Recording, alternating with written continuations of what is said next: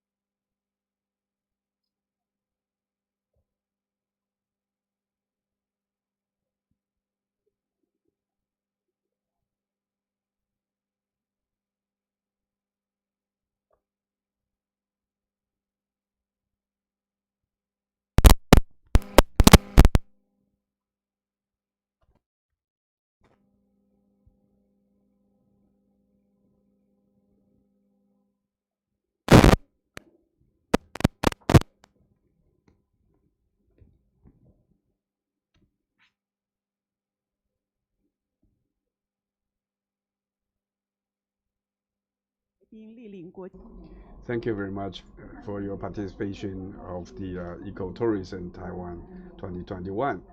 We appreciate the host of Ministry of Transportation and Communication, the Council of the Construction and Planning, and various organizer to host this meeting.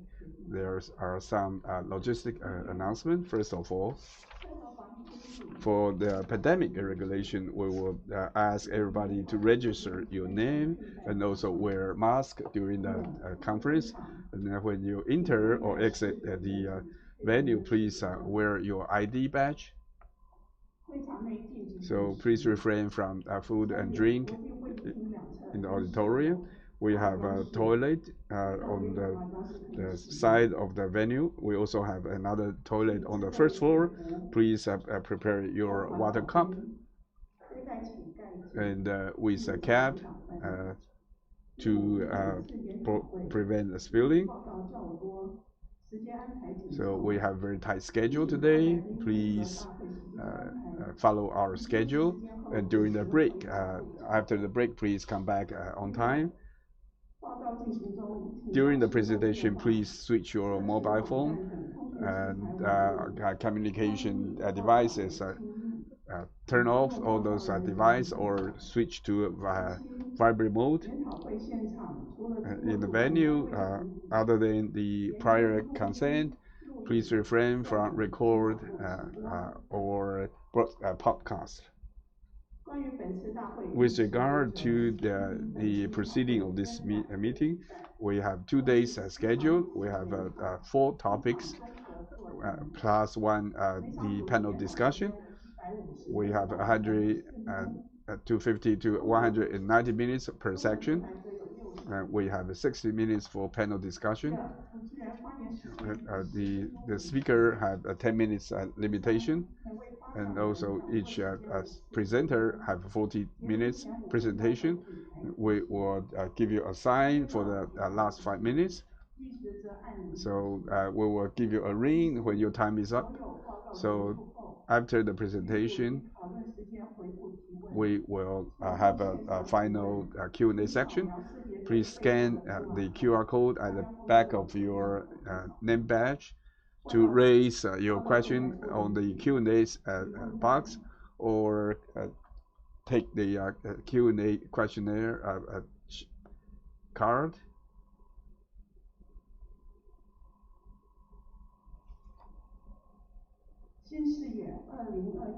New Horizon International Conference on Ecotourism Taiwan 2021 is officially commenced.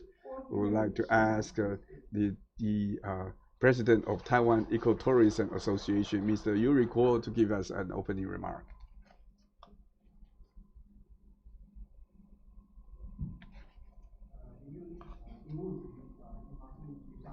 Director Mr. Lin and Deputy Director Mr. Lin, Ms. Lee from the Aboriginal Council, and also Masaru Takayama, Chairperson of Asian Ecotourism Network, Mr. Sarira, Ms. Tapara from Serendip Leisure Management of Sri Lanka, and also Professor Sunny Ming and Director Xia.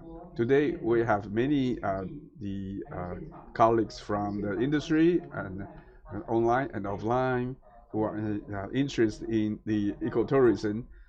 Good morning, ladies and gentlemen. As we know that ecotourism is very comprehensive the activity to experience Mother Nature as well as to review the sustainable development and the community values. Through ecotourism, not only we can deeply to experience the humanitarian character, culture, and the Mother Nature, we also can rejuvenate the Aboriginal culture and sustainable utilize of the environment. So here in Taiwan, the biodiversity and the cultural diversity is very well known because of our geographical location and the society. The promotion of ecotourism is very critical and the best approach to promote the culture and ecosystem in Taiwan. For the past years, the government agency as well as the private sector have these spare no efforts to promote ecotourism. The official inauguration is on the July 30th, the year of 2000. The 41st committee member from Executive Yuan. We have endorsed the strategy and implementation plan for the ecotourism. Our Professor Chen Changbo is here. January 16, 2002, the Executive Yuan's meeting have passed the bill to promulgate 2002 strategy for the ecotourism Taiwan and declare that year is the year of ecotourism in Taiwan. So we officially entered the era of ecotourism. March 31, 2001, with all the private sector and the government sectors as well as the media.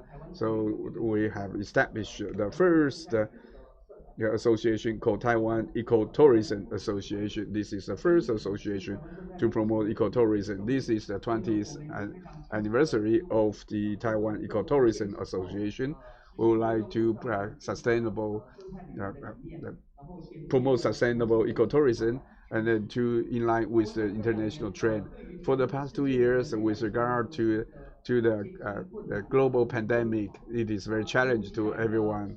So the COVID-19 pandemic have caused a surprise to all the sectors around the world, especially the tourism as well as the aviation and the cargo transportation has suffered immense impact.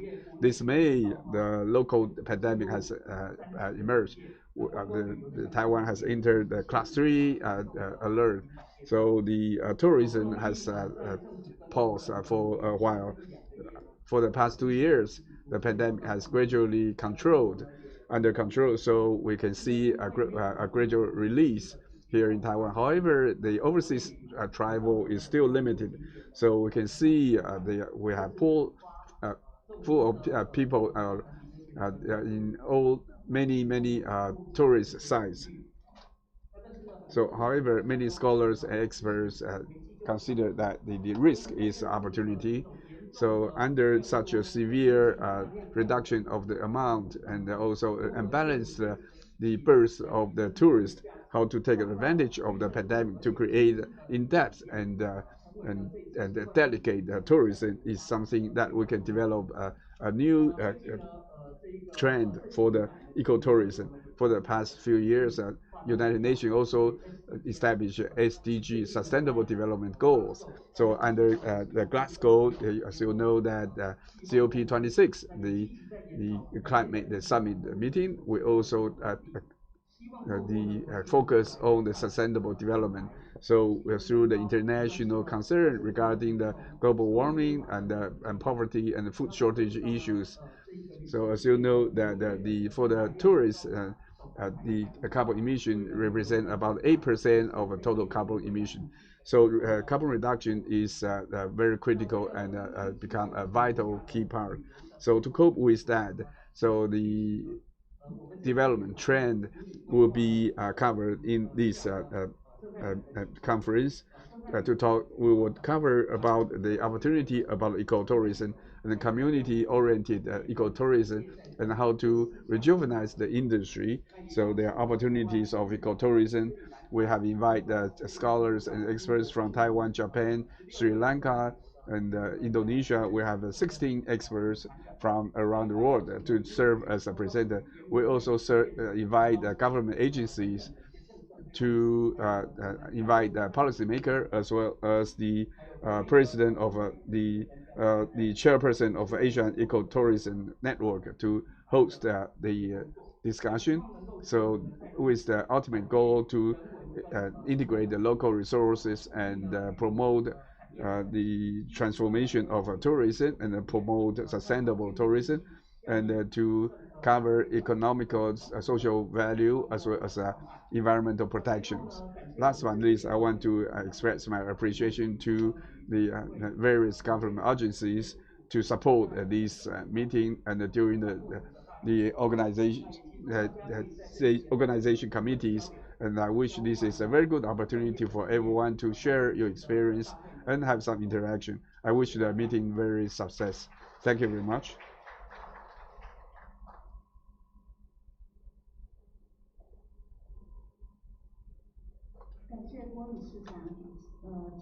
Thank you, Mr. Yuri Guo, President of Taiwan Ecotourism Association. Because of the pandemic, many the experts and scholars and officers cannot attend the meeting in person. So we have a video record. First of all, we would like to invite Audrey Tan, Digital Minister of Taiwan, to express his remark. Good morning, ladies and gentlemen. It's my great honor to join New Horizon International Conference on Ecotourism Taiwan 2021, organized by Taiwan Ecotourism Association by pre-recorded video. Thanks for the invitation by TEA. We all know that the global climate has been worsening rapidly, which brings fierce challenges to human beings. We are facing unprecedented storms, flood, and wildfires, which lead to worldwide issues like food shortage, weather gap, and climate refugees. The United Nations adopted Sustainable Development Goals (SDG) to improve those issues by universal cooperations and to create a harmony between human beings and Mother Earth. We also know that ecotourism is responsible and sustainable travel in addition to allowing participants to enjoy in-depth natural and cultural beauty with a sense and accessibility.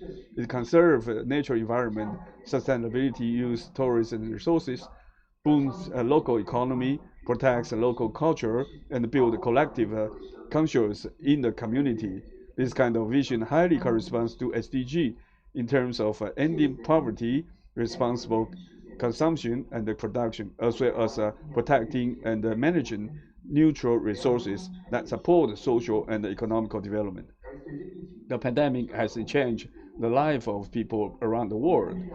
In Taiwan, we had been under nationwide level 3 COVID-19 alert since this May, bringing severe impact on tourism, which with pandemic under better control and the restrictions relaxed, we really need to think about the possible preserve to revenge tourism boomings may bring it to the ecological environment. I'm delighted to learn that this conference call will address the topics of opportunities for ecotourism under COVID-19, ecotourism and sustainable development, community-based ecotourism, and the refocus and the rejuvenation. If we take environmental conservation and sustainable development into our consideration, ecotourism is our best choice in the tourist industry. Lastly, I wish the conference a great success and all of you good health, living long and prosper. Thank you very much for Mr. Audrey Tan. Then next, I would like to invite the Minister of Transportation and Communication, Mr. Wang Guocai. Mr. Yuri Guo, President of TEA, Mr. Min Chen, Taiwanese aerial photographer expert, Mr. Takayama, Chairperson of Asian Ecotourism Network. Good morning. It's my great honor to join New Horizon International Conference on Ecotourism Taiwan 21. As Taiwan is surrounded by sea, has complex mountains terrains with great elevation changes, and is under subtropical climate. Rich species are well nourished, which lead to a very high level of biodiversity, no matter in terms of plants, animals, coastal, geological, or environment, or marine ecosystem. All are worthy for a visit.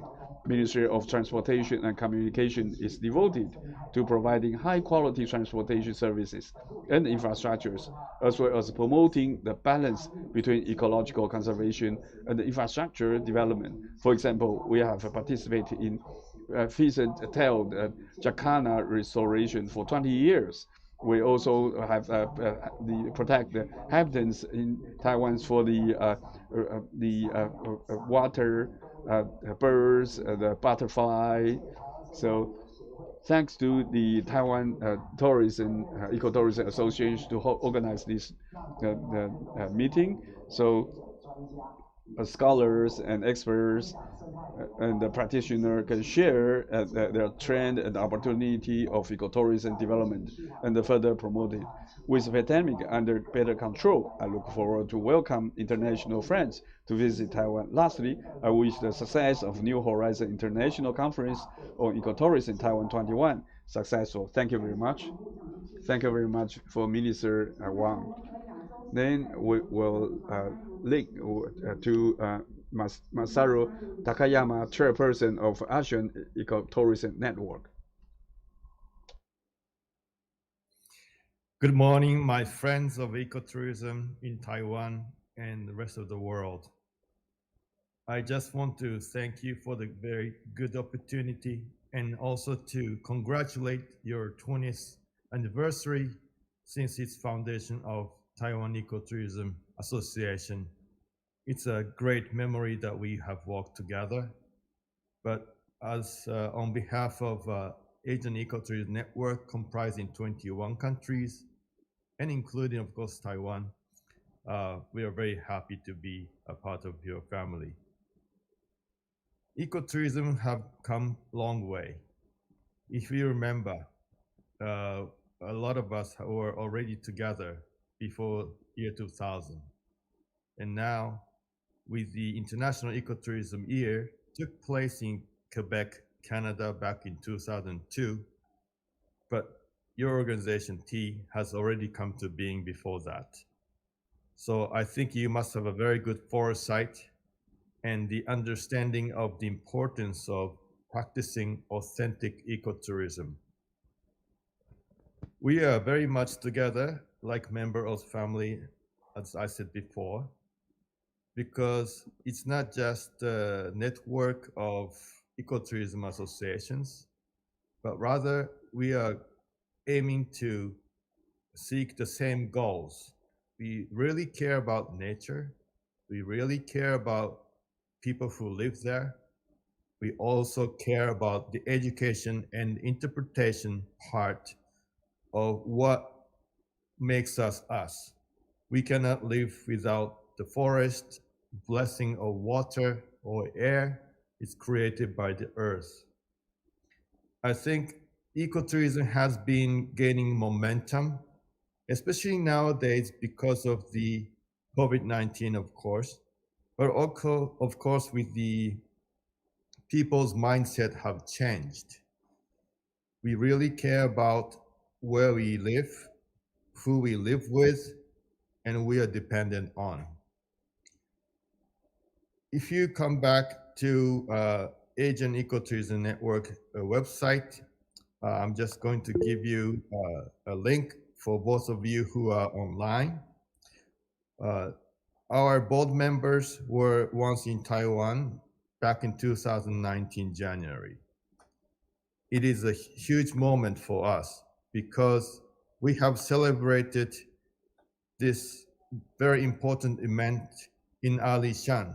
We have come to a declaration of indigenous people. We were able to recognize the importance of the rights of the indigenous people, respecting their choices to live in harmony with the practices of ecotourism. Of course, without negatively affecting the people and their distinctive cultures and relationship with the land and natural environment. Now we are going to be in 2021 and onward. I think our strength has been very strong, but regardless, I think our families will be united for years to come. For that, Asian Ecotourism Network will be only a step away or a click away in terms of the digital era. So we look forward to engaging with you more and promoting authentic ecotourism together. Today, I understand that many of our board members are joining for this special event, and they will be able to showcase a lot of good practices that are happening outside Taiwan. So please do give them good hands, but we also like to engage with you more for years to come. Thank you very much again, and we look forward to seeing you very soon. And congratulations for your 20th anniversary. Thank you very much. 感谢马萨鲁理事主席的致。 Thank you very much for the chairperson of Asia Ecotourism Network, Masaru Takayama. Now we are going to take a group photo. "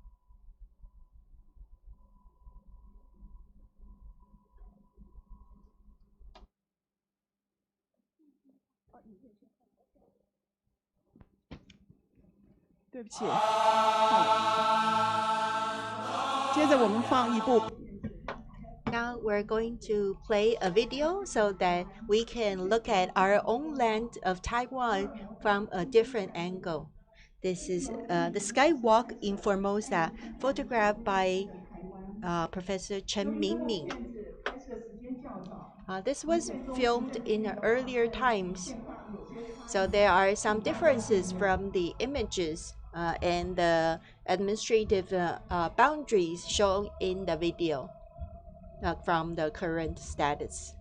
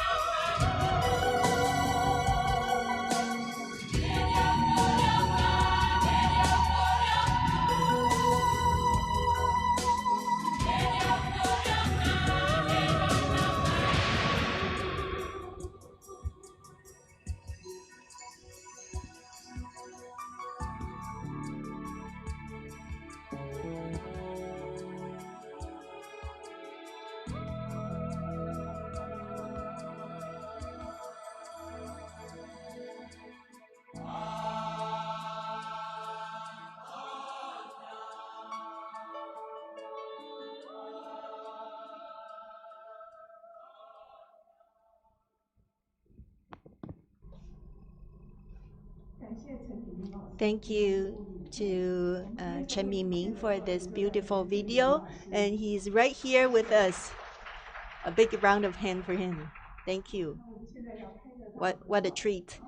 So now we're going to take a group photo. May I ask everyone to remain in your seat?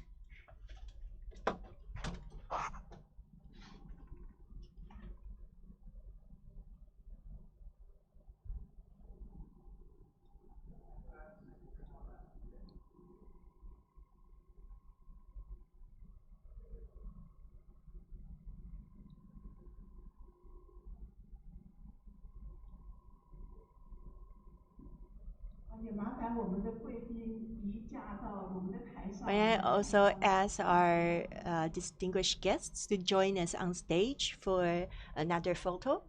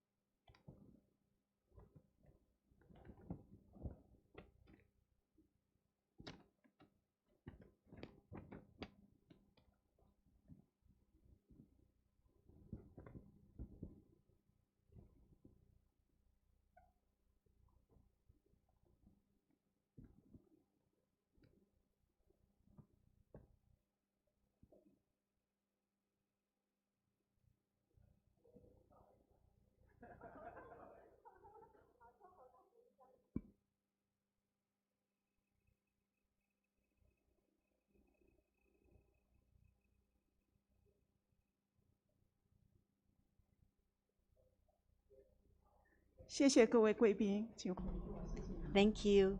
Please return to your seats.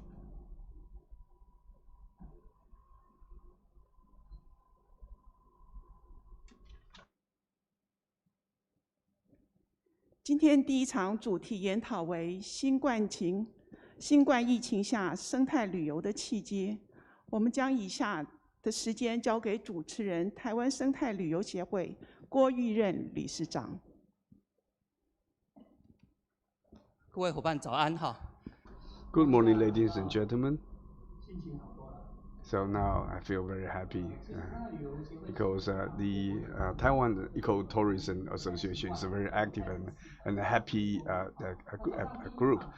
So I would like to do it relatively casual. The first section is titled "The Opportunity for Ecotourism Under COVID-19." The first speaker is the Director General from Forest Bureau, Dr. Hua Qinling. He is a long-time advocate for the forest and the ecosystem.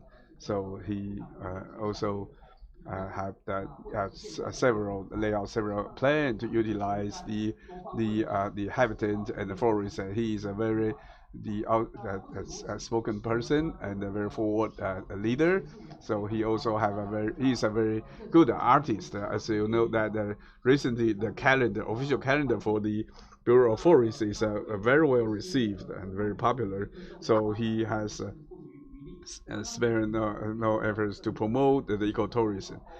He has support and initiate various the strategies and the programs to make establish alliance to the tourism industry. So this year's tourism festival, he also proposed 36 ecotourism the routes. And nowadays, the Forest Bureau also work together with Taiwan Ecotourism Association to lay out the forest, the tourism, and the planning for the online travel. So in the future, we can educate and train more talent people for the industry and to promote the ecotourism in the future. So in the interest of time, he is going to follow the executive yuan's Premier Su Zhenchang to Pingdong. So we put him on the first section. Let's welcome Director General Dr. Lin.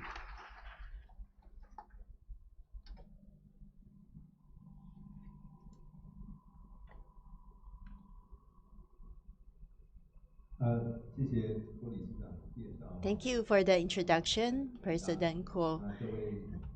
I feel humbled. Dear audience, dear friends and experts, good morning. I am very honored to be invited here. I'm sorry to cause some adjustment to the agenda because of my personal arrangement, but I am really happy to have a chance to share with you on this topic, the planning and development of ecotourism in the post-pandemic era. For post-pandemic era, which is approaching in our promotion of ecotourism and also the forest as a recreational venue. We are we have been working for several years on this already. So we really want to hear some feedback from all of you. Could you show me where I should point to? The slide is not moving.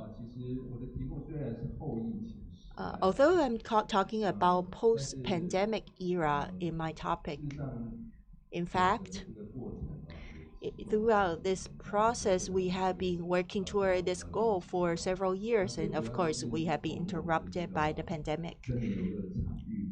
We start from the forest as a recreational area. The areas under the Forest Bureau's jurisdiction include 18 national forest recreation areas, 3 prairie forest areas, 4 forestry cultural parks, and 3 forestry rail lines.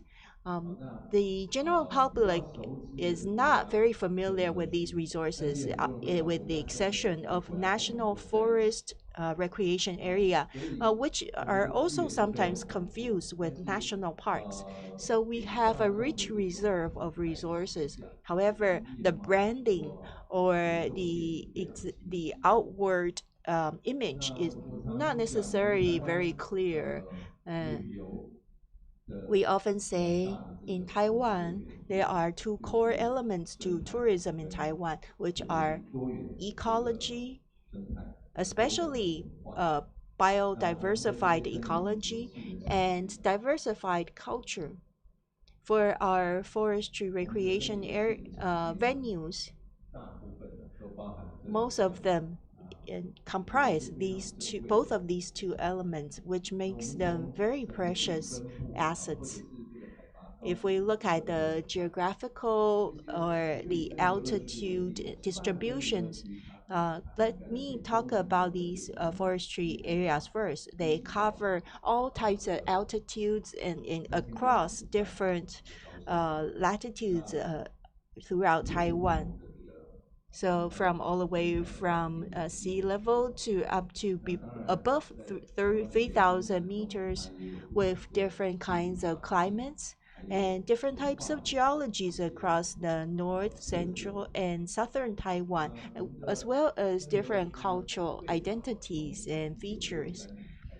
The first forestry recreation area was established in 1963, being Hehuanshan Mountain area. So it has quite a bit of history behind it. So inevitably, there has been some issues. For example,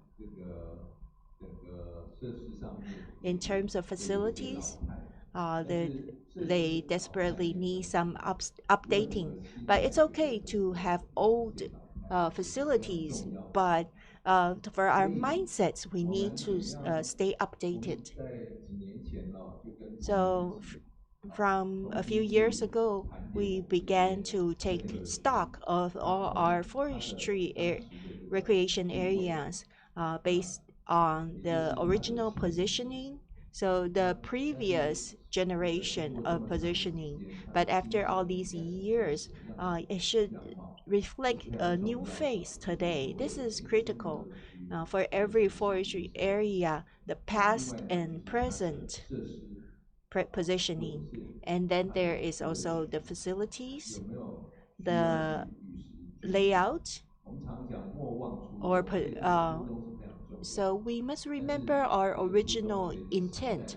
However, as the times evolve, perhaps we need to add some new elements or we need to expand on our horizon. This is very important.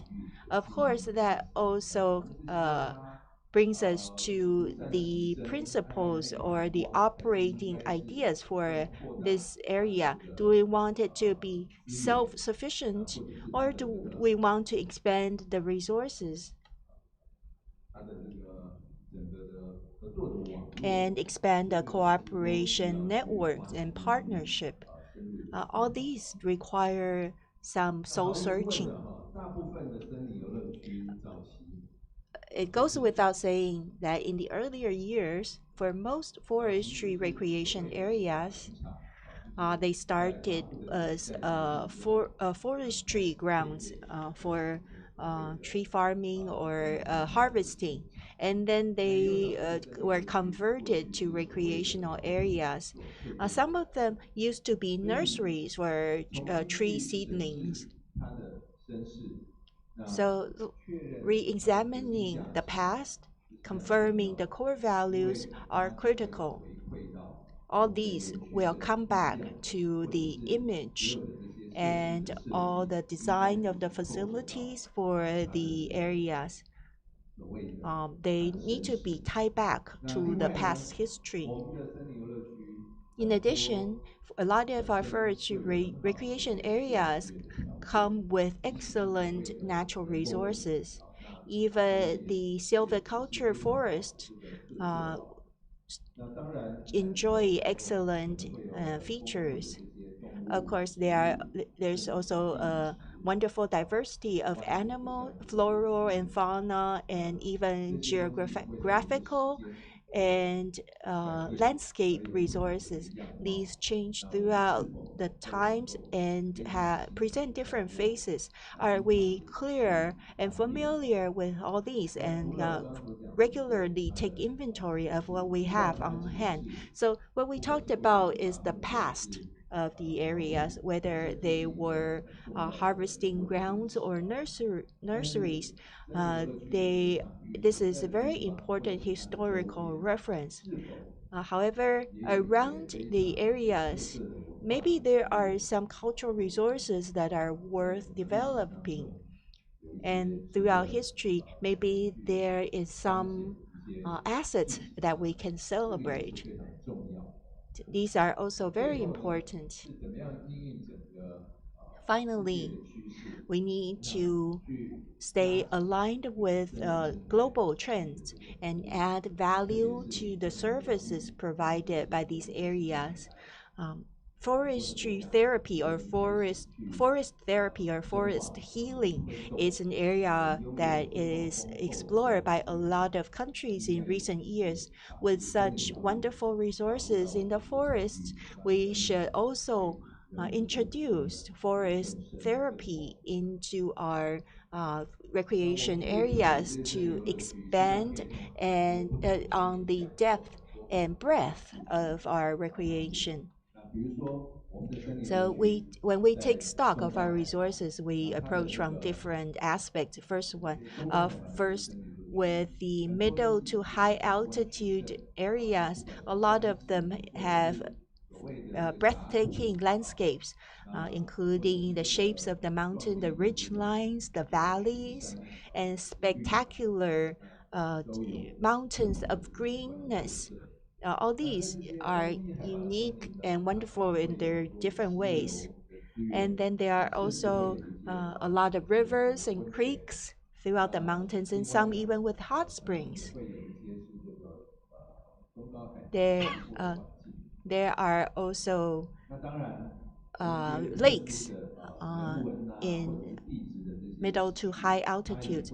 Of course, the cultural and geographical resources also become identifying features for these areas. So we need to regularly and frequently review these and take inventory for every forestry recreation area. All these become critical core values. So whether it is natural, cultural, or landscape resources, they can all become important features for the areas. That is why in the last few years, we have taken another look by taking inventory of these resources and identify which ones we want to reinforce as important imageries for the areas or expand those to the operation and of the parks and areas and also development of merchandise. I think you would all agree with me that the mountains in Taiwan are world class without a doubt. Just the natural landscapes alone are leading sites around compared to other countries in the world.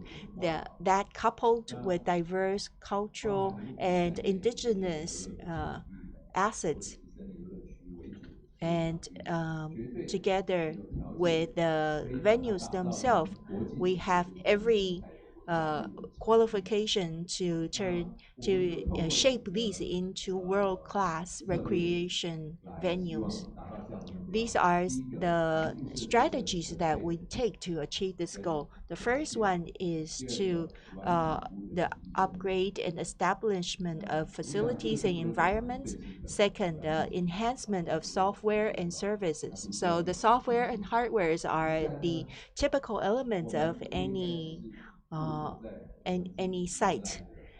Third, we should not confine ourselves to the existing environment, but we should bring together a diversity of stakeholders and expand our cooperation networks. We also need to step away from point by point planning, but rather to go into axial planning to plan them as corridors. We had harvesting grounds because we had a forestry industry where the wood, logs need to be transported to below the mountain and for transportation. So there are entire chains of industries involved here in this forestry. And with all these facilities, actually, the Forest Bureau has preserved most of them very well. So we how do we expand from point style operation into an axial operations is also another key goal for us. Now, let me give you some examples to explain on our past efforts. Usually, when it's fastest to improve hardware as long as you secure enough funding, then you can begin on it. However, what we want to avoid is, for example, for a forest recreation site that has been around for 50 years and several rounds of refurbishment and repair. How do you merge the core values in the repair so that we don't go through cycles of renewal with that do not tie back to the same core values? So our colleagues and various departments of the Forest Bureau follow these principles in reflecting the core value in our entry features. So we have completed 11 entry features. It's not just a mere gate or a ticketing booth. For example, let's look at Shan Mountain. It is one of the three major forestry grounds, harvesting ground in the Japanese era. So we have emerged this image in the entry feature. For Da, which is a prairie forestry recreation area, we have also combined the features of nature and landscape into this entry. In the tourist center is also a very important point of service. We have redesigned the spaces, and in keeping with our policies, such as promoting local construction materials, the wood materials. So you will see when you visit this tourist center, the interior finishing is favoring locally produced lumber. There are also some details that may often be neglected, some spaces or corners, which we have emphasized, including toilets, plumbing, and water supply. Our bathrooms in the past may not necessarily have hand drying or hand wiping facilities. So we have added those in, and in our more important areas, we also got halal certified, and we also provide some cleaning services for Muslims. For them to before their do their prayer steps, and also we have some shower facilities, so that and also incorporate wooden features so people can get a good feel of these materials, whether they are adults or kids. So with these wooden materials, they are extended from indoor to outdoor, including some public arts. Software is, of course, critical, and the quality of service is very important. 6 years ago, we did not have a set of uniforms for our recreation area. So the first step is we want to have uniforms designed for our colleagues, for all the first line colleagues, whether they are full-time or part-time or temporary, as long as they serve the tourists and the public, they need to have a consistent uniform. 3 years ago, we introduced the mystery shopper system.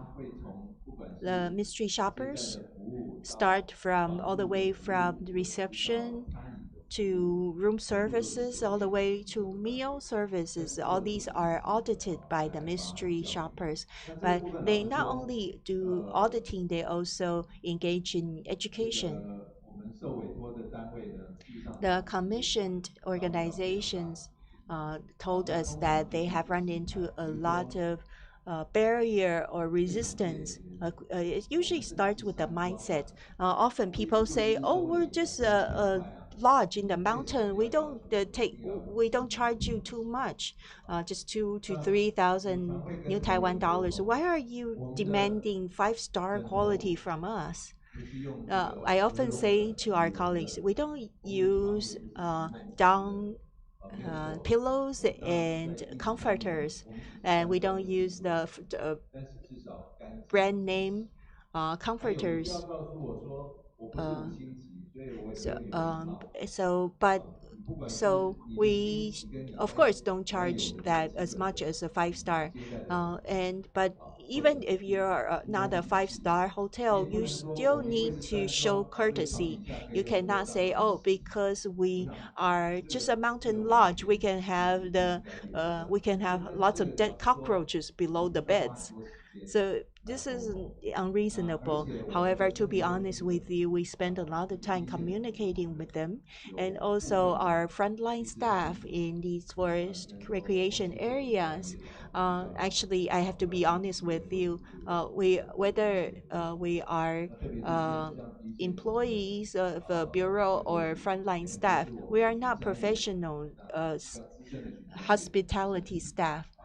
There are some older staff who used to be mountain stewards, but because they have grown older, so we need to transfer them into easier posts to fixed posts.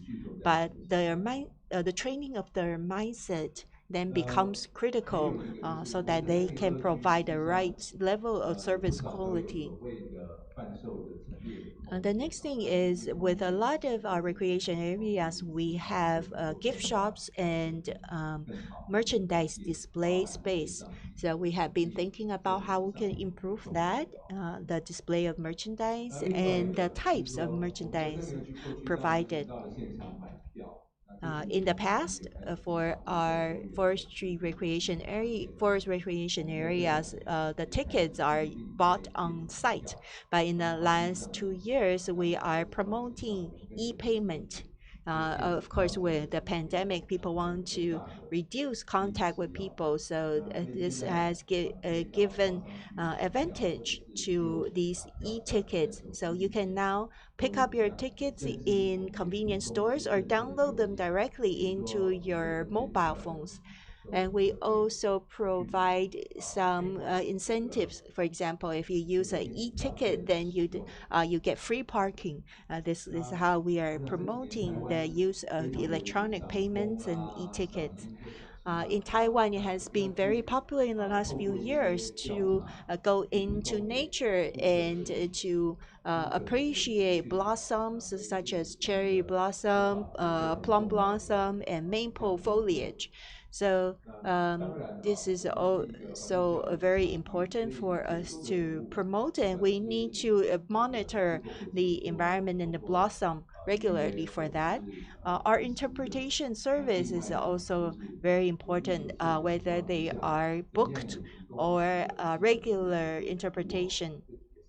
With our limited workforce, we are still continuing to try and improve on the training and the services provided.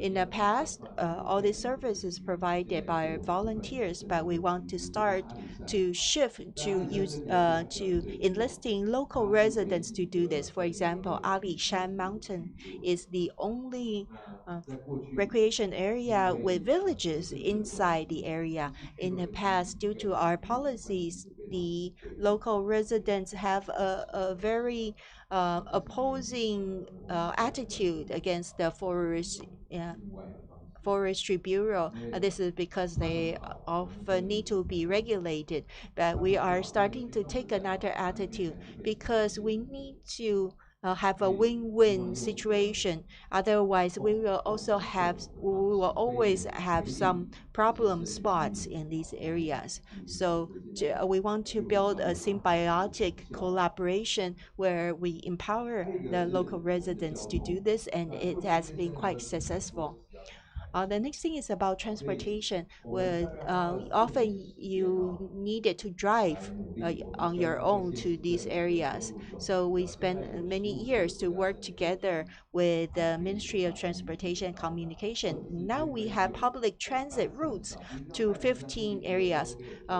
For example, like Taiping Mountain, there was only one bus for on Saturday and Sundays each. But now there is daily service. But the bus operators are they need to look at the ridership to for their funding, and they don't have extra resources to build up a customer base. So we need to spend a lot of time to communicate with them and provide some initial resources so that they have confidence that once they have developed this route, they will actually help them make some money in the long run.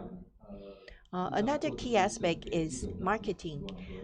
What I talked about, all these preparation, are aimed at turning around the mindset of our tourists and our public from the older idea um, then to more new looks, even attracting the younger generations to take part in these recreation area. And all these preparations are aimed at aligning with international standards and launching our areas to the international tourists. So we joined international tourism trade shows. Uh, this is also to train ourselves in marketing ourselves, and there are also collaborators such as catering operators, and we also have some strategic partners in the tourism agencies who are our strategic partners. So we work together with them to package tours and itineraries for the recreation areas. As President Kuo mentioned, we also use different media to promote our forests to the public and to attract them into the forests.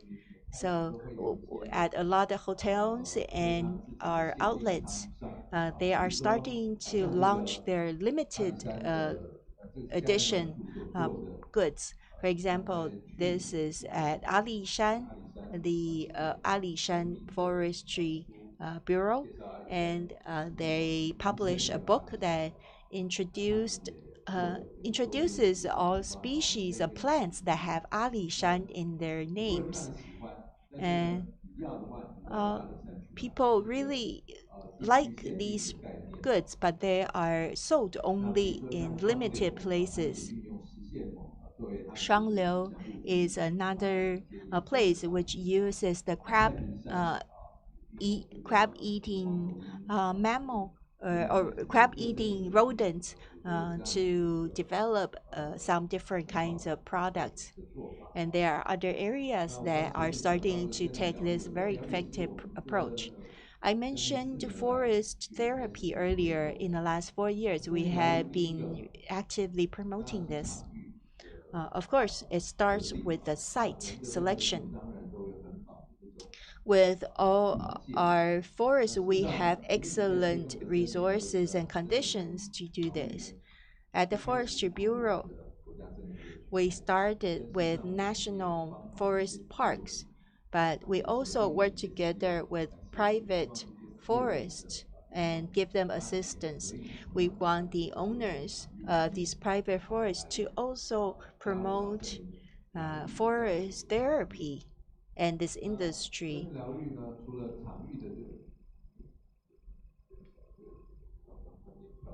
Oh, I just skipped a few slides. Sorry about that.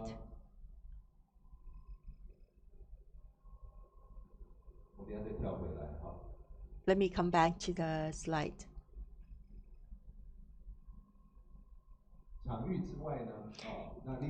Aside from the site, what exactly is forest therapy and who can practice it? This would involve the establishment of an entire system around the forest uh, therapy, and we work together with the Taiwan Health Association on certification of the quote unquote forest therapist. So we have established a platform. This portal we have trained 1,300 uh, participants, and with 50 of them who have completed the core courses. And this is coupled with ICAP certification from the Ministry of Labor in Taiwan. And then from there on, we will have a the market mechanism start to kick into work for the industry of forestry therapy. So I mentioned that we went back and took stock of our features and with activities and hardware. We are slowly developing our own brand. This is to take Dongyanshan Mountain as an example. 5 years ago, Dongyanshan Mountain didn't have a strong identity. It has mostly man-made or silviculture wood lumber, so it doesn't have any impressive landscape. It just have uh, silviculture fir trees. But it's very easy to get to from cities. So we work together with Professor Guo from the architectural department of Danjiang University. So using the cedar lumber, we use lumber structure to design some installation art. After a few years, this has become a very strong branding, rebranding for Dongyanshan Mountain. So I'm very surprised that Dongyanshan Mountain in the last 2 years has jumped to top three in terms of number of tourists among all our recreation areas. We didn't spend a lot of money to do this. However, with sufficient and adequate activities and facility renewal, coupled with some marketing strategies, this area has come from has climbed all the way from the last few the least popular places to among the most popular sites. I mentioned about bringing together the surrounding stakeholders, especially with those with strong cultural identities, to add more diverse values. So now let's look at Awanda as an example. There is Atayao, Bunong, and a third indigenous tribe in around this area. So when visitors come to Awanda, they also have opportunities to go into the indigenous villages around to take part in their tours. November is a very popular month. And so starting this November, we have a space where we work together with the local association to sell local merchandise, including their craft and also some light refreshments. So in addition to the original cafeteria, we now have some local products, including cultural and agricultural products being sold here. And this was open this November. So with all this groundwork, what we want is to attract more international tourists into our areas. Last year, we had a pandemic. So in June, we proactively invited our tour operators. Usually, they were they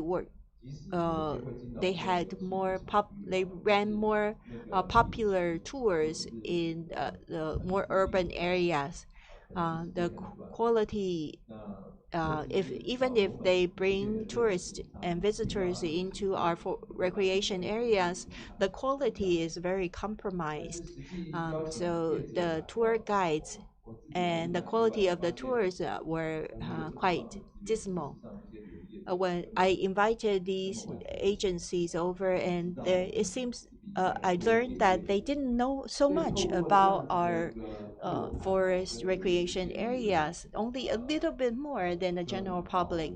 So using these lectures and seminars, we were able to introduce them to better familiarize with our resources so they know how to design more in-depth tours and itineraries. We also invited them on pilot tours to the Ali Shan Forest rail lines.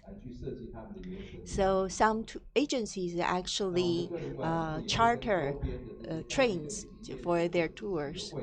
We also work together with local associations and communities as well as tour agencies to develop tours and itineraries around ecotourism for adults and kids alike. I mentioned that we should go from point to linear style development, axial development. So we should start to plan them as corridors.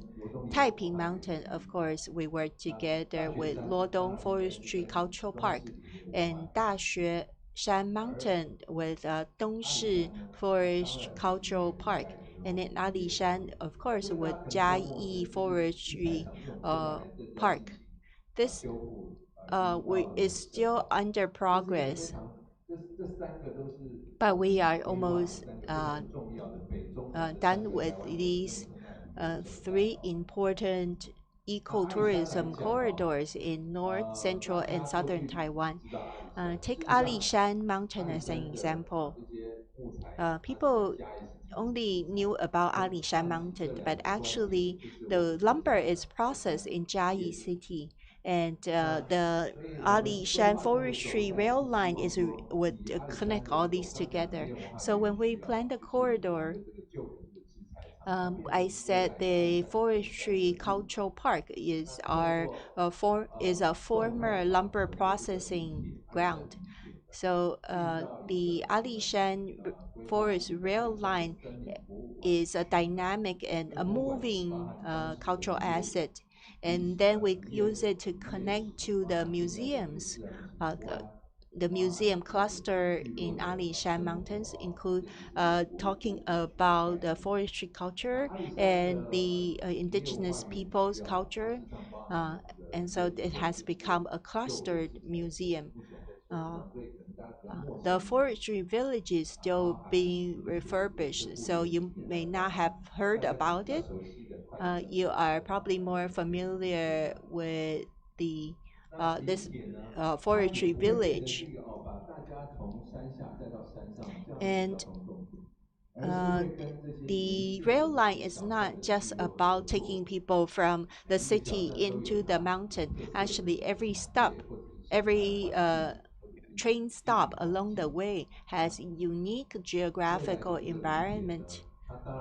So the rail line in the future will still run from Jiayi City to Alishan Mountain, but there will be more trains which are local trains that will take visitors to the local stops and experience local tours. Of course, we need to empower the communities so that they can also familiarize with reception etiquette and packaging and sales of merchandise. Actually, this weekend we have an excellent market fair coming up. And we have a site that has been replanned to provide a more in-depth visiting experience. We now have a new dedicated authority for the Alishan Park. They have an excellent logo design. In just one stroke, they have demonstrated the five major elements and features of the Alishan Forestry Rail Line. Uh, the the Jiayi Design Expo also had a, uh, a booth for bamboo, the use of bamboo in our forestry rail line. So we have spent a lot of time working together with various departments at the Bureau to put all these together. Our goal is to bring these precious resources, cultural or natural, and launch them onto the international arena. And we're continuing to do so. We will continue to use big data. With e-tickets, we can better learn about our customer base and their preferences. We will also improve our customer management. Leveraging the local features to better improve our attractiveness, and also with limited funding, improve the hardware and software, and then working together with the surrounding communities, including indigenous communities and villages, to create more in-depth tours that once the lockdown is over, when we are really in the post-pandemic era, I hope through all this partnership we have built, we can bring more visitors to our forests. But we need to be ready first. In conclusion, as I mentioned before, we want to have all these corridors for our forests rather than just individual points, so that we can bring more international tourists to enjoy our forests in Taiwan. Thank you. I want to thank the Ecotourism Association as well. Thank you very much for the Dr. Ling's presentation. For this impact of the COVID-19 pandemic, we have suffered a lot of impact to the sectors. To cope with such a significant impact of the COVID, we cannot just respond directly to the pandemic and the illness. However, nevertheless, we need to have a comprehensive system, both hardware and system and the software, to embrace the challenge. As you can see, that everybody is highlight as the so-called infrastructure, as well as the integration of relevant policies. Dr. Ling covered the hardware improvement as well as software strategy, especially for the partnership with the link with the community and the sector, even extend to the greater tourist access. So you can see that for the past, the Forestry Bureau have coped with the trend, and their endeavors is very significant and very significant. I really appreciate Dr. Ling's presentation. In the interest of time, he is going to go to Pingdong, so I would like to open one question. There are many people in the tourist industry. Are there any questions to Dr. Ling? Dr. Chen? Thank you very much, Dr. Ling, for your comprehensive presentation. So I have two questions. First is how to promote the LOHAS, the tourist industry, and how to enhance or increase the life-oriented the tourism. So we have already established a financial index as well as the humanity index, but it is relatively too rushed and sometimes it's too tight. So how to apply pilot tours? All right, thank you very much, Dr. Chen, for your question. How to collaborate with the travel agencies to establish so-called the high quality tourists, and so to utilize a more nature approach to implement the so-called pilot tours. Last year, we have invited the travel agencies to conduct a forum and also to collect some feedbacks on opinions, and then to bring more awareness. So we will work together with the travel agencies. We will even to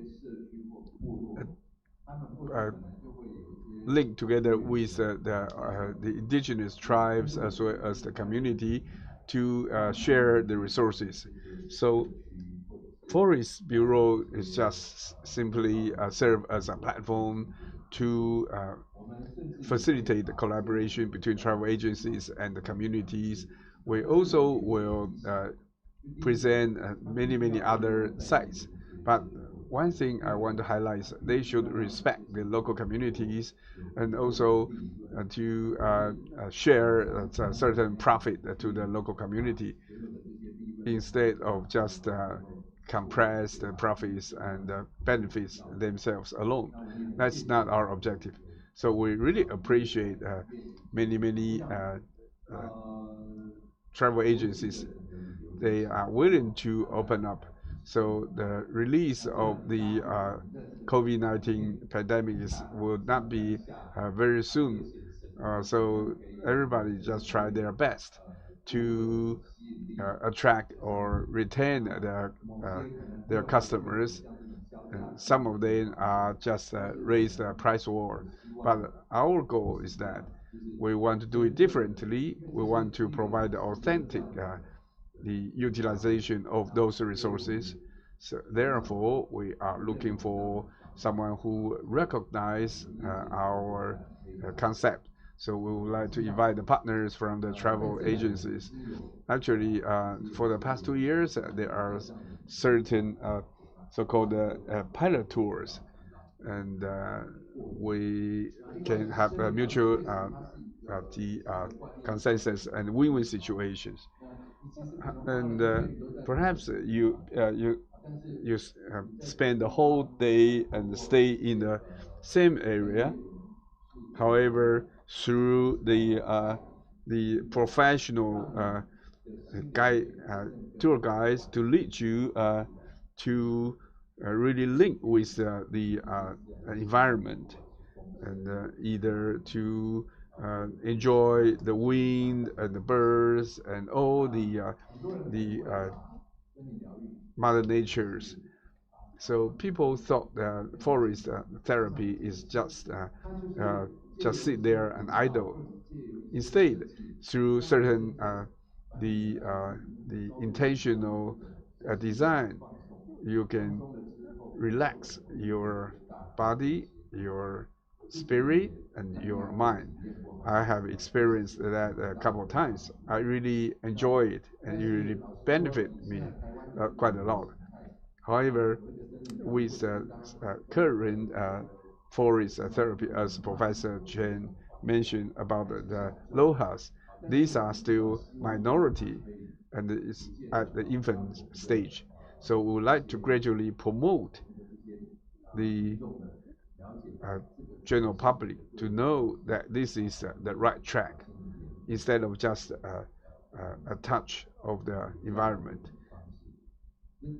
So even if you can travel around the island in 3 days, but you are pretty exhausted, you cannot enjoy it. So this completes my presentation. Thank you very much. Thank you, Dr. Lin. In the interest of time, he need to go to Pingdong. So for the section will complete right now. I will pass the microphone to the MC. If you have further questions, you are welcome to raise your question on the question card. So we will follow up your question and provide the solution later on. Thank you very much. All right. Now we will take a 10 minutes break. Please come back at 10:30. Thank you very much. We have toilet on both sides of the meeting.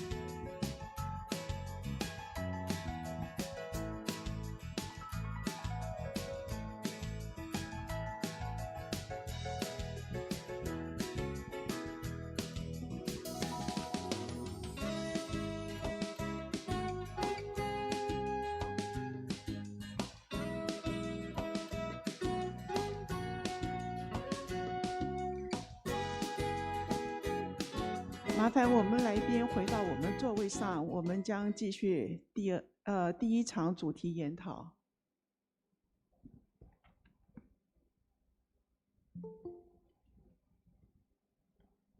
也温馨的提醒一下，麻烦将您的行动电话关闭或转为静音，谢谢。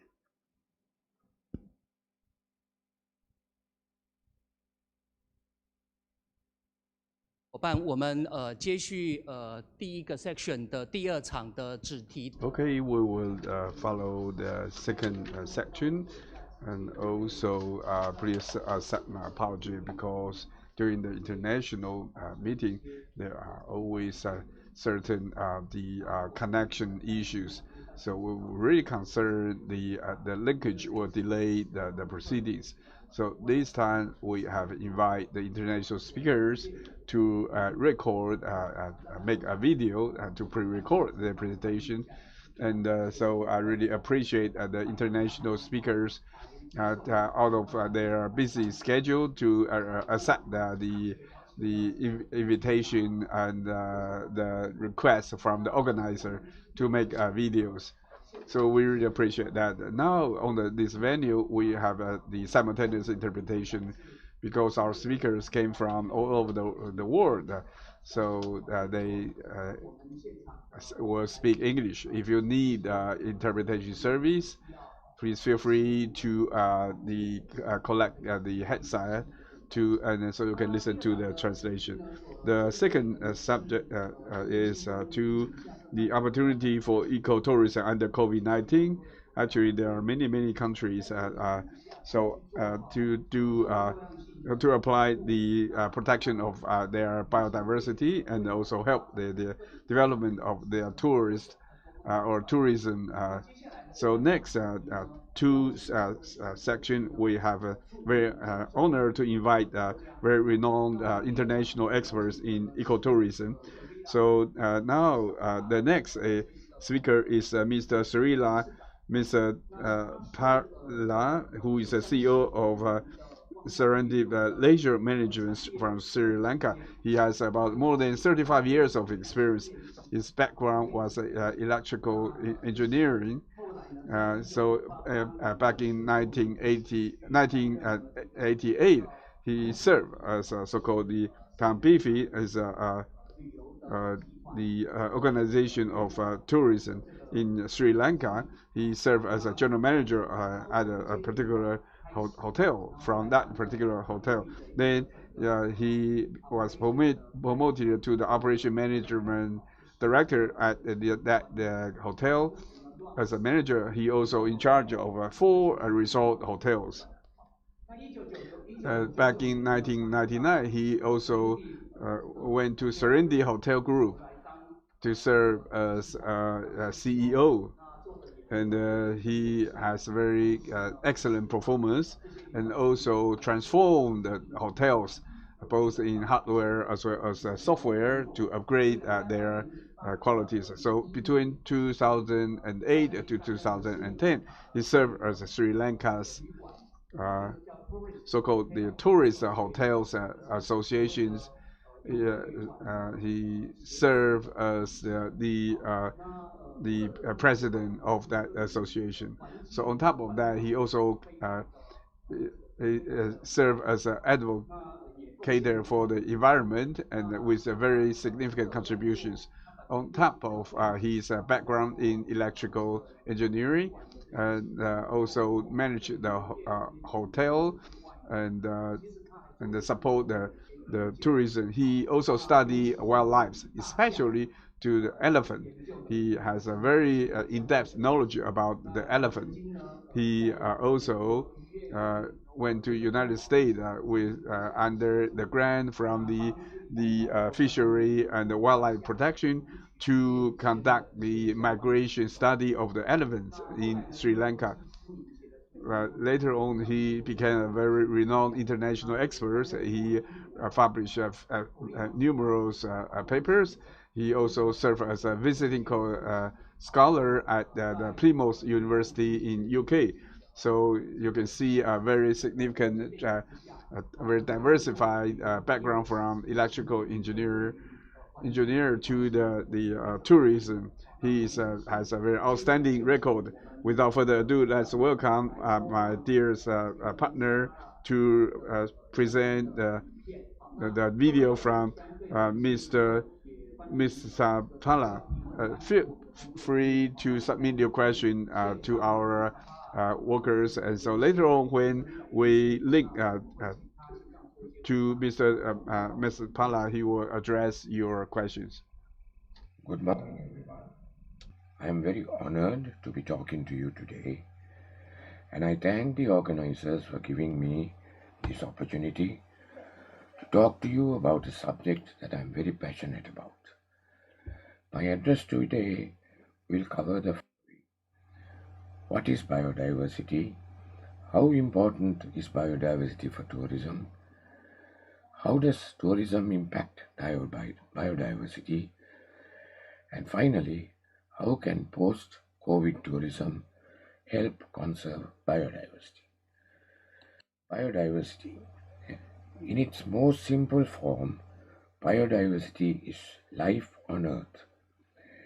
It is the fruit of billions of years of evolution, shaped by natural processes and increasingly of late by the influence of humans. Biodiversity is critical and important to human health, economics, and livelihoods. The world's 1.6 billion people represent just 0.01% of all living things by weight, but humanity has caused the loss of some 83% of all wild animals and half of all the plants in the world. Biodiversity is declining globally faster than any other time in human history.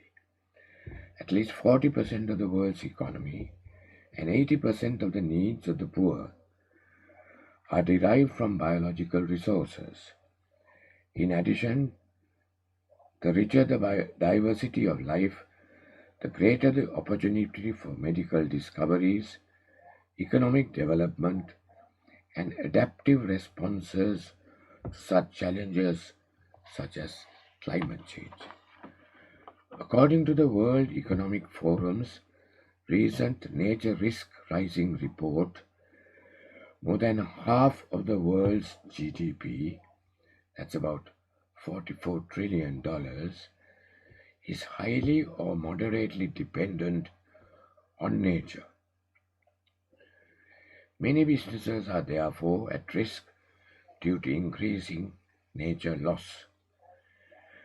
There is great potential for the economy to grow and become more resilient by ensuring that biodiversity is conserved and managed. According to Nature for Climate Organization, for every dollar spent on the restoration of nature, it leads to at least $9 of economic benefits. The Commonwealth Scientific and Industrial Research Organization describes 5 core interacting values that humans place on biodiversity. Firstly, economic. Biodiversity provides humans with raw materials for consumption and production. Many livelihoods, such as those of farmers, fishermen, timber workers, are dependent on biodiversity. Ecological life support. Biodiversity provides functioning ecosystems that supply oxygen, clean air and water, pollination of plants, pest control, waste treatment, and many other ecosystem services. On the front of recreation, many recreation pursuits rely on our unique biodiversity, allowing such things as bird watching, hiking, camping, and fishing. Culture is closely connected to biodiversity through the expression of identity, spirituality, and through aesthetic appreciation. Many people have strong connections and obligations to biodiversity, arising from spiritual benefits about animals and plants. And finally, scientifical. Biodiversity represents a wealth of systematic ecological data that helps us to understand the natural interdependence of ecosystems. Biotic and abiotic factors make up an ecosystem. So the living beings in an ecosystem depend on each other for their survival and growth. This dependency is known as interdependence. All living beings, from tiny microbes to huge predators, depend on each other to obtain energy and other basic resources. If the population of one organism rises or falls, then this can affect the rest of the ecosystem. This means that all the organisms in an ecosystem are dependent on each other. Now let's talk about the interdependency and human interventions. Nature can often be surprisingly resilient, often without the need for human interventions. In a recent BBC documentary, it highlighted 2 national parks in Africa where elephant populations had grown quite large and was causing damage to the vegetation and affecting other animals as well. It was suggested that the populations be culled to keep the ecosystem in balance.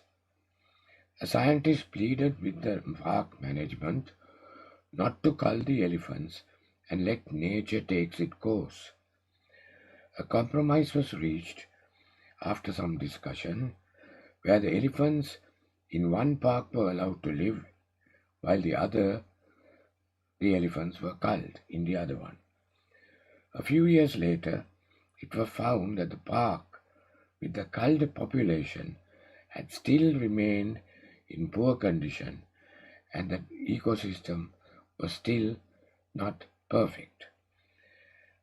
In the park with the larger population that was not culled had eventually reduced naturally due to limited food resources.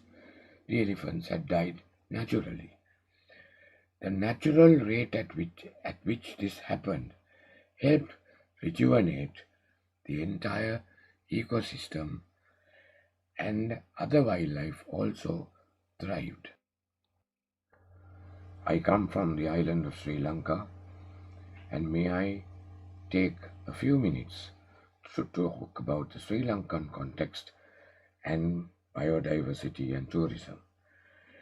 Even though Sri Lanka is endowed with a diverse and unique assemblage of flora and fauna, many of these species are running the risk of extinction due to a number of threats they face. Loss of habitat is the most significant threat, contributing to the loss of biodiversity in Sri Lanka. In the last century alone, Sri Lanka's forest cover has declined by about 50% and continues to decline even now.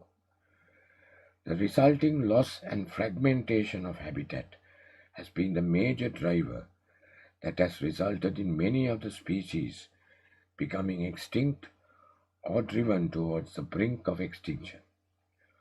Overexploitation, introduction of invasive and alien species, and human-wildlife conflict are 3 of the major drivers that contribute to the loss of biodiversity in Sri Lanka. Sri Lanka plans to expand its tourism industry, which heavily depends on natural capital, the loss of which will reduce the attractiveness of the country as a tourism destination. Sri Lanka, along with the Western Ghats, is one of 34 biodiversity hotspots of the world. With a large proportion of endemic species and a high dependence on its biodiversity for tourism and other social and economic activities. No discussion on Sri Lanka and biodiversity would be complete without talking about the Singaraja rainforest. It is a primary tropical rainforest and a UNESCO World Heritage Site located southwest of Sri Lanka, covering an area of about 8,800 hectares and ranging in an altitude from 300 to 1,100 meters. This narrow strip of undulating terrain encompasses a series of ridges and valleys that are crisscrossed by an intricate network of streams. More than 60% of the trees are endemic and many of theirs are considered rare.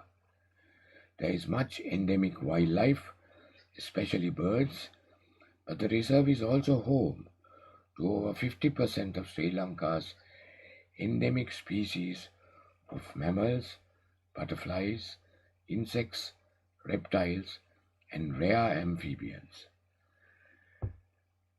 It is a very popular tourism attraction, and about 15,000 tourists visit Singaraja forest and bring in about 8 million rupees from ticket sales. For the record, in 2018, Sri Lanka had 2.3 million tourists visiting the country and earned about 4.4 billion US dollars as foreign exchange, the third largest foreign exchange earner for the country. Now let's talk about tourism and biodiversity. Biodiversity, as we know, as we have discussed, is the variety of life on Earth. It's a large part of what makes tourism destinations such as tropical forests, beaches, and natural parks so attractive. At the same time, visiting nature seems to heighten awareness among tourists of its intrinsic value and also provides local people with an income and an incentive to preserve their natural environment. Tourism is the fastest growing industry in the world and has the power of building a strong economy and communities and safeguarding the environment and biodiversity. But if the tourists are larger in number than the capacity of the destination, then the negative impacts can be seen very quickly. The depletion of natural resources is one of them. Water is the primary concern where it is overused and polluted for tourism activities, especially on large golf courses. On the other hand, there are pressure on the land resources such as fossil fuels, minerals, wetlands, and fertile soils. More and more hotels and resorts are situated in areas of wildlife habitat that could directly affect the environment. Pollution and natural drainage are also significant problems created by tourism sectors. While certainly biodiversity has contributed a lot to the tourism sector, the tourism industry in turn has given back much less. We all know the old adage that the most important aspect of a success of a tourist hotel is location, location, location. By virtue of this, most developers do seek out the most pristine and natural locations to site a new hotel development. Another factor that directly impacts the environment and biodiversity are the sheer numbers of tourists. With more and more people traveling, in 2019, there were 1.4 billion tourists, which is roughly 20% of the world's population traveling, and many destinations there is overvisitation. This has led to a relatively new label for tourism called over-tourism. So a large number of tourists demand more natural resources, resulting in these resources getting depleted. Let's take an example of water consumption. Generally, a tourist uses about 300 liters of water per tourist night. So in 2019, 1.5 billion travelers would have used 450 billion liters of water per night. If we assume the length of stay of a tourist to be 3 days, the total tourism consumption in 2019 would have been 420 multiplied by 3, 1,350 billion liters of water. While water certainly covers about 71% of the Earth's surface, only 3% of that is fresh. And 1.5 billion people in the world are without proper drinking water, which is estimated to be about 32.4 billion liters of water per annum. So just look at the numbers. Tourists use up 1,350 billion liters of water annually, while there is a world shortage of some 32.4 billion liters of water, more than 42 times the shortage. Alarming facts, no doubt. Therefore, larger number of tourists causes loss of resources, not only of water, but other ecosystems in many areas, including mountain and coastal areas. One of the best examples is taken from coral reefs, which are damaged due to heavy usage as scuba diving sites. The world-famous Great Barrier Reef is currently in grave danger of being destroyed. Another example is the world's tallest mountain, Mount Everest. Each year, tons of garbage and waste pile up and freeze on the side of the mountain due to tourism. Now let's talk about responsible tourism. With growing concern the world over about damage and destruction to the environment, it was only a matter of time that tourism was caught up in the spotlight as one of the main culprits. The response to this by the industry had been to move to a more responsible and ethical way of doing business. Therefore, it was no surprise that very soon the overarching concept of responsible tourism was mooted. It called for tourism operators and service providers across the spectrum to ensure that their operations are carried out in a responsible manner, taking into consideration the effects of the environment and the host communities where tourism takes place. However, although readily accepted the world over, responsible tourism, being more of a concept, was rather difficult to quantify into operations easily and practically. As a consequence, the idea of sustainable tourism was born. This was much more a practical framework where clear sustainable consumption practices could be implemented in all operations to safeguard the environment, the community, and the business of tourism itself.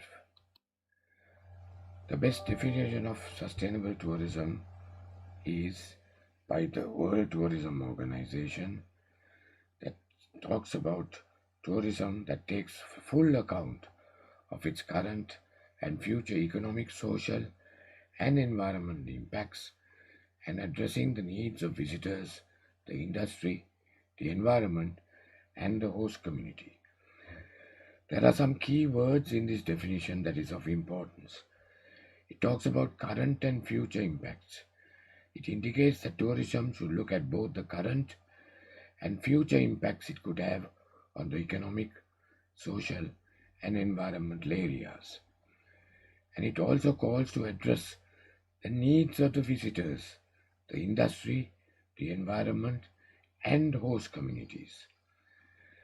This indicates that sustainable tourism development is not about stifling development, contrary to what myopic environmentalists preach in the guise of sustainability. It actually encourages development. This means that while current development must be encouraged, it is vital that the environment and social aspects must be safeguarded and enhanced for the future in an all-encompassing manner.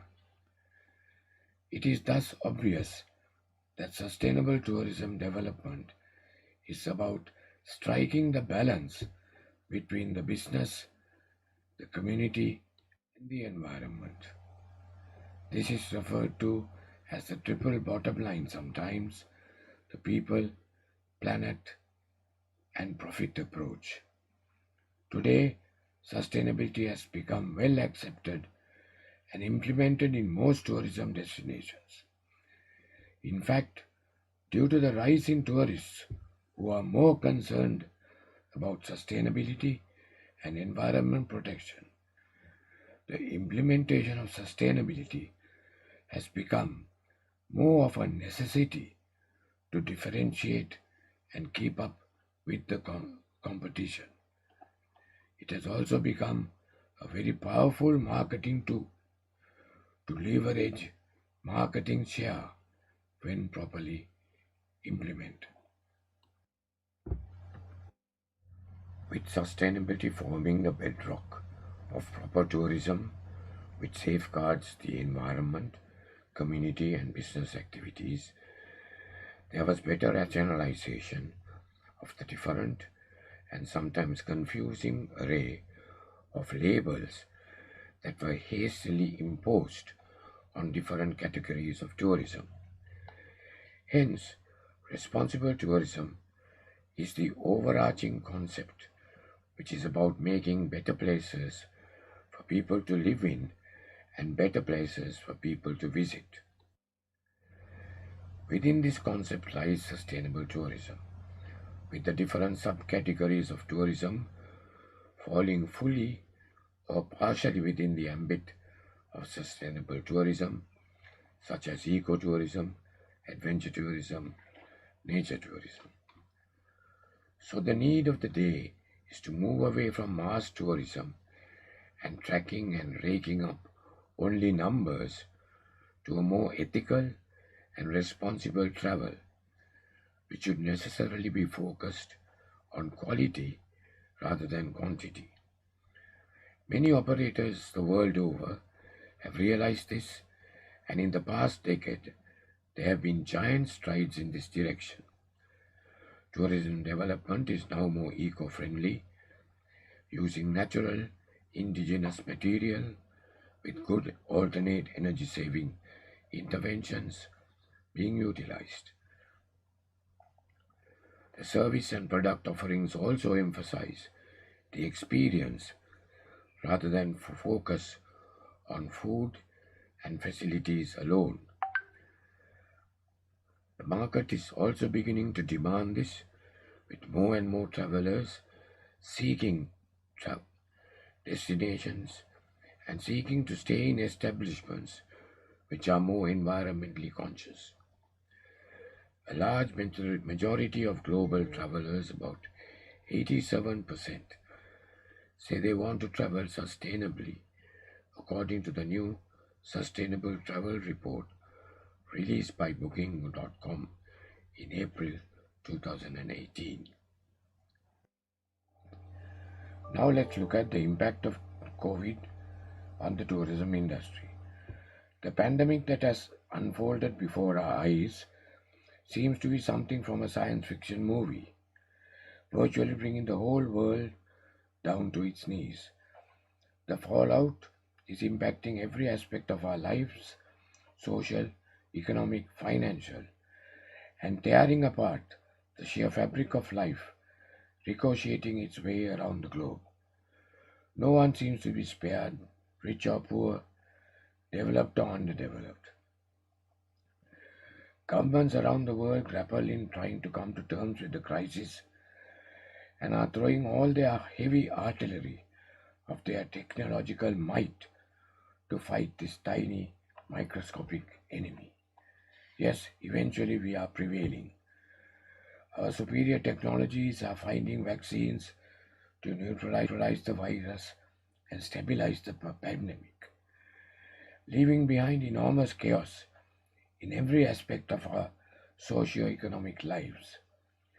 The virus itself will run out of steam, battered and bruised, and will sulk back into a corner, mutate, and return again perhaps to once again batter us. In the meantime, world tourism has been one of the worst affected industries due to the pandemic.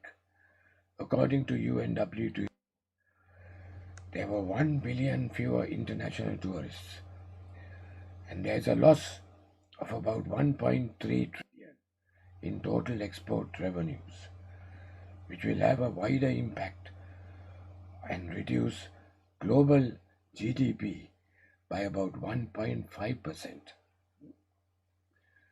Over 100 to 120 million jobs are estimated to be lost due to the pandemic. Prior to the pandemic, the anthropogenic impact of our rapid development and tourism has caused on the environment includes changes to the biophysical environments, ecosystems, biodiversity and natural resources.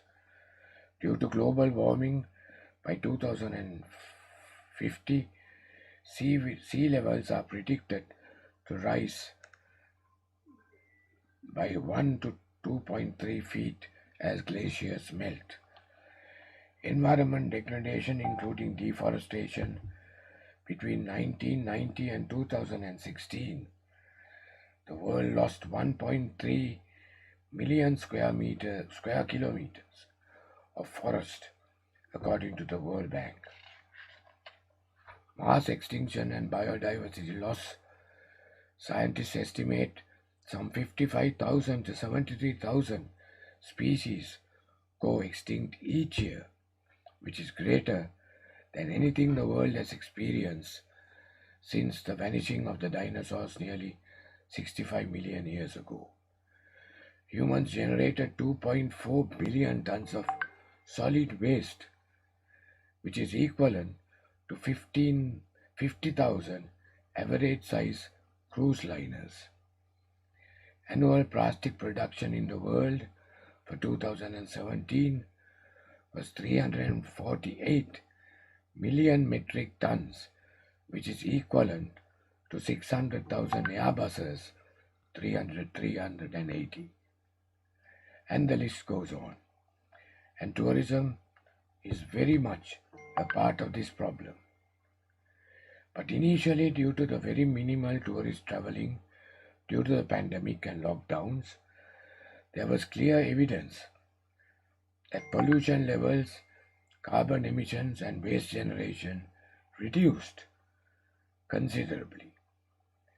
Wildlife was seen to be moving around freely in built-up areas due to the minimal human movements. There was a dramatic reduction in air pollution and emissions of carbon dioxide during the pandemic when the lockdown was on.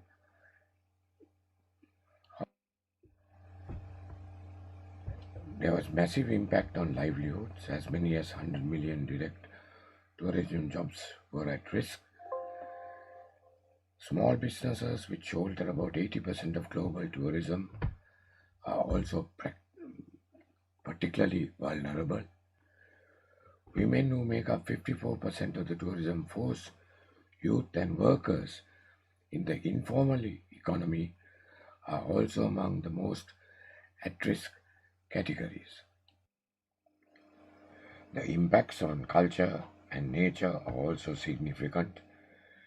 The sudden fall in tourism cuts off funding for biodiversity conservation. Some 7% of world tourism relates to wildlife, a segment that is growing by 3% annually. This places jobs at risk and has already led to a rise in poaching, looting, and consumption of bush meat, partly due to the decreased presence of tourists and staff. The impact on biodiversity and ecosystems is particularly critical for developing countries.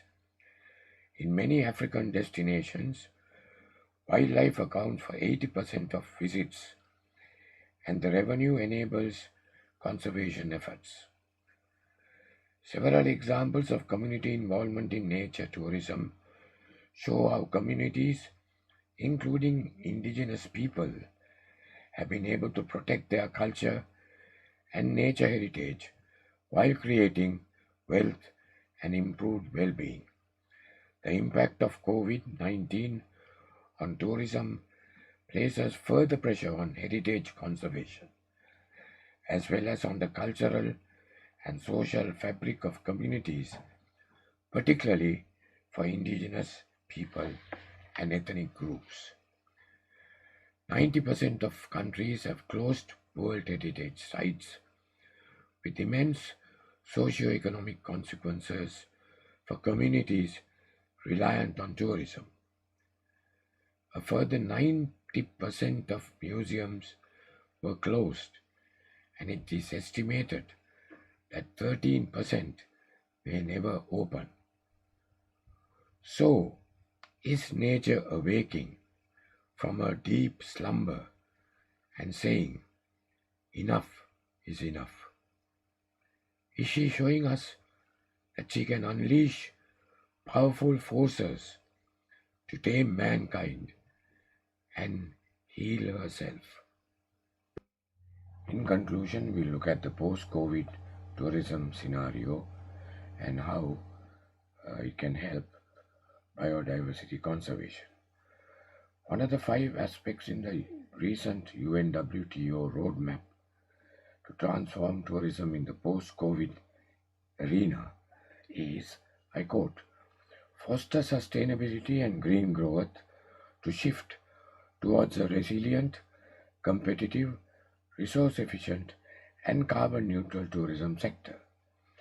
Green investments for recovery could target protected areas, renewable energy, smart buildings, and the circular economy, among other opportunities, unquote. In the OECD policy responses to COVID, it mentions sustainability may become more prominent in tourism choices due to the greater awareness of climate change and adverse impacts of tourism. Natural areas, regional and local destinations are expected to drive the recovery, and shorter travel distances may result in low environment impact tourism. A study by Booking.com reports that 70% of travelers are ready to support the industry in its recovery. The impact of coronavirus has inspired more than half of travelers to consider reducing waste and recycle plastic on the go once all restrictions are lifted. The outdoor tourist refers to a new emerging category of travelers desiring to have a psychologically rewarding experience. It is no longer enough to be satisfied with a product or service. The goal is to be fully happy with it in terms of the authenticity of the experience. In this COVID lockdown period, nature has shown us the ability to continue living. During the COVID era, we have developed a greater awareness of sustainability issues. Our responsibility towards future generations and the consequences of our actions on the environment around us.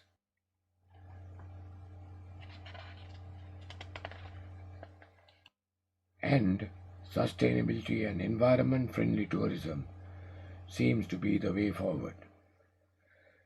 Some of the possible new trends in tourism would be a more eco-conscious traveler, less crowded destinations, smaller groups, off-season travel, travel to remote escapes, outdoor experiences, seek out more experiential travel, explore less popular off the beaten track, mind, body and soul, regeneration, meditation, yoga, tranquility. So in conclusion, I am no myopic rabbit environmentalist. I would like to think I am a pragmatic environmentalist. Industrial and economic activity and tourism has to resume and resume as quickly as possible. With the severity of the pandemic possibly waning, social economic activity and development has to restart, and inevitably pollution, emission and waste will all start increasing.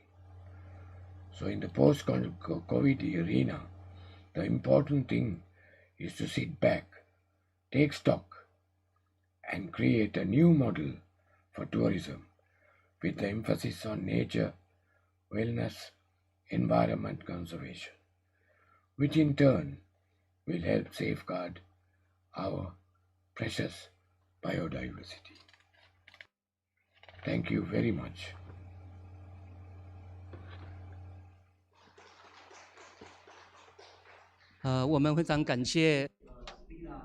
Thank you so much to Selina Sapala for your talk. Just a very short 37-minute talk, but so enlightening. We can very clearly see with an island country like Sri Lanka with 65,000 square kilometer in area, about twice as much as Taiwan. However, the forest coverage is only 29%, which is only half of our coverage. And then if you look at the ratio, then it's just a quarter. With a country like this, you can see for their hotels and tour operators, in terms of awareness of biodiversity, it's very strong. So I think that is a very good model for us. And we can also see that with this island country, Taiwan now has 10 million, 10 million tourists compared, which is a lot more than Sri Lanka. So we really need to think about carbon emission, sewage water, and things like that. How can we enhance the quality of tourism, and how can we divide the flow of travelers and to reduce waste? This is important for our future trends. He mentioned naturalistic travel in the forest, healing, some possible trends in the future. I think that is very valuable for all of us. And if you have any question, you are welcome to raise them later for Surila.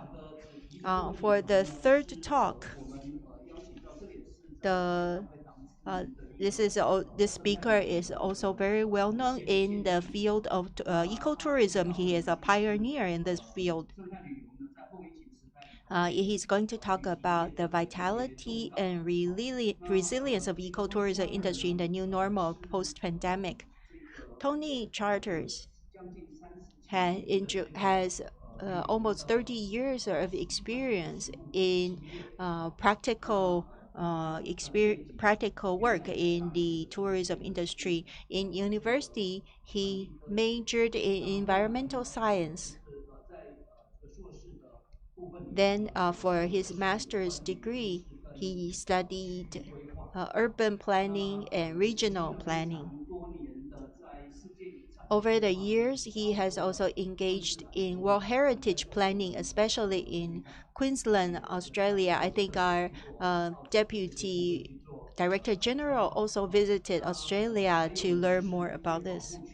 And he is also specializes in tourism planning for conservation areas. In 2015 and 2016, when myself and Yongxiong visited Australia, we had the honor of visiting him and learn more about new thinkings in tourism development. In 2018, he came to Taiwan to visit and gave us very valuable talks. What I really appreciate about him is his company is very famous. It's called TCA, Tony Charters and Associates. This company specializes in helping tourists, tour operators, and government agencies in planning tourism policies, marketing of destinations, ecotourism, and detailed tour designs, the development and investment in tourism, partnership and corporate development, and also assessment of economic impact, etc. I think we really need to do more in these areas. He has served as the vice chairperson of Global Ecotourism Network and is currently a director for the Asian Ecotourism Network. He also very well known as a founding director of Australia Ecotourism Association. So he is revered in the field. Today, he will also has a pre-recording prepared for us, and then he will also reply our questions later on. Ecotourism Association for inviting me to present this keynote. I wish I was there in person.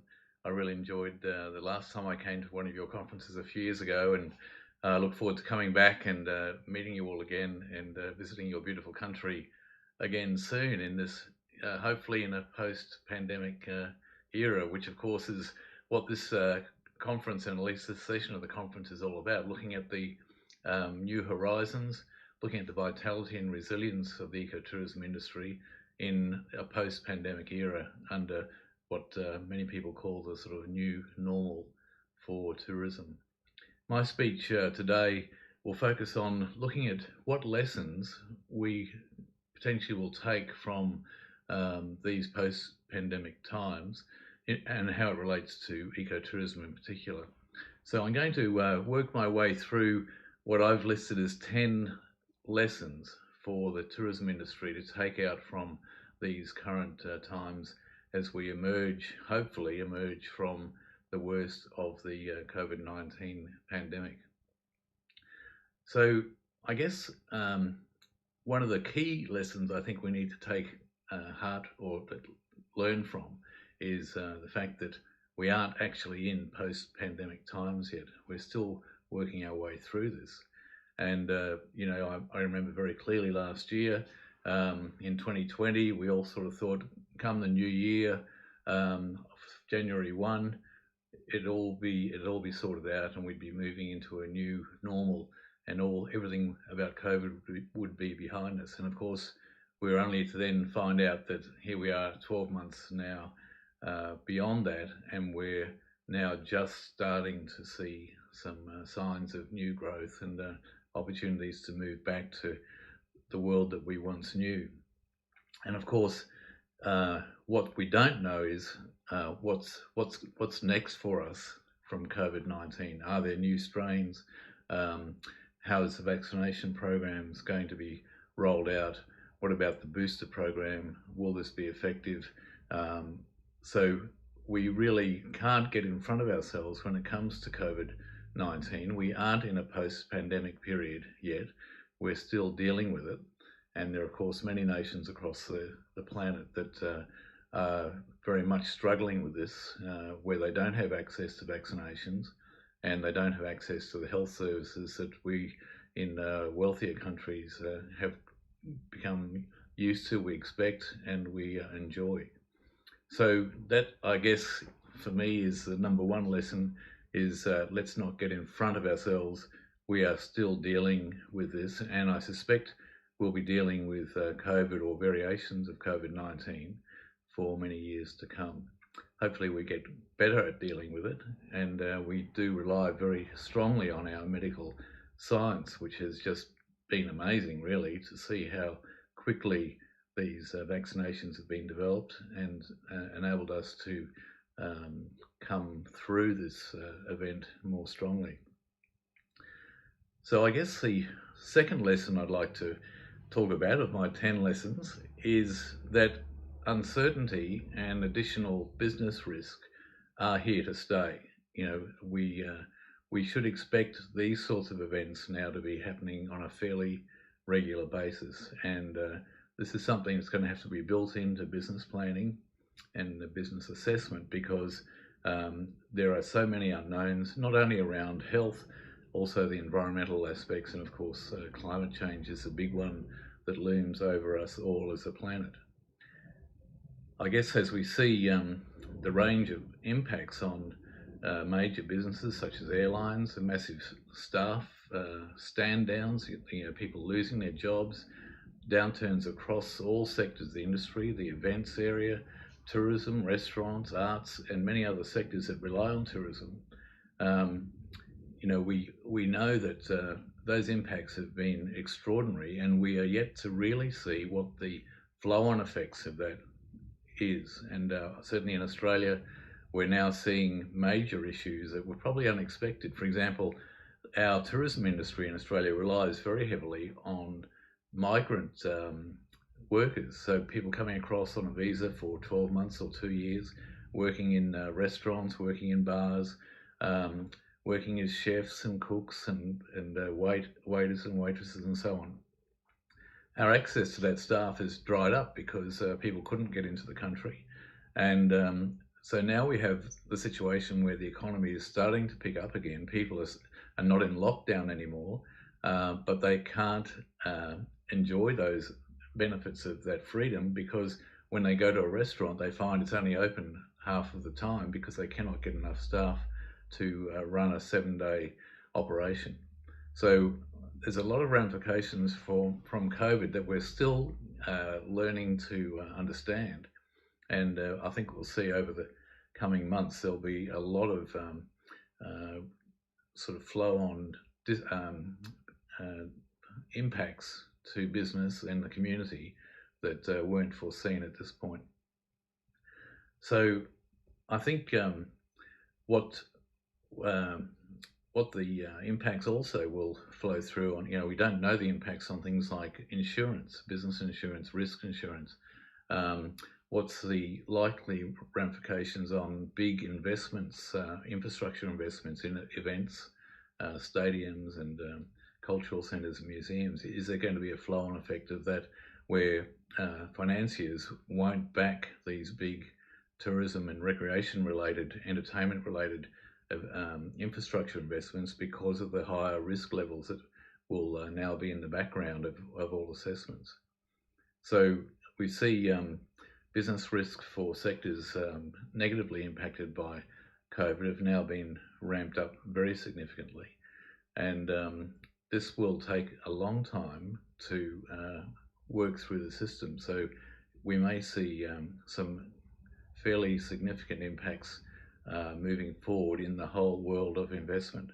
And certainly we know, again, looking at the Australian situation, a lot of small businesses that just have not been able to hang in there for what is now nearly 2 years of no business, where businesses have been heavily reliant on interstate and overseas visitors and clients, where that's dried up. Small businesses often that were only just viable to start with are now collapsing. You know, they've used their savings, they've put off staff, they've worked for no wages, and they finally got to the point where they just shut shop because all their resources have been dried up, and they've got no other forms of income. There has been some government support, but not enough to really keep business going as usual. So I think we're going to see a lot of skills loss. We've lost a lot of skilled staff from areas, and this, you know, right across, but in areas like aviation, events, tours, training. There's so many areas where people have left the industry and gone to other sectors where there is employment because of COVID. And of course, that is one of the big things about COVID is there's been sectors of the economy that have done very, very well. The building industry and anything to do with health and medical has done very, very well, and mining has done very well. So they've sucked workers out of the tourism industry as they seek to expand, and the tourism industry will, without question, struggle to bring its workforce back to the skill levels that it had pre-COVID-19.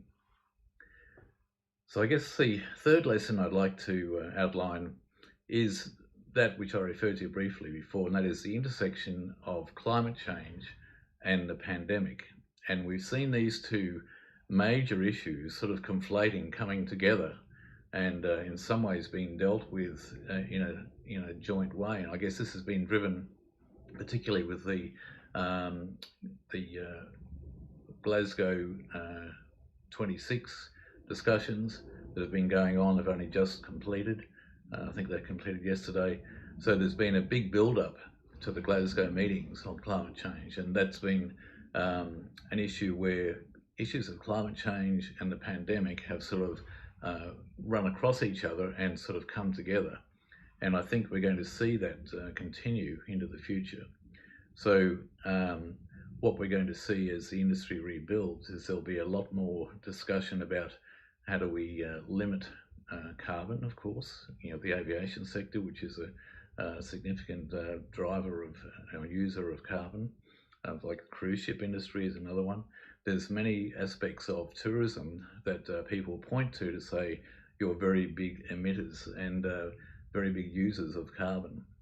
So that this is something that I think we're going to see these two issues come together, and will certainly add significant pressure on the tourism industry as it moves forward.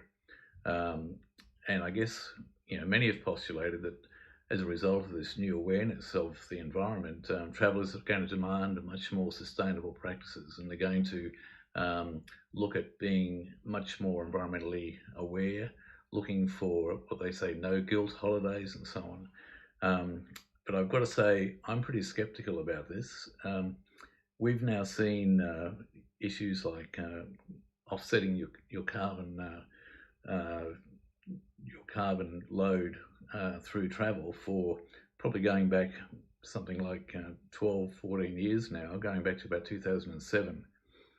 And the reality is that despite all the awareness of climate change and all the awareness of the importance of dealing with climate change, the number of travellers who actually offset their travel, for example, their aviation carbon.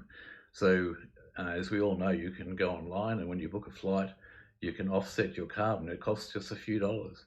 And yet globally, less than 1% of people offset their carbon on a flight anywhere in the world.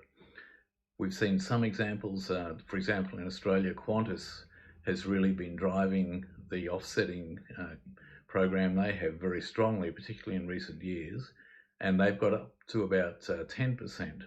I think it is 10% of their clients will offset.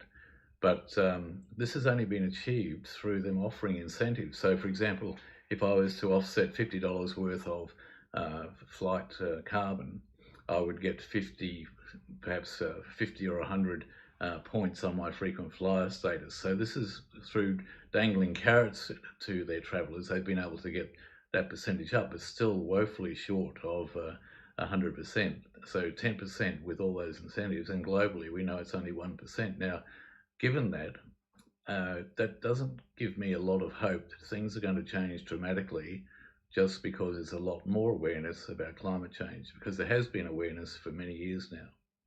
And I guess the depressing thing is we know that the vast majority of tourists will still buy on price. It is price that is the factor that drives them. And for many years I argued that no, people will buy on quality and experience. And while I might like to think that, and I think some people do buy on experience and quality, I think the fact is the majority of people will still buy on price. So if you're $50 cheaper because you're not offsetting, people will go with you. And I think this is a reality, and we shouldn't assume that things are just going to change because we've been through a pandemic.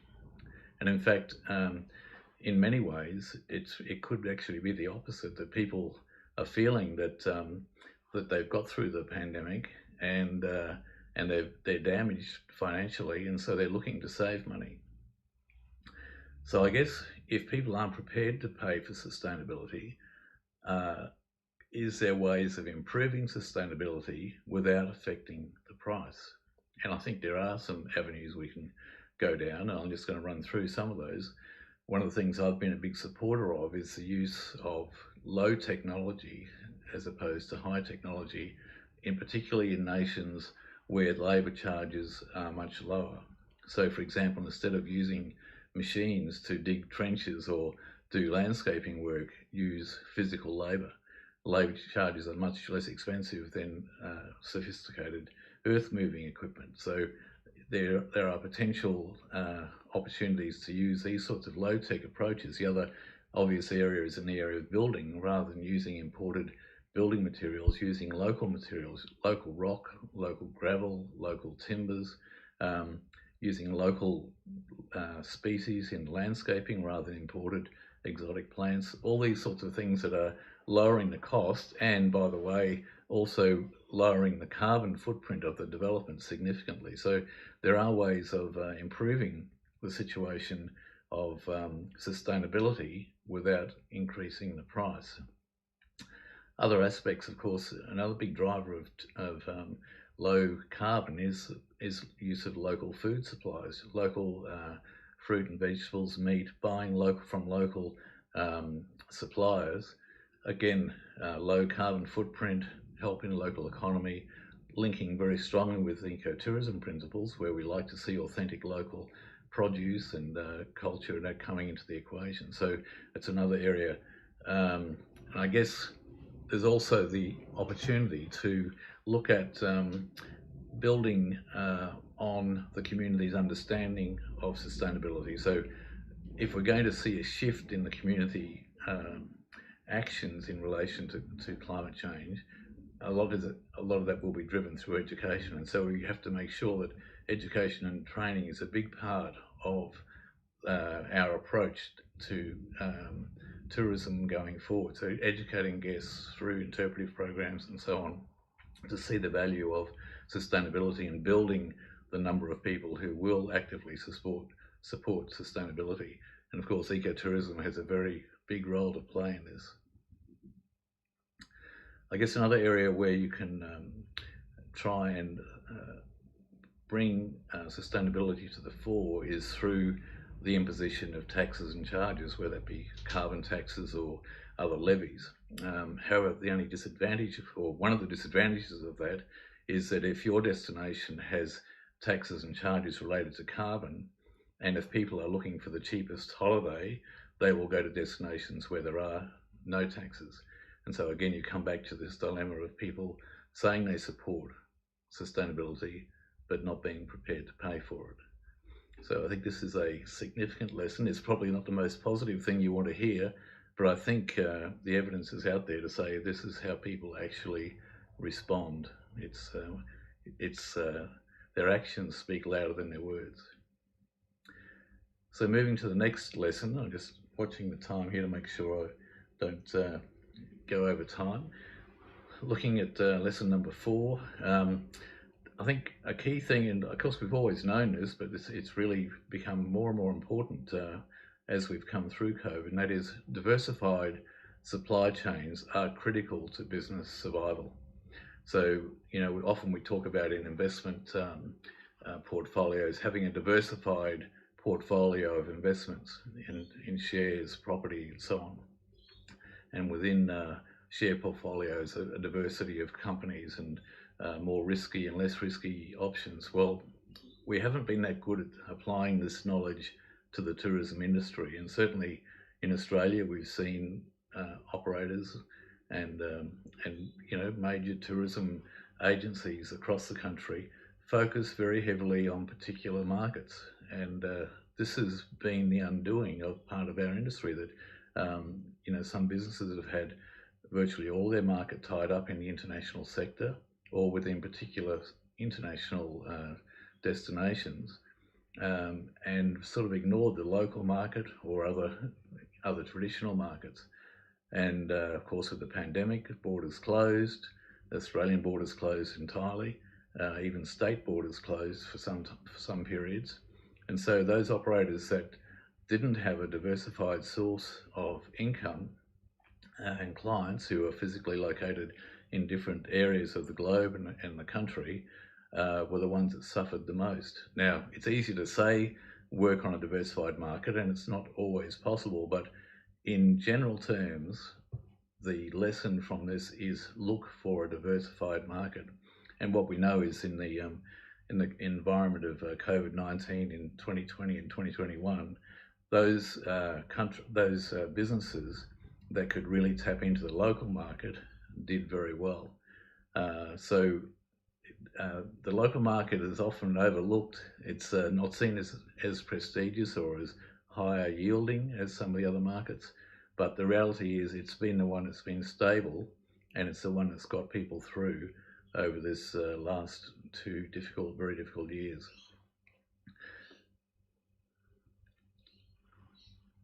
So looking now at lesson 5, tourism businesses that have survived the impacts of pandemic but have been badly impacted will be looking to restore their revenue streams as quickly as possible to survive.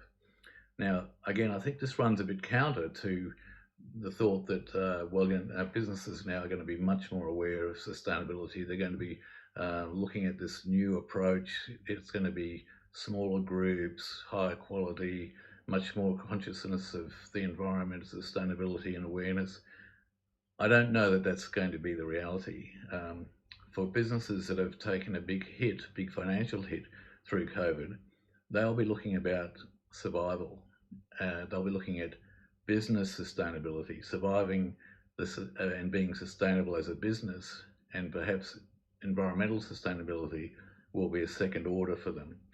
They will be looking at making some inroads into the lost income of the last 2 years. So I think we have to put some dampeners on just how much the industry will change. And sure, there will definitely be some operators that see an opportunity for moving to higher quality, more sustainability, smaller groups, more experiential. And we certainly saw through the pandemic the community getting out, doing things like bushwalking and sailing and sort of getting out into the woods rather than congregating in large groups. And that certainly was a big factor in, or something we observed in the COVID period, and that may continue. But I think on the larger scale, we will see businesses just trying to recover. So I'm just putting a bit of a dampener on the fact that there's a new normal that's all bright and rosy and green. It may not be the case. Okay, lesson number 6. I think one of the big lessons coming out of COVID-19, and this is something we saw some years ago in Australia, there was what we call the pilots strike, where the pilots around the country went on strike, and destinations that were very dependent on tourism really suffered. And it was only when that suffering happened that the communities in those destinations realised what a significant player tourism is in destinations, the economy of destinations. So there's so many other related businesses that hang off tourism, retail, shopping, transport, so many areas that rely on tourism being healthy for them to be healthy as well. Now, this was seen more strongly than ever during COVID-19, and we of course still see this going on today. But what I think has been a positive, if you can see positives from COVID, one of the positives is for people, and particularly governments, to see how critical tourism is to our global and the regional local economies, because it's such a pervading industry. It employs, it's something like 10% of it represents something like 10% of the global economy, and it employs many millions of people across the globe. So one of the positives is for governments and the community to see that tourism is actually a major player in the economy and vital to a healthy economy. So I guess that is a positive that's come out of COVID-19. One of the depressing things, I guess, out of COVID-19 is we saw something like 62 million jobs lost across the globe through COVID-19. And so we saw a downturn of very significant levels, up to 45%, 50%. In some cases, small businesses lost 90% of their income. So that's put a lot of pressure on governments to assist those industries, and it's cost governments many billions of dollars in support. And this certainly will have driven home to those governments the vital role that tourism does play in the economy. Lesson number 7. I guess the lesson I think that's really critical that comes out of this is that never forget that tourists across the globe, this is universally across the globe, tourists will always nominate health and safety as the #1 concern when they're traveling. Now, this is across all cultures, all countries. It's #1, and I think this is something we can't forget as we move out of COVID, that this will be a continuing concern. It'll be, how is your destination, how is it managing COVID? What is it doing to safeguard travellers? What are the standards? And this will apply right through tours, accommodation, attraction, transport, event venues. People will be looking at what you're doing to manage COVID. What are you doing to keep me safe as a traveller? And that will continue to be a major front of mind issue for travellers in this post period of COVID. And I guess what we will see that there will be some travellers who are more sophisticated, more cavalier, who will continue and will be dying to get out and start travelling the world again. And I'm sure that will be the case for a percentage. But there's also going to be a percentage of people who will sit back and see what unfolds. They'll just sit on their hands for a few months or maybe even a few years and see what unfolds. And then there'll be another group of the community who might have travelled in the past who will now be saying, I'm not leaving my country. I'm going to just travel domestically. I'm not going to take the risk. I just don't have faith that I might get over to another country and they have a community transmissions, or the borders close and I get stuck. There will be a lot of hesitancy about travelling within the community, particularly those in the community who perhaps aren't as well travelled as some others. So I think this is something that we will see goes on for some years into the future.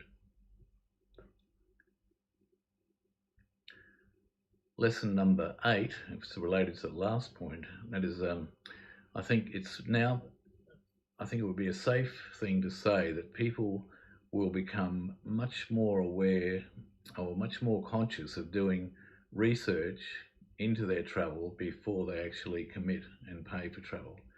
They'll, as I sort of mentioned, they'll want to check out what are the health and safety policies of an individual transport company, an aviation company or a cruise ship line. What are the practices of the accommodation house? Have they got COVID safe practices? What are the reviews saying? What are the TripAdvisor reviews saying about their health standards and their response to COVID? This will be something that I think unfolds, people will be doing a lot more individual research into those products. And we know, for example, that ecotourists in particular do a lot more research than mainstream tourists. So this will be part of their research. We'll be looking at how have they responded to COVID, how has the destination responded, what is the state of play, and are they safe to make a trip. They'll also be looking at issues like refunds, what happens if something changes, the borders close, what happens to my deposits, what happens to my forward payments. That'll all be part of the equation as people start to look at the opportunity to travel.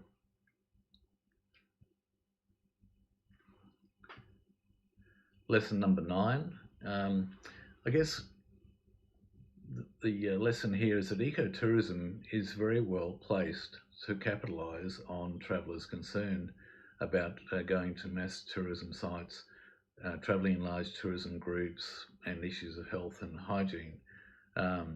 Certainly, various research studies undertaken by TripAdvisor, the OECD, and many others talk about travellers having a much greater interest and commitment to sustainability. And leaving aside my scepticism from the earlier lessons, there is certainly a percentage of travellers who have developed a stronger commitment to sustainability, and this will be a good thing for ecotourism. Ecotourism is well placed to capitalise on that because ecotourism has always operated in that mode. So for ecotourism, it's doing what we've already done in the past and just capitalising on that. So, you know, the focus on smaller groups, on going to more remote areas, of working with local communities, being conscious of good environmental practice and good health practice, they are things that have already been part and parcel of ecotourism. And so that is a good news story for ecotourism as we move forward, because that is something that we're building on what we already know, and we believe there will be an ongoing demand for those sorts of services. And of course, it also links into the allied area of wellness tourism, people's focus on health and wellness and good eating and good exercise habits and so on. And finally, lesson number 10, I think the big thing we've seen over the last couple of years is the role of technology and science. Science, remarkably, in the development of vaccines, you know, in incredibly short time frames. Technology in the ability for governments around the world to develop ways of checking in using QR codes. For example, in Australia, QR codes had not been widely adopted. They were there, but people didn't really understand them. Now, anyone with a smartphone in Australia knows how to use a QR code and knows what it is. So that's enabled us to leapfrog in technology, understand people's understanding of technology. Technology has been used widely, and now, of course, we're seeing the advent of COVID passports integrated into the overall passport information. So we've seen big leaps in a short time frame of technology, and this is going to be a very good thing for travel. As we know, post September 11, there's been so much focus on security and you know, queues and what we can and can't carry, and all these issues can be assisted with good technology applied to travel.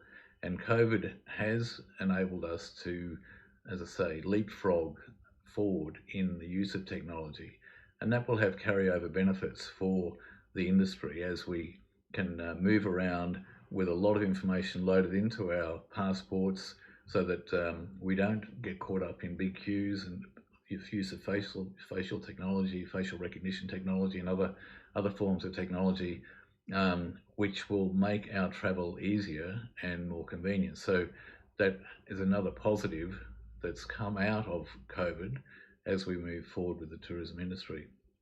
So I think what we'll see is that things like quarantine, use of quarantine records, and that will all be now stored in databases that other destinations can access, and will make our movement freer. So I think we'll, as also a result of that, we'll see programs like certification programs taking on greater importance, because that will be the sort of like a seal of approval for travellers as they do the research, to see that travel companies or accommodation houses or tours have a commitment to high standards. And I think we'll see a lot of certification program providers adding sections into their certification that focus specifically on COVID-19 safe practices.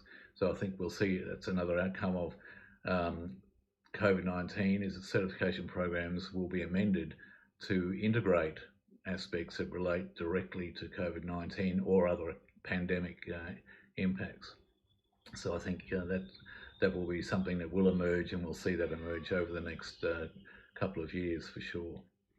So that's my 10 lessons on COVID-19 in the tourism in the post-pandemic period. It's not all good news. I'm skeptical about some of the big opportunities. I think there are definitely opportunities for us in the future, but I think we shouldn't be have too high expectations on the travel behaviour of individuals or of travel companies.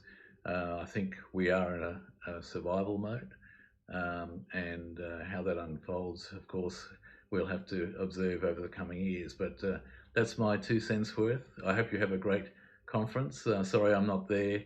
I look forward to participating in future events on the ground in Taiwan there, and I hope to see you in Australia at one of our global eco conferences in the future. So thanks very much, and goodbye from Australia.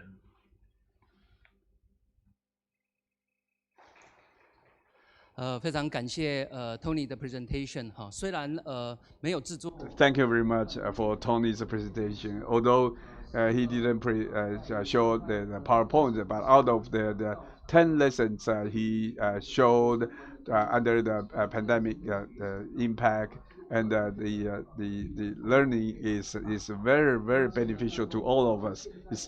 So from his presentation, in the future, the direction of the tourism, the quantity reduction while the quality improvement is a very good direction.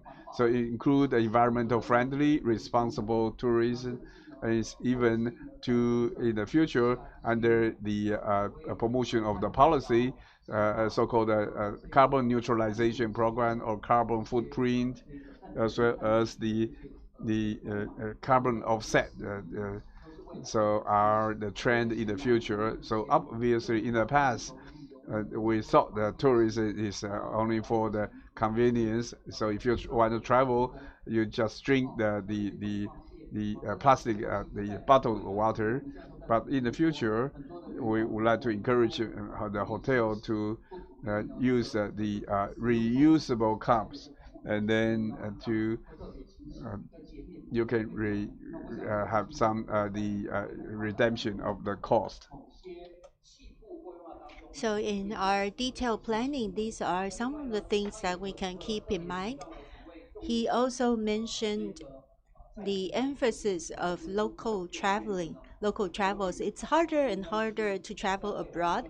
So domestic travel over the next little while will still play a strong role. Slow travel and healthier and safer travels. In the past, we may get tour groups together online, but we don't know who our customers are and their backgrounds. In the future, we will need to rethink that. So thank you so much, Tony, for those valuable 10 lessons. We have 20 minutes from now on. We are 3 to 4 minutes late, but we are going to continue with the panel discussion. Now I would like to introduce our moderator, who is from Yilan University, Professor Chen, Yong Sung from National Yilan University. he received his degree from Stirling University in the UK, his doctoral degree, and he is also specializes in ecotourism when it's linked with maritime resources and fisheries. He helps a lot of government agencies and communities promote ecotourism, and it's very well respected for that. On Facebook, we see a lot of time that he is linking people together and leading students on tours. He is also a director on the international affairs at our association, and also the founder of Ecotourism Association.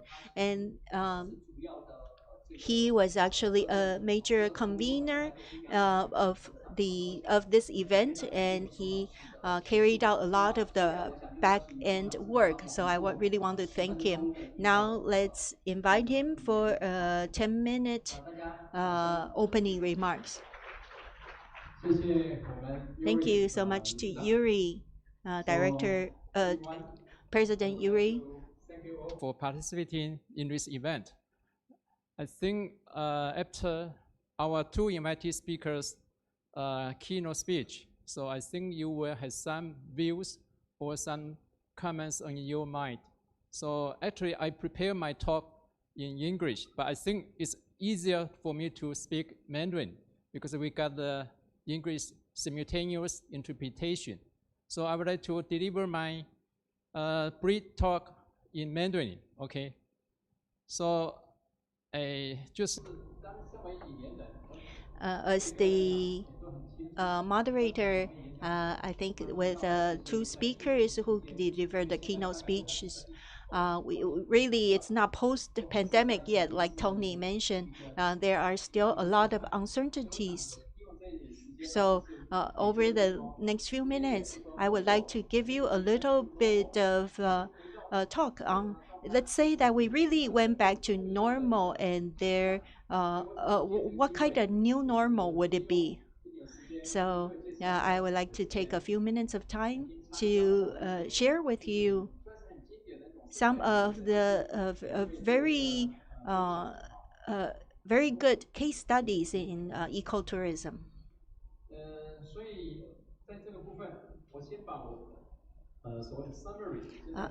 So this is a summary, the agenda of my talk. Let's say that if we went back to normal and we want to develop ecotourism, the easiest way is to maintain our natural environment, to conserve our natural environment. The second is our delicious food. Our gourmet food is still a big attraction. Third, we have wonderful indigenous heritage and culture, which we should continue to build on. This morning, we heard from the Council of Indigenous Peoples, who are one of the organizers. So we need to continue to develop that aspect. Both speakers mentioned about post-pandemic, during and after the pandemic, how we can save tourism sectors, especially ecotourism. Of course, the safety is still the primemost consideration. I'm located in Yilan, which is in northeastern Taiwan. We can imagine from Yilan University, after the pandemic, we can imagine that more and more people will want to buy a plot of land in Yilan and buy like a villa over there. So a so-called a farmhouse, but really it's a villa. So we need to think a lot about that and maybe prevent some negative effect. Also, more people may want to build villas or resort hotels in more natural settings. So we need good regulatory restrictions there. Our tourism government agencies still like to use the number of travelers as their KPI, but really we should use the overall spending as a better indicator. Maybe like Bhutan. Bhutan, we can use happiness index as a key indicator. Starting in 2002, I have always joined the iPhone conference. However, the 2020 session was rescheduled to this year and still cannot be held this year. So this is the only time I did not travel overseas to join the iPhone conference. For every conference like this, there are excellent pre-conference and post-conference tours. All these organic trips are excellent ecotourism models. This is my hometown. I come from Miaoli, which is in northwestern Taiwan. There is a farm in Tongxiao. Our Sri Lanka speaker mentioned the value of biodiversity. Of course, there are different visions to it. I think Professor Chen, when I came back to Taiwan, he was my first advisor, together with Professor Jia, who has passed away. However, he talked about biodiversity having a key concept, which is difference is the strongest advantage, or difference is the common feature of diversity. So the common style of diversity. So when you think about the meaning of difference, then you will appreciate the essence about diversity. So these are some of the resources in Taiwan, and there are two times together with Wei. We went to visit in China and Hong Kong. You will see some famous farmers like Bao in Tai. This is in Lou and looking toward Hong Kong. Although Hong Kong is not a major agricultural producer, there are farmers who are willing to continue to produce food, because this is the idea of food sovereignty. 100% of courage to support food sovereignty and not rely completely on food from China. There are also some excellent small farmers, which I would love to share with you if I get a chance. This is a model where they bring together livestock and agriculture. So they raise their own pigs and chicken together with the farm. This is the Dong people in Guangxi province of China. How they live in these villages. There are some young people who went back to their communities to run cafeteria like this, with organic food. And they are willing to devote resources to the ecosystem, really fully living the principle of biodiversity. So everything is an important resource. The water is important, so they keep fish in the water, and then the ducks can help remove the harmful insects. So it's the same as the Satoyama concept in Japan. So this is a very interesting activity. People say that freshwater fish doesn't taste as good as seawater fish, but this one was a total exception. And also at night, we also have some unique local delicacies to try. So I want to end with these. Nature is the real host, while humans are just passers-by.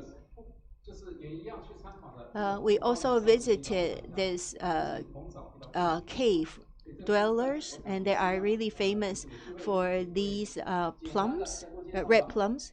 If I get a chance, I would love to talk to you more about this. This is the upper stream of the Yellow River, and there is some rice farming here. I don't know if it's legally allowable, but that's what they're doing. Local food ingredients is also critical. These are local wild vegetables, very unique radish, freshwater fish. You can see all these traditional seafood at the local markets. There are also at the top left, you can see this is a traditional beehive that is grown next to the caves. the rate it's kept next to the case using modern technology. And I also learned how to use trees to build a traditional hive so that bees can produce honey in these. So this is the Satoyama concept. In our ancient poetry, they talk about small bridge, running river, and a farmhouse. So also there is the local endemic kiwi, and they also use this pig thigh plant as a daily source of vegetable. I think during the pandemic, you probably can really relate to this. And this is the local keeper producing honey. So we call in Satoyama, we talk about ecology, production, and living. So at the center, it says life. But in addition to human life, actually, biodiversity is really about the life of all living beings.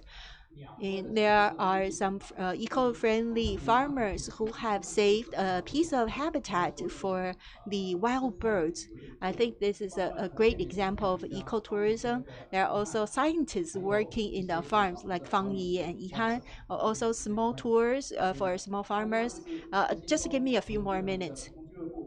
And there is what's called the shareholders club, who chip in together to grow, to keep rice paddies and diverse rice production. Myself, I used to be a small farmer myself, and still to today, I have a plot of land where my students can come and participate in agriculture.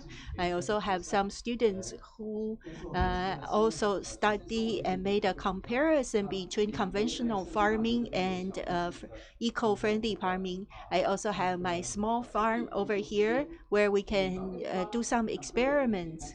So just find your own place. So and you can. It's not something you have to do after you retire. You can start right now. Just last week, we went to Neicheng. Neicheng is located in Yilan County, and it's a very good example of a place which is not replanted. So it has a very good agricultural village landscape in place. So please do find a chance to go and experience it. 2 days ago, we went to Neicheng Farm for this kind of demonstrative consultation. I think this is also a great destination for ecotourism. Luoshan Organic Village is also a great destination for all of you. So organic is life, and life is organic. In conclusion, it's all about going back to nature, with nature in our poetry, our drawing, life, and be happy.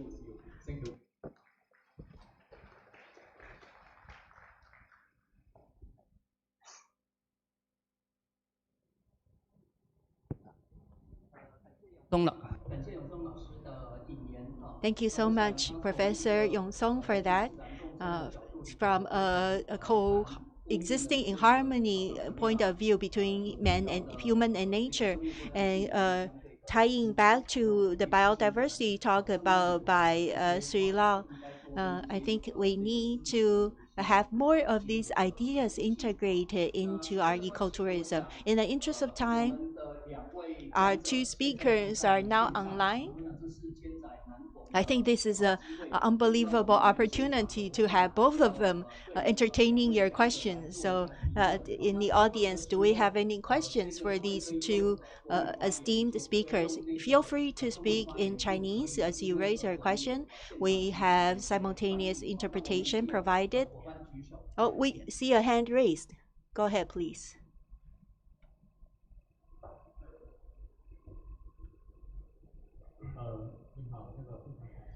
Hi. Thank you so much to everyone from Taiwan and overseas. I have a question about the sustainability of ecology and tourism. There's a big challenge of wildlife and human habitats are growing closer and closer together, especially in Sri Lanka and Taiwan. I don't know what's going on in Australia, but because animals would infringe onto farms and human habitats, so that would destroy the agriculture and the farm crops. So in terms of sustainability and conservation, how can we live together in peace, whether it is farmers or wildlife or ecology or ecotourism? How can we ensure that these do not interfere with each other or coexist in harmony? Thank you. Okay, thank you for that question. Srila, would you like to start? Okay, I will start. It's a good question. We have a big problem in Sri Lanka because we have a lot of nature and wildlife and very little land. And of course, there is a poor policy making from the government. This requires good legislation to prevent villagers encroaching into wildlife habitats. I think from the tourism angle, there is reasonably good self-discipline. So even though there may be shortfalls in the legislature, tourism operators by and large have understood that we need this natural resource to be preserved, and they self-regulate. But unfortunately, the government is in on development and development without proper checks and balances. So there is an issue here. So I think I have been living in Australia now for the last 6 months. I mean, Australia has a lot of good legislation going and a lot of good voices being raised. I think Tony will talk about that. So unfortunately in Sri Lanka, we are having this problem, particularly elephants. We are having 1 elephant die per day on the average. Very soon, we are not going to have wild elephants in Sri Lanka because of biggest problem, human-elephant conflict. So to summarize, the tourism industry has understood that this is necessary, but not the public or the government at large. It needs very strong legislation to bring this and control this with a lot of checks and balances. That's my take on that. Okay, thank you very much, Saria. Because Saria is talking about the Australia's regulation, so Tony, are you going to echo it? Yes, certainly Australia, both at a national level and at a state level, and for that matter also at a local government level, has very strong environmental laws. And I guess, you know, there's also, we've had a history going back, you know, 200 years where, you know, it was agriculture at any cost. And so we saw the extinction of animals like the Tasmanian tiger, which was a famous extinction back in the 1930s, because of the fact that their rangelands were grasslands, and the grasslands were being used by farmers for sheep. And so the Tasmanian tigers were predating on the sheep, and so they were wiped out. And so, you know, we've learned a lot and come a long way forward, obviously, in that time. But we do have very strong environmental protection now. But we're also seeing the agricultural sector being much more aware of the environmental values of their properties as well. And of course, one of the great things about tourism is that increasingly we're seeing the development of agritourism and ecotourism on agricultural lands in parallel as a more diversified income stream for farmers. And so it's both in their interests financially, but also increasingly through education, farmers are much more aware of the environment now and much more aware of environmental flows and so on. So I guess we have the luxury of a very large continent, island continent. So we don't have the same issues, and our megafauna aren't anything like the size of elephants. Probably our megafauna, unfortunately, or fortunately, are 5 or 6 metre crocodiles that, that reside in the northern part of Australia. But we don't have as many wildlife interactions or dangerous wildlife interactions as many other countries, and certainly Sri Lanka. But I think one of the great things, of course, about ecotourism is people having an understanding of sustainability. And I've seen some recent writings that, ecotourism is only interested in, not making things go worse. It's not really looking at improving ecosystems. And I fundamentally disagree with that. True ecotourism should be following a triple bottom line approach, and that has always been an underlying part of the definition of ecotourism, but it's looking at the cultural, social, economic and environmental sustainability. And the rewriting of history that ecotourism are just about using the environment and not really putting anything back is just not true. It's just not correct. Okay, thanks, Tony. 时间的关系哈，我 Thank you, Tony. In the interest of time, we will entertain one more question. Yes, Mr. Chen. Professor Chen talked about the strengths of Taiwanese tourism, which is the food, the delicious food. I would like to add one more thing: how to eat in a healthy way and a biodiverse way. I think these are indicators that should be added into tourism indicators.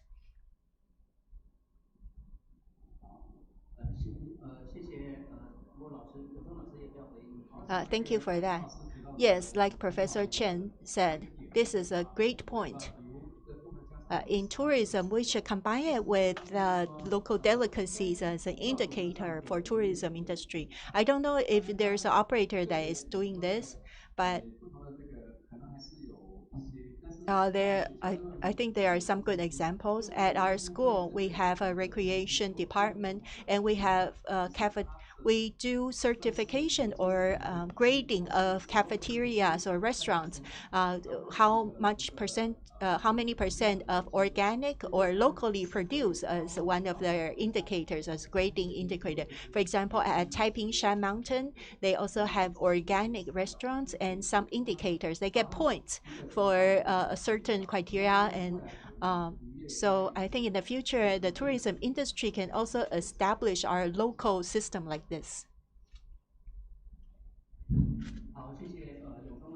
Thank you for that, Professor Chen. In the interest of time, we will wrap up our morning session. I want to thank our two esteemed speakers from overseas for this amazing talks. Another round of hand for our speakers. So, yeah. Thank you very much. Yeah. Thank you. 我想呢，大家 Everybody is investing in trends. As the times change, the most valuable thing is trends.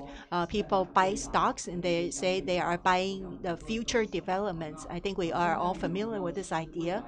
Ecotourism in the future environment and the major impact from whether it COVID-19 or climate change, all these crises.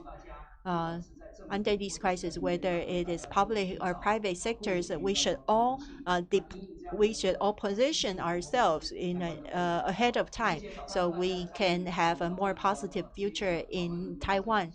That concludes our morning session. Thank you very much. 上午研讨会到。 This concludes the morning session of our conference. We will proceed with lunch from until 1:10 p.m. We provide environmental friendly lunch boxes with stainless containers. Now let me invite everyone to join us for lunch. The afternoon talk will begin at 1:10 Taipei time. See you then.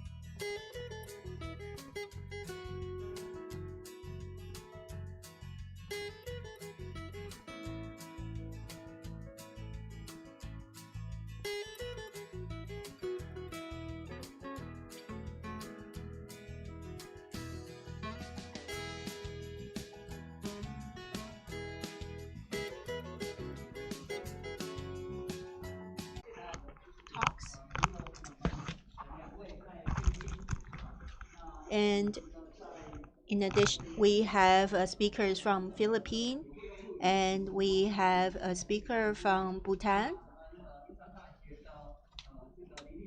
And we also have Professor Lin from Mingchuan University. So without further ado, let's invite Deputy Director Chen. Thank you so much. Good afternoon.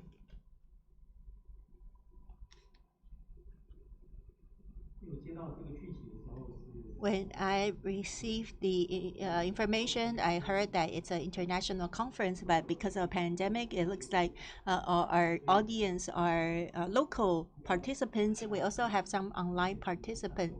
So I think maybe still we have English and Chinese speaking audience members. So I will make the introductions in English. It's my pleasure to hold this section for ecotourism and sustainable development. My name is Jimmy Chen. I'm the Deputy Director General of CPA. It's my honor to behalf of my government to have this section here. In fact, the government proposed a white paper of ecotourism by sustainable development, by sustainable community at 2003.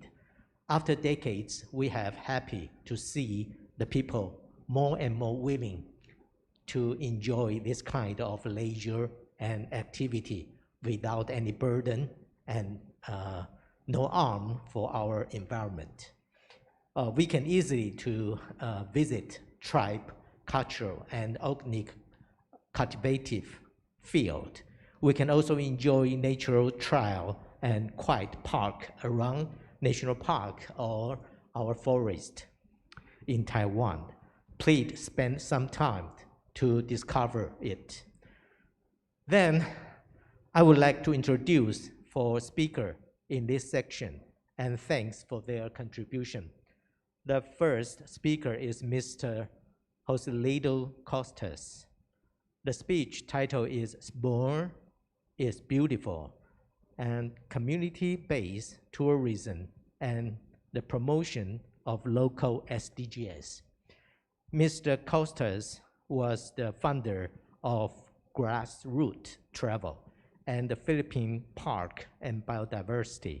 He is now the member of Asia Ecotourism Network. And the second speaker is Dr. Coleman Charing. He will give his speech. The title is Partnership, a Vital Link for Ecotourism Development. Dr. Charing was the founder of Bhutan Sustainable Tourism Society, and he also now is the member of Asia Ecotourism Network. The third speaker is Dr. Lin Liping. Yes. He will bring her speech with title Action Toward Reducing CO2 Emissions in the Tourism Industry. Dr. Lin now is a professor for Shijian University and majoring in recreation management. She used to be my colleague in CPA. It's my pleasure, a long time ago. Thank you. The fourth speaker is Mrs. Wu Yuechun. She is Deputy Director of Environmental Protection Administration. She is responsible for supervision, evaluation, and dispute resolution. This is hard work. She will talk about green life and green tourism with popularity.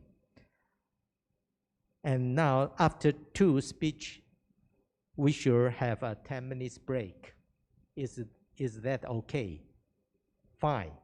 So we have also have a friend from internet. We can say hello to everyone. And now we first welcome the first speaker, Mr. Cortez. Okay.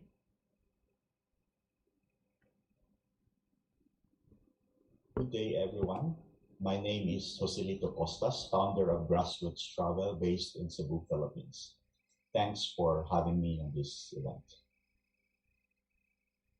In recent years, the requirements for sustainable tourism strategies have widened to include the search for tools that guarantee more benefits for local communities and indigenous peoples, particularly in rural areas. These areas are mostly characterized by rich biological diversity, the central asset for tourism. And this is what my case study will be about. I will show why environmental sustainability is a journey, why it takes time and effort for a business to make positive changes, and why it's important to recognize accomplishments along the path to achieve bigger goals.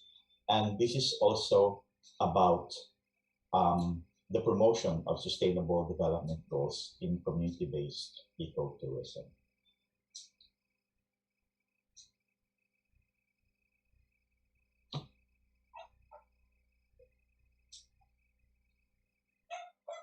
The Philippines has been a pioneer in granting communities greater involvement in resource management in the Philippines. It is not an entirely new concept when stakeholders organize themselves and do something about their resources, but rarely is it linked to a local government unit. Most of the work is delegated to NGOs who take up the cudgels for environmental governance. In my experience, an organized multi-stakeholders link to a local government unit provides an important advantage over other types of environmental governance.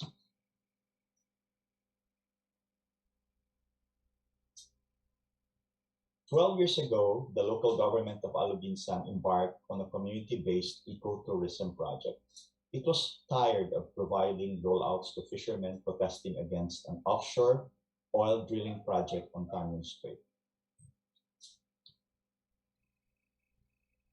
The project was a response to the call of the Department of Tourism of the Philippines to develop new ecotourism products. All funds of the project came from the local government. The project was based on the NIPAS law, which governs protected areas, as well as the National Ecotourism Strategy and the Tanyon Strait Management Plan, where community-driven environmental management through ecotourism is a mandate, highlighting ecotourism revenue as a strong incentive to protect the environment. The general objective was to protect the Buhok River and its surrounding coastal ecosystems, attract tourists, and earn supplemental income for the local community who relied on the marine resources of Tanyon Strait. Tanyon Strait is the largest marine protected area in the Philippines confronted with challenging issues. Our project was small. It was not designed to solve issues of national importance. The project was geared towards local communities rather than national objectives. On the shore of Tanyon Strait lies the beneficiary village of Buhok, one of the more than 200 villages on the shores of Tanyon Strait. It was an impoverished community of fishermen who were part of the offshore drilling protests and who depended on the strait and its free but dwindling resources, especially the resources of the Buhok River that runs to it. As a result, the villagers were poisoning and blasting coral reefs, cutting mangroves, and dumping their wastes into the river. It was, as one villager said in 2009, one big toilet. The reefs were dying, it had no fish, but as an outsider looking in and as a traveler who kept on coming to the river, I knew the river had potential. Just to give you a profile of Vitas organization, when the group was formally registered in 2010, it had about 52 family core members, mostly head of the family, 25% of which were high school graduates. More than half were housewives and fishermen. 40% had average household monthly income of about less than 3,000 pesos, and 65% was born in the village. That's why a few months into my immersion in the village and during a training for women on homestay, I was quiet upset. I was quiet, angry why the women had difficulty in learning the proper sequence in toilet cleaning during a practical assessment. But I showed my patience, and I was embarrassed to find out that most of them didn't even have toilets. On my first few weeks in the community, I met Timoteo X, a dynamite fisher who used to work as a security guard in the city. He was very cautious of my presence. There was Jerry, a 21-year-old fisherman who at that time was recently married and living in a tiny one-room bamboo and grass house. And Rosanna, that's the second lady from the left in the third photo. She was a single mother whose husband ran away with another woman, leaving 2 children behind. And at the end of this presentation, you will know what happened to these 3 characters I met.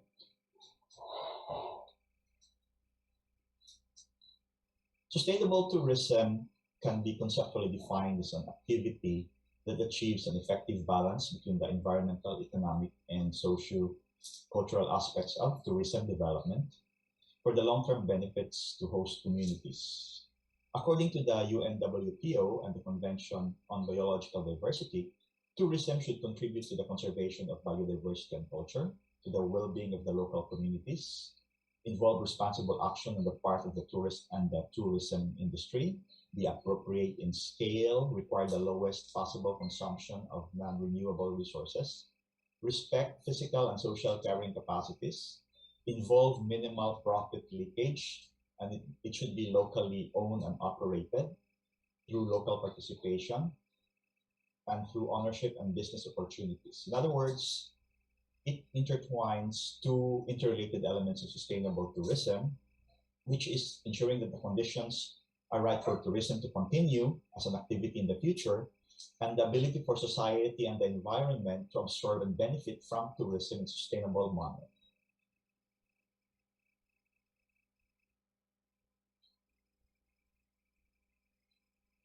We also examine the community's cultural heritage, like fishing rituals, important landmarks, and seascapes, which are linked to the water and the waterway, their traditional creative industry through cultural mapping. We presented the results to the community for validation. But before that, we started with natural resource assessment. How many mangroves were there, how many fishes in the river, types of corals, etc. Once we had the data, we proceeded with issue identification and analysis.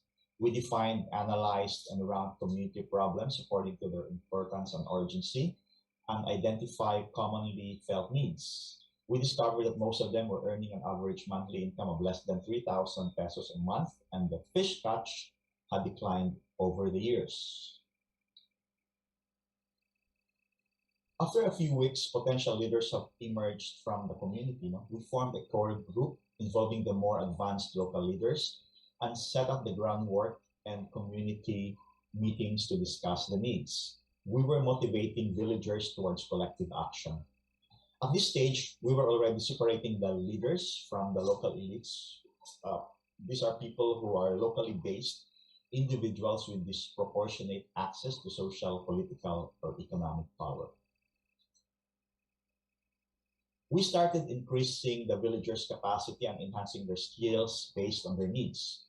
We started organizing training and workshops and role-playing as a simulation practice for members tasked to recruit and negotiate other stakeholders. We had sectoral meetings, even with the church, even with the landowners. Enthusiasm was very high. Then we engaged the village into action, mobilizing the villagers. It was the expression of the community's power. They have dismantled fish traps in the river after sending notices and giving time to owners. They've arrested wildlife poachers and helped the village patrol apprehend illegal fishers and other environmental transgressors. The community was also moving towards developing the site through sweat equity, where community members' contribution, such as building materials, labor, and food, were monetized to value their volunteer goods and services. But the local government also understood that some work days must be compensated for the fishing or carpentry work lost. Many gave up in this stage. From an attendance of almost 200, about a half gave up. It was also time for the community to evaluate and reflect on every activity, to extract lessons learned, and to learn how to improve. Despite the decline in attendance, after a few months, the community decided to form a community-based association named the Boho Aloginsan Ecotourism Association. Membership, shared leadership, and simple organizational structure were emphasized. And at this time, membership, the members of the families were down at 75. An estimated 45% of the global economy is based on biological products and processes, according to the UNWTO. However, on a global scale, biodiversity is being lost at a rate many times faster than that of natural extinction. This is caused by principally unsustainable resource use, climate change, pollution, uncontrolled land use patterns, invasive species, and unsustainable harvesting of natural resources. Tourism has the potential to contribute directly or indirectly to development goals. It has been included for the first time as a target in the SDGs, in SDG goals number 8, 12, and 14. So tourism is a double-edged sword. It funds conservation and provides local communities with an economic incentive to protect biodiversity. But on the other hand, it also destroys biodiversity. The relationship between tourism and biodiversity is not always positive, particularly when tourism occurs without proper management, standards, and guidelines in place, designed to promote biodiversity conservation and tangible benefits to local community. When these factors pose a threat to biodiversity and sustainable development, there are guiding principles that can contribute towards ensuring sustainability. And I will present some of these principles in the following slides. And this includes sustainable use of resources, local economy support, waste management, consumption reduction, biodiversity conservation, sustainable tourism planning, local community support, and involvement in training and capacity building. The year 2015 was set to be a milestone for sustainability as governments were called upon to adopt the post-2015 development agenda for the next decade and a half at the United Nations Summit in New York. The new agenda was transformative, people-centered, and with bold and ambitious targets for a more sustainable future. The Sustainable Development Goals, which build and expanded on the expiring Millennium Development Goals, comprise 17 goals and 169 targets and will frame the global development agenda for the coming 15 years. So, tourism has the potential to contribute directly or indirectly to all of the goals. So you will see there goal number 8, goal 12, and goal 14. Goal 8, tourism is one of the driving forces for global economic growth and already provides 1 in 11 jobs worldwide. By giving access to decent work opportunities in the tourism sector, society at large, particularly youth and women, they can benefit from increased skills and professional development. The sector's importance in job creation is recognized in Target 8.9, and it says by 2030, devise and implement policies to promote sustainable tourism that creates jobs and promotes local culture and products. Goal 12, it says sustainable consumption and production that envisions to advance the tourism sector to have globally adopted sustainable consumption and production practices, resulting in enhanced environmental and social outcomes and improved economic performance. And due to its potential, it is incorporated in Target 12B, develop and implement tools to monitor sustainable development impacts for sustainable tourism, which creates jobs, promotes local culture and products. Goal 14, coastal and maritime tourism, tourism's biggest segments and two of major assets in in small island developing states rely on healthy marine ecosystems. Tourism development must be a part of the integrated coastal zone management, in our case, in order to help conserve and preserve fragile marine ecosystem and serve as a vehicle to promote a what we call blue economy. In line with target 14.7 by 2030, increase the economic benefits to SIDs and LDCs from the sustainable use of marine resources, including through sustainable management of fisheries, aquaculture, and tourism. Having said that, the key considerations when we developed our product were the following. The product should contribute to natural conservation. It should involve and distribute benefits to the local community, and it should provide opportunities for tourists to get first-hand experience, and it should provide educational value for both tourists and the host community. And we also identified our market segment at that time, and we matched our market segment with our resources and developed a theme. For a community of first-timers, they needed a simple product, a product that they will value because of the deeper connection it has to them. We had a soft launch of our product a few months after we began, and we called it the Buhok River Ecocultural Cruise, or simply known as the Buhok River Cruise. We found out that Buhok is a Portuguese word meaning coastal trading.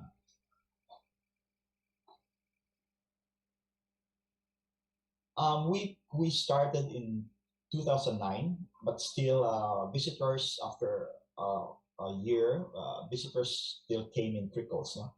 And at this point, the organization lost a few members, impatient members. And after waiting for more than a year, tourists started coming in. No?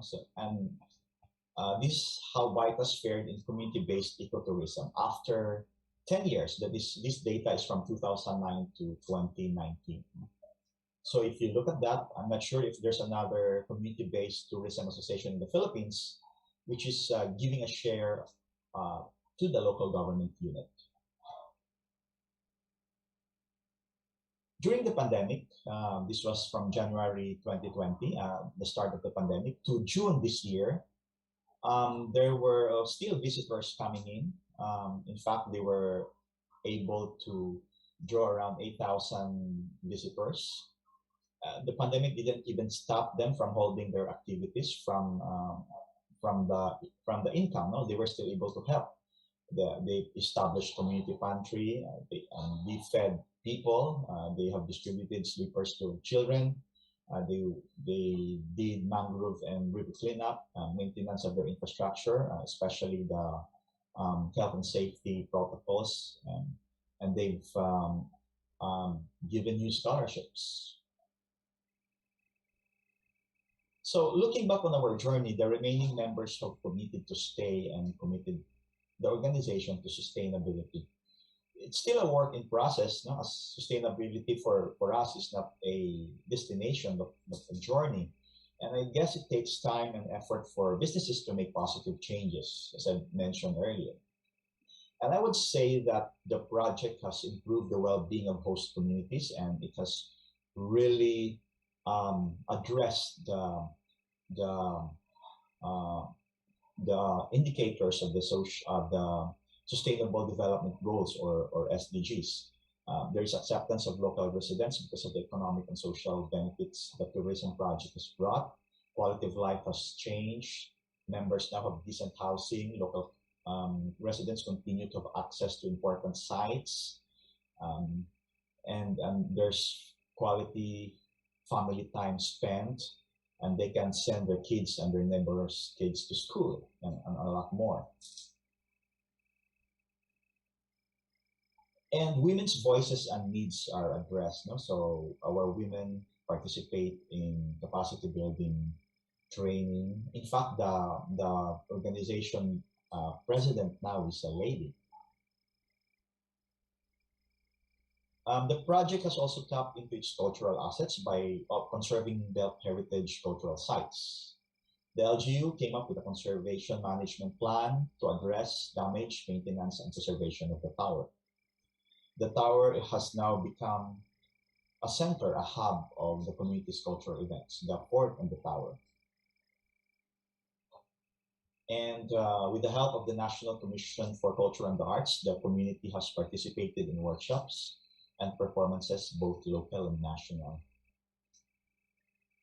On community involvement and awareness, information empowerment, there's participation. For instance, community action is translated into electoral education, where the association invite political candidates running at the barangay level to present their platform and match it with the community's needs. The association can make or break a candidate with a 350 strong vote, quite big for a small village. And by the association also has projects for senior citizens and children. They run free tours for teachers as well.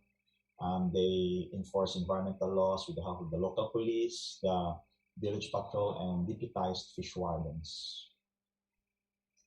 They only want the best for their visitors. They run a Facebook page for bookings and complaints, and they maintain a feedback logbook. The facilities are accessible except for persons with disabilities, which still remains a challenge for us. The Municipal Disaster Risk Reduction Management Office is run by members of the association, as well as the other people's organization in Alabinsan. Most of them are local guides trained as first responders. In fact, during the pandemic, most of the association members are in the front lines. And the association also looks after the tourists' safety and security by collaborating with the police, the Disaster Risk Management Office, Fire Department, as well as the Village Patrol. And then hazard mapping and risk assessment was conducted by the association with the help of the Office of the Civilian Defense and the private sector. Pre-COVID, tourist lean season was between June to November, and men at the Buho River return to the sea to fish. But when it's peak season, the association employs local to help them in the operations. And there is minimum leakage. Only 17% of the tourism receipt goes to the government. The rest goes to the village, and it stimulates village economy.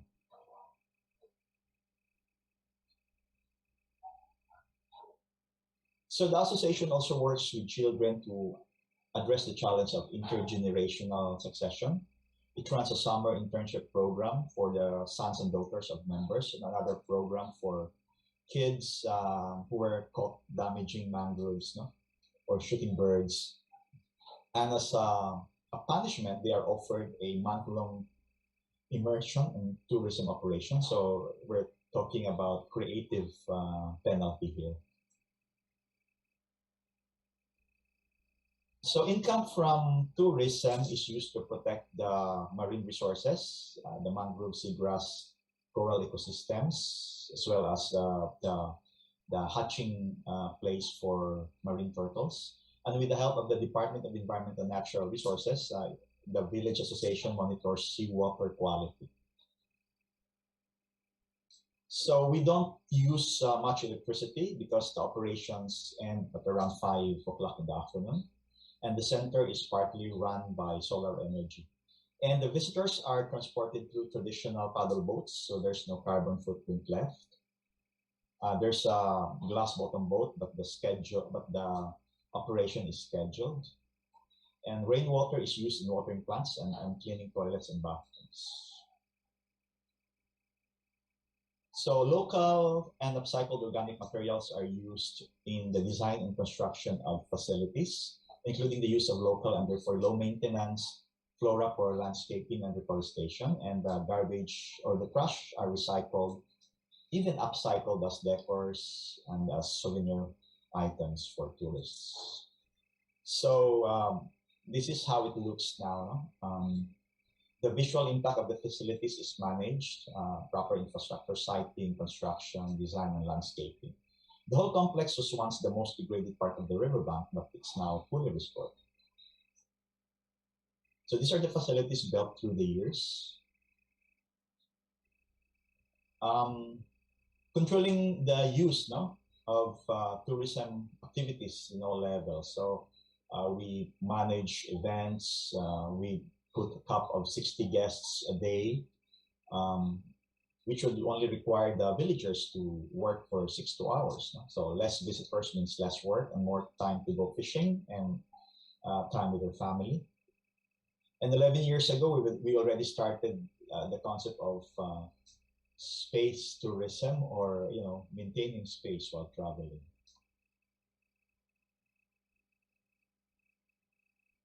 Okay, and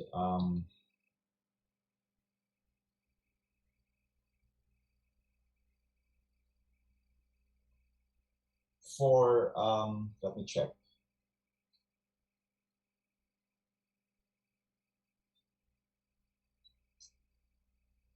And for this, for destination planning and control, the local government integrates tourism into the local planning and brings into the picture landowners, transport providers, everything in the value chain. So we also design bespoke tours, and especially for special groups, students, corporate groups, and returning overseas Filipino workers. So our awards over the years, we use them to promote and market our sustainability efforts, and as a community-based tourism learning destination for local government units and for NGOs. So in our quest for sustainability, we've already embraced digital tourism, but I think it was still, when we started it in 2010, it was still an idea whose time has not come yet. There's also the issue on connectivity. So because of the success of the first community, another community was very inspired. So we created another community, which is a fishing village, where there's an amazing coral garden, in front of the beach. So this community, during the pandemic last year, earned a total of around 1.5 million pesos, quite big during the pandemic. And from January to July this year, about 1.3 million pesos. So these are our international awards: Green Destinations 2016, 2017, 2018, ASEAN Award in 2017, and the UNEP PATA Award in 2015.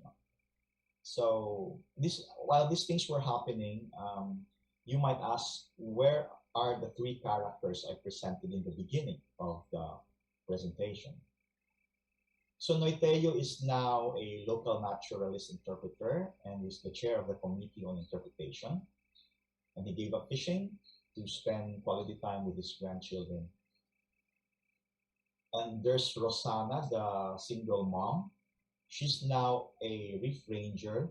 She runs the Reef Rangers office, a local guide, and was very active as a frontliner during the pandemic. And there's Jerry. He's now a reef ranger, first responder, and he became a certified scuba diver, guiding our tourists who want to scuba dive.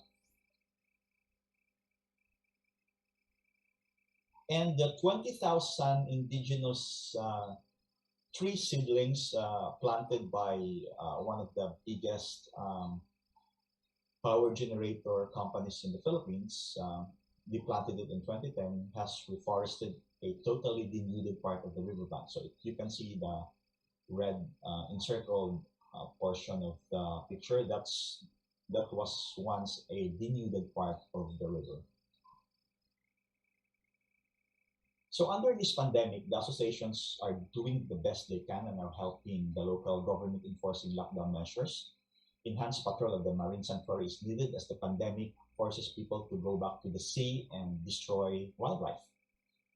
Frequent sightings of marine mammals and dolphins have been reported since the pandemic started. Of course, the associations are still practicing health and safety protocols. And during this pandemic, they've used it for skills enhancement and improving productivity. by embracing digital technology through webinars and online meetings. And the community has shown resilience by going back to their traditional economic activity. Fishing, they selling the extra catch. They bake the traditional bread and sell it to the village, and they still do their household gardens. They still farm. And in fact, I guess that's what community resilience is all about. No? When one housewife told me a few months back, she said, we won't beg from the government because even before tourism came into our lives, we were already doing these things. No? The project has taught us patience and self-reliance. But of course, any help from the government certainly would be very welcome. And of course, not only the government help, but one of their biggest private sector partner, the biggest digital telecommunications company in the Philippines, Smart and PLDT, they came with food packs. And under the pandemic, they were able to elect a new set of officers. So I guess that's it. If I'm going to chalk it up, the whole decade, I would probably say that community-based ecotourism is not for everyone because some areas are not really appropriate for ecotourism. The area should have an overall management plan, it should have a conservation plan, as well as the most important, it should have funding and logistical support. No? And the local government must commit its resources to the project to make it sustainable. You have to bring technical expertise in, you have to strengthen the organization and people before developing the product.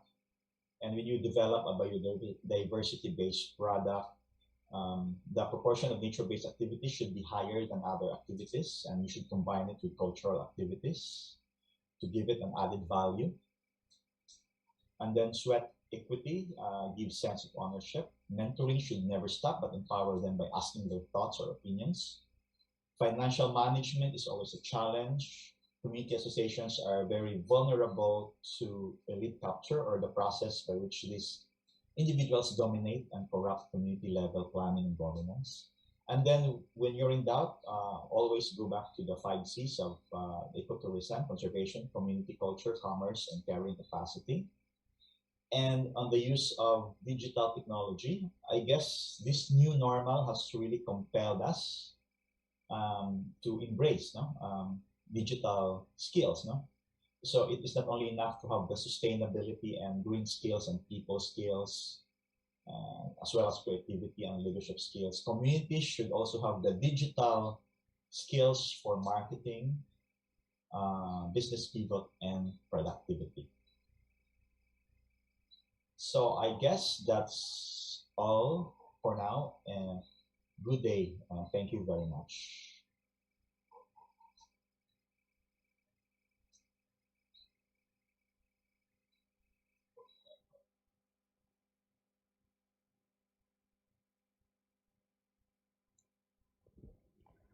Thanks, Mr. Acosta, give the presentation. And then we welcome the second speaker, Dr. Karma Sharing. We first watch the video he prepared, and then he will give some supplement by the internet. So let's welcome Dr. Charing. Hello, everybody. As we greet in our country, Kuzuzongpola, and greetings from Bhutan. At the outset, I would like to convey my gratitude to the Taiwanese Ecotourism Association for giving me this opportunity as a speaker. At the same time, I would like to extend my congratulations to them for taking this initiative of organizing this conference on looking at new horizons for ecotourism. To introduce myself, my name is Karma. I started my conservation career in 1995, working for the national parks in Bhutan. One of my first assignments was being the tiger coordinator for Bhutan. and it gave me a perfect opportunity to extensively travel within my country, explore the natural wonders of my country, at the same time engage with the local communities living in those parks and protected areas. It was then when I drew my inspiration on ecotourism. Ever since then, I believe that ecotourism is actually one of the best models for pursuing sustainable development. I presently work as a freelance ecotourism consultant and continue my passion in developing ecotourism programs. I was fortunate to have obtained my master's degree from the University of Edinburgh in Scotland, and later my doctorate in sustainable tourism from the University of Sydney. I also serve as a chair for the IUCN Green List program for Bhutan. I'm also a board member for the Tourism Council of Bhutan, which is the highest decision-making body for tourism development in Bhutan. And at the same time, I'm also honored to be a member of the Asian Ecotourism Network, one of the board members. So now, without any further ado, let me now start my presentation. To share my screen.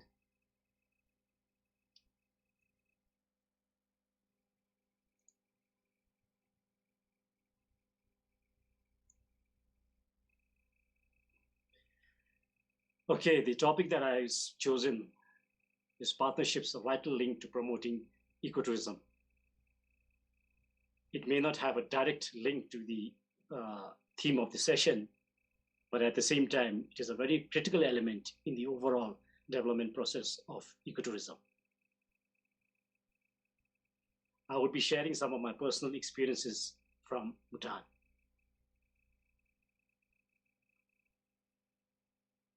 Now,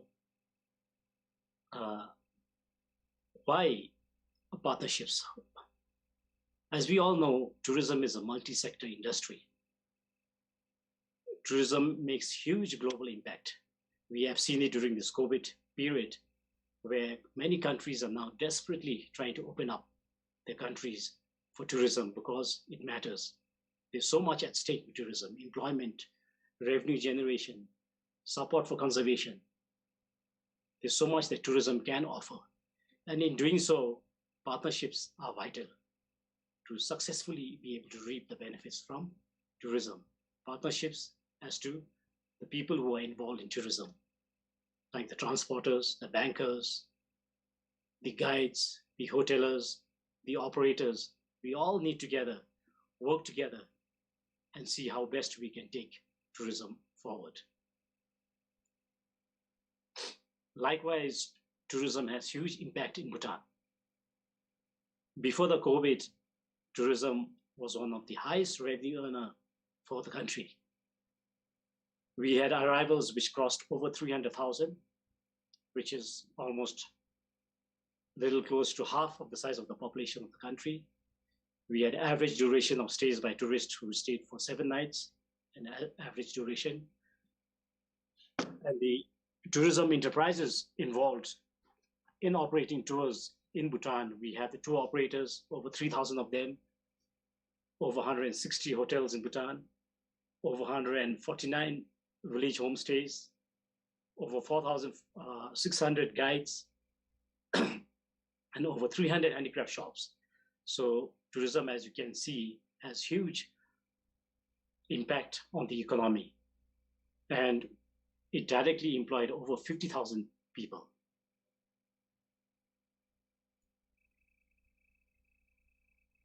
Now just look at some of the background on tourism in Bhutan. Tourism in Bhutan started in 1974 under the guiding principle of the policy of high value, low impact. This was mainly because the two major attractions of tourism in Bhutan is based on the vibrant culture and the pristine natural environment. Understanding that these, both the culture and nature, are sensitive to mass tourism, Bhutan was wise to choose a policy based on high value, low impact. Now, what makes Bhutan special? brand Bhutan. What are the attributes that contribute to brand Bhutan? One, we have the pristine state of the natural environment. Over 72% forest cover exists in Bhutan, and we have a constitutional mandate to maintain 60% forest cover for all times. And within this natural environment, we have over 51% of the country under the protected area system. And recently, Bhutan has been greatly admired by being one of the very few countries that is carbon negative, all because of a large pristine forest cover. That makes Bhutan very special. Then the next is the vibrant, unique cultural heritage. Bhutan is a living culture by itself, a unique living culture mainly based on Buddhism. Our lifestyle, the way we make our buildings, the way we dress, like right now I have this, my national dress on. This is what we wear every day, and we don't do these things just for tourists, but we are a living culture that we practice it every day. The other unique feature to make brand Bhutan is the development philosophy of gross national happiness. Opposed to many countries that pursue development based on gross domestic product, Bhutan believes that happiness should be the ultimate goal of our country's vision for development. So that has made Bhutan very special. And finally, of course, all these above would not be possible without a visionary leadership of our kings and good governance. So while many countries in the world fight for good leaders, Bhutan has been blessed. We have great leaders.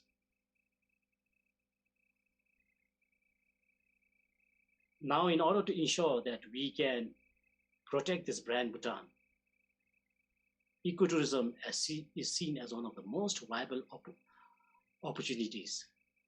Why? Because ecotourism connects conservation and development, as it offers the opportunity to link tourism with biodiversity and well-being of the local communities. It provides understanding on how and where they overlap. And accordingly, we can develop strategies that conserve our natural and cultural heritage and support the well-being of the people. So looking at the situation that Bhutan is in, ecotourism seems to be one of the best models for the development of the country. So believing that ecotourism has a lot to offer to Bhutan, the ecotourism vision for Bhutan is to position our country as a model ecotourism destination. And our mission statement is to promote high-value, low-impact travel that supports the protection of natural and cultural heritage of Bhutan, assures tangible benefits to local people, provides positive and enriching experiences for visitors and hosts, and contributes to the overarching development vision of cross-national happiness. Now, if you look at the key guiding principles for promoting ecotourism in Bhutan, there are 4 key areas: develop, promote, deliver, and advocate. First, develop.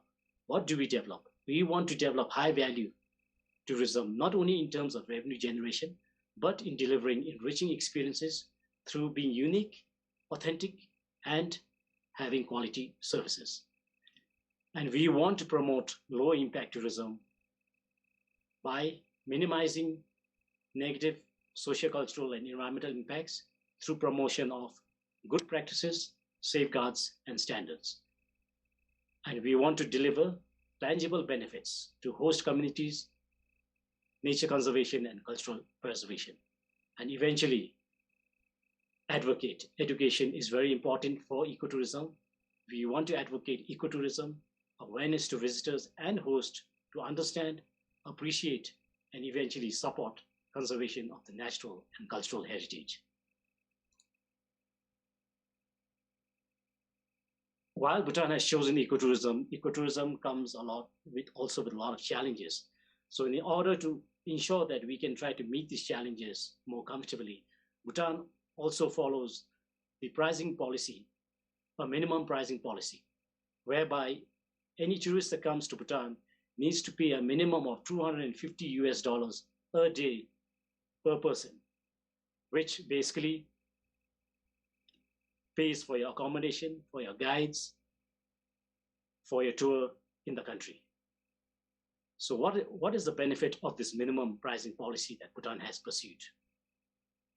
First and foremost, many developing countries that pursue tourism suffer from leakages of revenue because many of these developing countries are used as tourist sites, but the host nation do not benefit much because most of the money actually goes out. In Bhutan, we have minimum revenue leakage, mainly because the system, we have to make payments in advance. The government has to receive all the money first before the tour operators actually get the money. So this avoids a lot of leakage to outside operators. The other important benefit is the significant contribution to employment market. The system of tourism operations in Bhutan requires you to ensure that you have a guide. It is compulsory to have a guide with you, a local guide. And bookings in hotels in Bhutan have to be made. And so it is compulsory to have your own local transport, local guides, local hotels. So these make it very important for the local economy to be able to derive benefits from this pricing system. And then the other benefit is the travelers that come to Bhutan. We are, because of this system, having to pay a fairly high rate to come to Bhutan. Most of the travelers in Bhutan are basically more elderly people above the age of 45, 50, because they are the ones who can afford. So what happens is that it attracts more responsible and philanthropic travelers. And elderly people who have acquired a lot of wealth, money, sometimes want to spend it in good ways, and Bhutan is seen as an inspiration for them because they see a very good cultural heritage, a very well-managed natural heritage. So we've had a lot of examples where tourists who have come to Bhutan have actually supported a lot of our conservation efforts. Just to give an example of how well the pricing system is working for Bhutan under this package tours.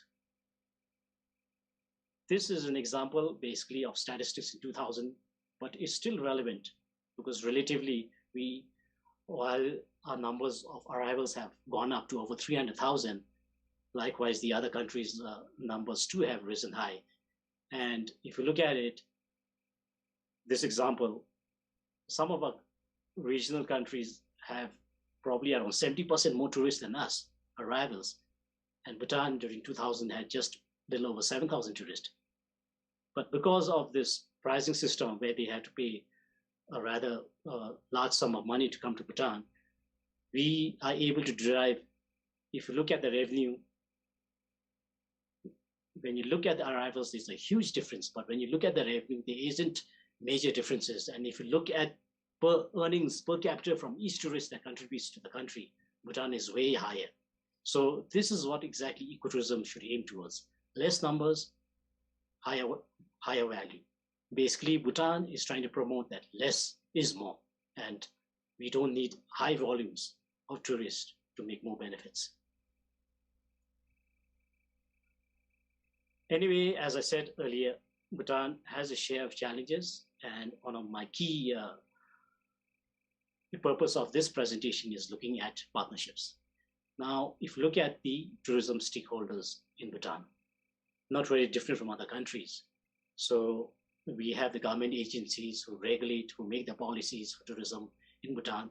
Then we have the sector associates, that is the Association of Bhutanese Tour Operators, the Hotel Restaurant Association of Bhutan, the Guides Association of Bhutan, the Handicrafts Association of Bhutan. All these associations form mainly because of tourism. Then we have district local communities involved in tourism, or at least who have a stake in tourism. Then we have the training institutes. We have around 11 training institutes in the country, most of them all private, all geared towards providing training on tourism because there are opportunities. There is a demand for people to build the skills in tourism.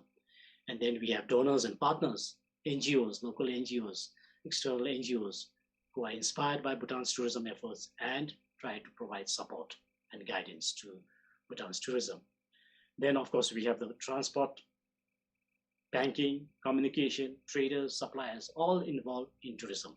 So when you look at it, as I said in the beginning, it's a multi-sectoral industry, and there's so many sectors involved in tourism. And if we don't work together, it is going to be difficult to sustain and reap the benefits of tourism. So basically, tourism sustainability is highly reliant on combined efforts of all stakeholders. So recognizing this, and at the same time aware of the weaknesses in collaboration and cooperation between the sector associates and tourism agencies in Bhutan, when I left the government from the National Park Service in 2015, and when I started working as a freelance consultant, I became increasingly concerned that we need to work together. The sectors, the stakeholders in Bhutan need to work together to reap the maximum benefits of tourism, at the same time ensure tourism sustainability in the long run. So it was in 27 September 2018, the World Tourism Day, when I initiated the establishment of the Bhutan Sustainable Tourism Society, mainly to foster partnerships and promote harmony and sustainability in the development of tourism in Bhutan. Now, what exactly do we do? Bhutan Sustainable Tourism Society. We are a society basically driven by voluntary members. A lot of the people that I have are well experienced. They want to contribute something back to their country, and this gives them the platform to sit together, work together, and support the development of Bhutan's tourism sustainability. So our mission is basically to ensure sustainability in tourism growth in Bhutan for all times to come.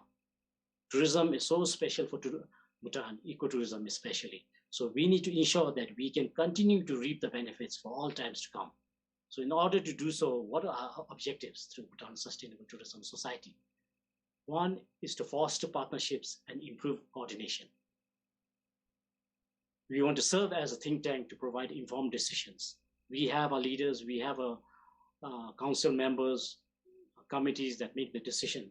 We want to be a body to be able to provide some informed decisions to them, some reports, some studies that we have conducted through our forum, through our research that individuals do. We can collectively put them and give it to our decision makers so they have some informed decision. Then to provide awareness, education, and research for sustainable tourism development. We have a lot of young aspiring people, students especially, researchers, young researchers interested in ecotourism, but they lack resources in our country. So we want to be that area where we can provide resources to them, collect all the past researches done on ecotourism, on tourism, and be able to give it to them or to anybody who is interested to pursue research in Bhutan. And how we approach our society is we want to act as a body, a neutral body to support and complement all relevant agents. Now, what we do can be done by the Tourism Council of Bhutan, can be done by many sector associates.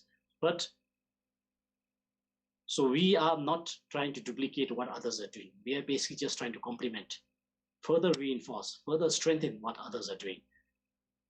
So we want to create a platform, a forum for relevant agencies and individuals to come together.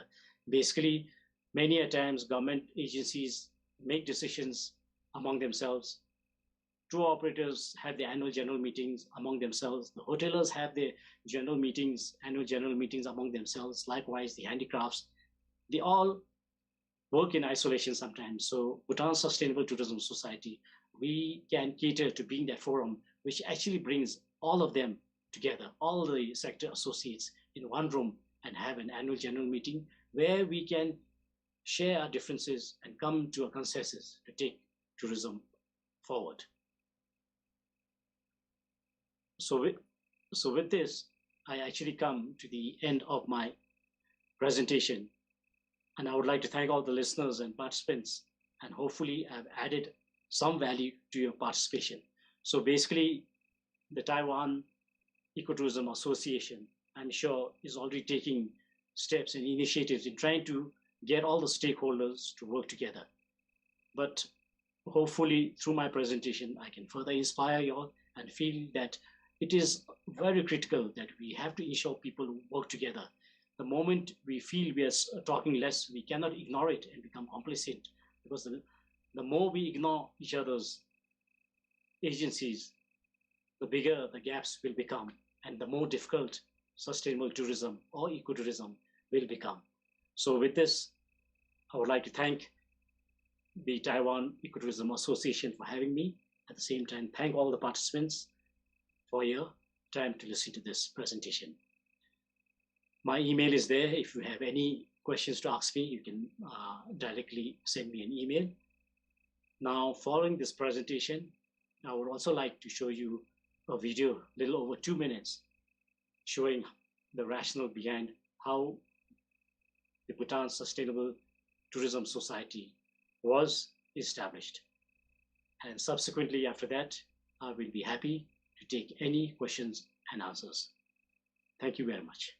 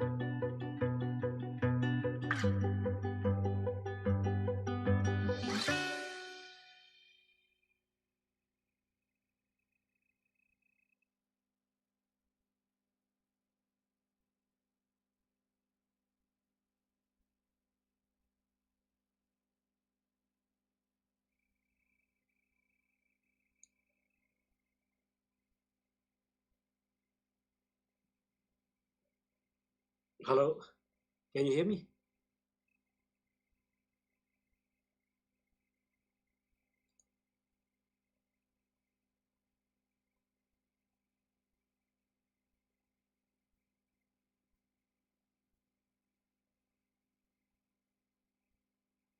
Hello.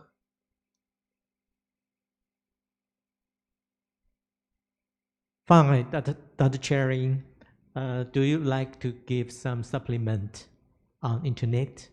And right now you can speak. Yes, thank you. Can you see me and can you hear me? Okay, More fine. important to hear me than see me. Okay, fine. Is it okay? Okay. Okay. Thank you. It's much better to come live online. Thank you so much. And greetings and good morning to everybody, or good afternoon. Good afternoon, everybody, to the participants. Yeah, I would just like to further supplement my presentation. Firstly, as you would have seen, I focused much more on partnerships, which is basically fundamental to everything. And one reason why I chose that was, of course, I was requested to do a presentation fairly late. So I just put in this presentation. Now, anyway, to further add and get directly to the topic, which is strategies on tackling over-tourism impacts on the environment, I would just like to share a few of my points. If I could share the screen. I don't know how, I'm normally used to Zoom, not used to Google, so I'm just need to see how to share my screen.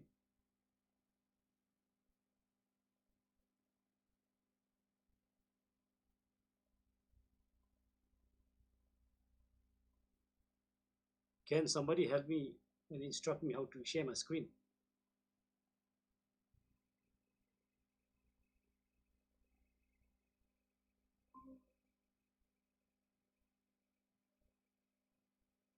Okay. So thank you for putting up the slide. If you look at it, strategies on tackling over-tourism. Firstly, sometimes when we talk of over-tourism, it is quite subjective because how do we really see over-tourism? We talk of over-tourism at the visual context when we see too many people at one place. But eventually, whether there is too less or too many, this is all controlled by management. So management is very critical. So looking at this, I have outlaid 7 points. Point number 1, if we feel there's over-tourism, which is destroying the environment, what is important is, firstly, policy intervention. Regulations in place. The government needs to intervene. Government needs to put the appropriate policies in place. For example, like in Bhutan, 2019 had the highest number of travelers to Bhutan. From the over 300,000 tourists, out of which over 75% of the tourists, 80% almost, were people from India. So we had almost over tourism from one sector. So the way of regulating was by pricing. We have imposed a fee, a tax for people coming from the region. So that has hopefully now will reduce the over tourism. And other example is, of course, tax incentives also. Then the other thing is, as I mentioned, to conduct carrying capacity. Now, many countries talk of carrying capacity, but it is very subjective. How much is too much? It is very difficult to say that place A can now take only 100 tourists. How do we draw that line? It is very difficult because it is not only numbers. Eventually, it is about management. But at the same time, studies, carrying capacity studies do help to get a physical estimate of how many people can a particular destination contain. So accordingly, policies can be tuned to ensure that it does not lead to overcrowding and harmful impacts on the environment. The other is we need to identify and promote less harmful products and activities. Just because there is demand by people, there's interest by travelers, destinations need to be careful and not just be driven by economic benefits and try to cater to any sort of activities. We have to ensure we have activities that support the environment and that do not create big harm. Now, to be honest, no activities will support the environment. We cannot have zero impact on the environment. Tourism will always bring some impacts. It is all about how we can reduce, maybe less harmful. So we have to identify products, example like cycling, bird watching. These are less harmful to the environment. But again, point number 4, whatever activity activities we promote, it is reliant on infrastructure and services in those areas. We must ensure that just like the activities, the infrastructure that is developed is using more environmentally friendly materials, local materials. For example, even renewable energy, rainwater harvesting. These are the infrastructures, the green infrastructure as we call it. They need to be promoted to ensure that there is less harm in the environment. Then proper waste management. Waste has become a huge, because of the consumptive, very high consumptive lifestyle of many people around the world. Consumption is, the waste production is very high. Use of plastics is very high. We have to have mechanisms in place how we can work towards proper waste management and reduction in plastic use. Then, as I said earlier, regulation and monitoring of visitor management. We have to focus on these to minimize impacts. For example, strategies, group sizes. Maybe we have to put policy interventions in place to say what is the biggest group size that can go into a particular park or area, what are the timings, and then also work on strategies of how to spread visitors. For example, like in Bhutan, if you have come to Bhutan, one of the highest visitation sites is the Tiger's Nest Monastery. It is a small monastery, but it is very, we find there's too many tourists there because there isn't proper regulated management. If we can spread the management, we need to ensure that there's the ways of spreading visitors is sometimes by having amenities in place, information centers in place where visitors can spread out. They have other activities to do than just walking on the trail and congesting the trail. So we have to look at strategies of how we can have other, maybe sale of local products in one place, information center in one place, museums in other places, so that while they're going to that destination to visit the monastery, they have other places where they can spread out and avoid congestion.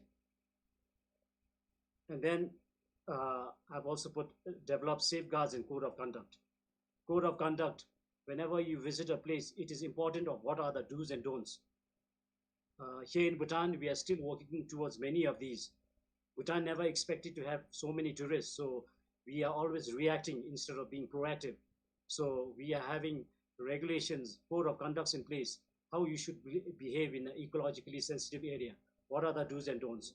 So if you don't have those, many clients, customers like to do anything on their own, which can then lead to higher impacts. So these are the few from my own experience that I'm presenting. But again, getting back to my earlier presentation on partnerships, these are completely eventually reliant on partnerships.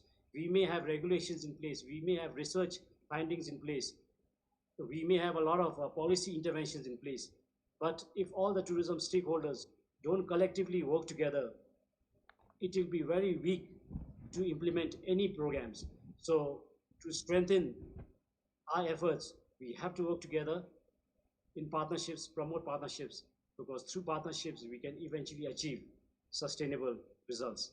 So thank you very much to everybody, and I am available to take any questions. And of course, I miss Taiwan. I'm looking forward to getting back to Taiwan. Okay. Okay, thank you, Dr. Charing. In your presentation, it really touched me when you speak about gross national happiness instead of GDP. This is really incredible. We have a question and discourse in the end of this section. So we can talk later, but now I need to give all the participant for 10 minutes break. Okay. 所以我们休息10分钟。Let's talk later. Thank you, Dr. Charing. Thank you. Let's give. Thank you. 好，那我就休息10分钟。We will now take a 10-minute break. 好，下午呢，我们现在有 Oh, 20 minutes, correction. We have a break of tea time of 20 minutes. Please rejoin us at 2:50. And we will begin the next session at 2:50. Thank you.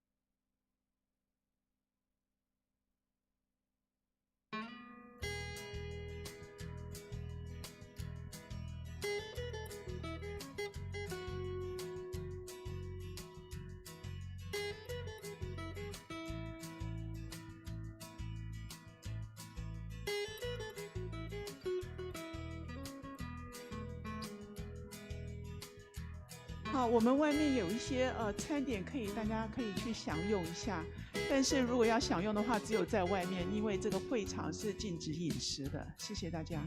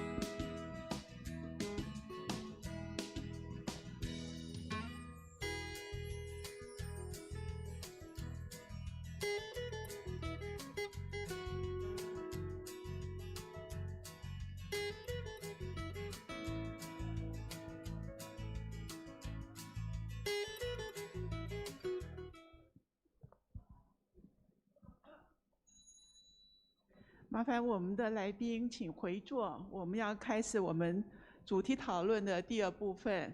那再度恭请我们的 Now, may I invite everyone to return to your seat for the second part of the session 2.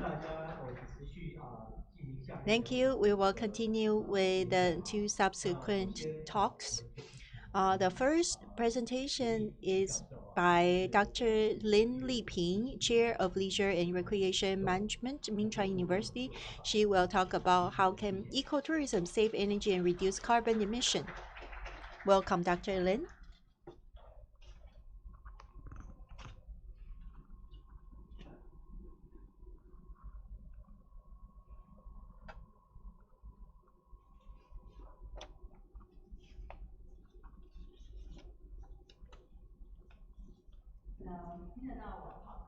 Hi, everyone. Can you hear me properly? First, I want to thank the organizers for the invitation. Thanks to President of the Ecotourism Association. Actually, there are a lot of people senior to me here. For example, like President Guo. Back when I was in college, I already very much admire him. And the moderator is actually was my direct supervisor at the construction planning agency. He was the deputy section chief, and now he is the deputy director. So I am very humbled standing here, and they are all they have. I feel like I'm subject to their scrutiny. when I speak up here. I was told that this is an international conference, so the presentation is in English. Oh, I can remove my face mask. Great. Now you can recognize me. And those in online audience can also recognize me. I thought I had to deliver the presentation in English. Also, most of my research work was published in English journal. So sorry for being so lazy and not in translating everything into Chinese. However, I will make sure I present in Chinese and Chinese Mandarin. In the in the handbook of today's conference, you will also see the references for these three studies. When I think about low carbon, before 2015, we used to call it carbon neutrality. If you still remember, we called it carbon neutrality. However, around COP26, we have returned it to net zero. It really means the same thing, which means net zero carbon emission. And of course, carbon neutrality is the greatest goal. When preparing the talk today, I spent some time to reorganize the three studies that I did over the last few years. So I would like to look from the supply and demand side, looking first on the demand, the tourist behavior. Why are they open to low carbon tourism? And then the next one about supply side, which is the tour operator. The second speaker was from Sustainable Tourism Society in Bhutan. What they do involves tour operators a lot. It is defined in a broader way. In my second study, I studied tour agencies in Taiwan. Most of our tours are arranged by tour agency. The third one is my new paper. It's not published yet, so it's only for your eyes only. Please keep it confidential. So starting from a few years ago, I've been interested in ecotourism, and I studied. My doctorate topic was Florida and ecotourism in Florida. So when I came back, I want to explore frequent travel, ecotourism, and tourism. So when we have such popular tourism, how can we ensure good protection of our ecology and local community? So this is really expansion beyond the ecotourism scope. As introduced earlier, I am an associate professor at Minchuan University at the Faculty of Leisure and Recreation Management. We have all heard about climate change. But a few years about 4 to 5 years ago, when I talked about climate change, everybody thinks it's really far away. But I believe this year, not just last year, not including last year, this year alone, if we even without COVID, you would start to realize that climate change is happening all around you, and it's very shocking when you start to follow the news in the western U.S. in the fall. We are all very familiar with Yosemite National Park. And from the forest here all the way extending to Oregon State, the natural wildfire is expanding in scope. So as of September this year, they have turned an area that is equivalent of 36 Taiwan, and 12 states have been involved, and this is record breaking every year. And Germany, while it is celebrating getting out of COVID-19, Chancellor Merkel visited the USA, but near her hometown there was very severe flooding in Blessam. And then at the same time, in Madagascar, in Africa, there is very serious drought. All these are very close to us. And if we look back when we first started talking about global warming, we wonder what is the carbon emission like in Taiwan. This is data from UN, and UN does not have data from Taiwan because we are not a signatory state. However, if you look at North America, like Canada, USA, these developed countries all have larger emission than other countries, and the greatest ones are oil producing countries. Japan and Korea are quite high, and for us, we are somewhere in between. So, who is responsible for this? My paper is very academic, but I will try as much as possible to make my presentation more humorous and casual because my presentation is sometimes geared toward college students that I teach. So, who is responsible? I think all of you would agree that every one of us is responsible.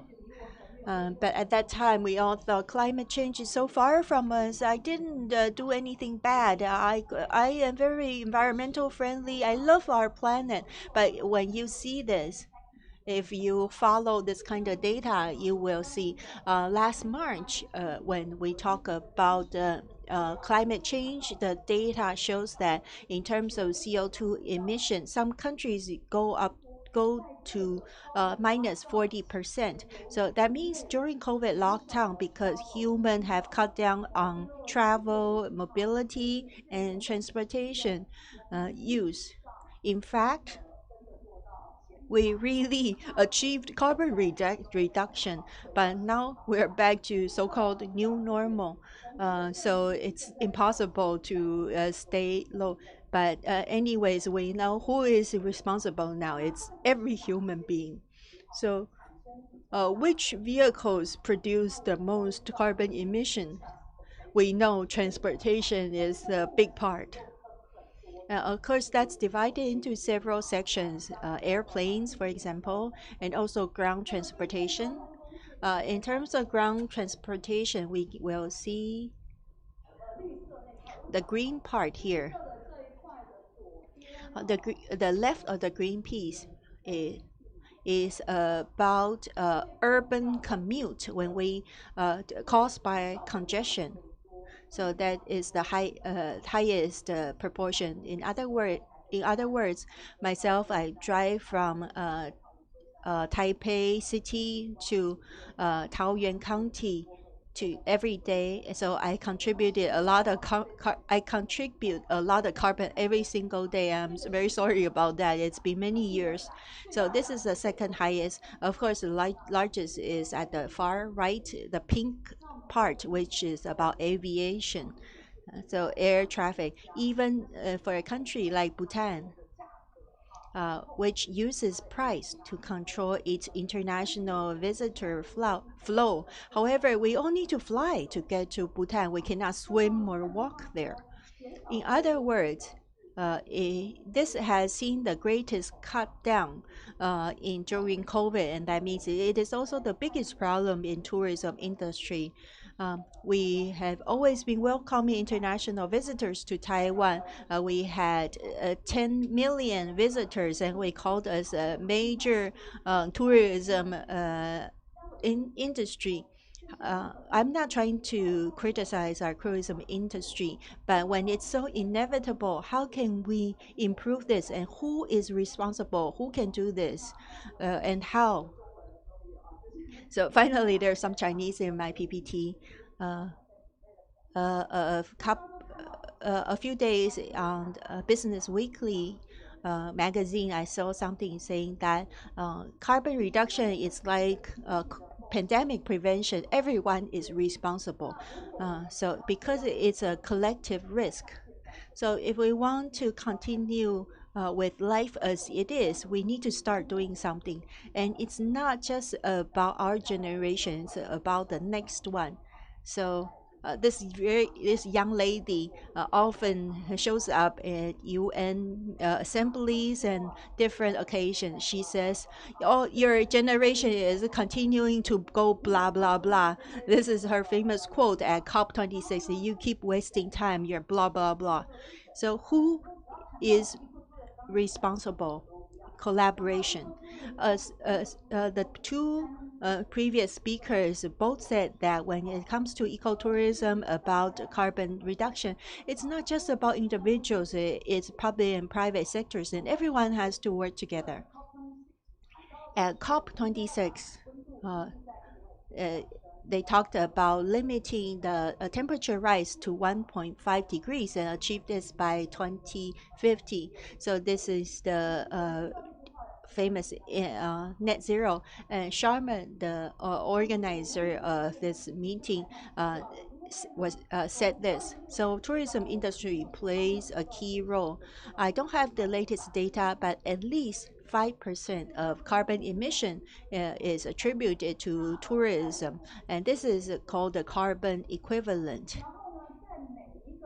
And for the energy consumed by each traveler, including electricity, fuel, and coal, 90% of it is consumed in travel. In other words, the commute or transportation.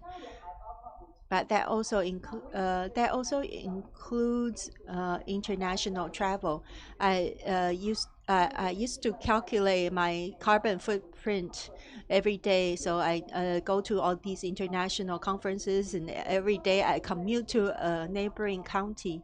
So traveling takes up a lot of carbon emission, or traveling or transportation. So that echoes three topics in COP26. First, we need to continue to cut down on carbon emission and hoping to achieve net zero. Second is about habitat do matter.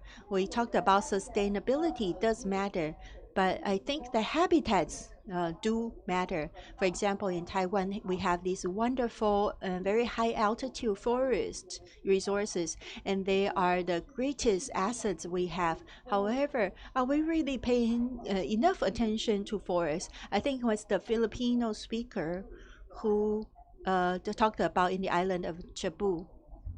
I forget the Chinese. The island of Cebu, there is a river valley there, and they restored the forest around the two banks of the valley, and there was some data there. He said that every year we need to plant forest equivalent of 6 Taiwans in order to make up for all the carbon emission. So forest habitat, at least as of COP26, several countries have signed on and agreed to at least not continue to deplete our forests.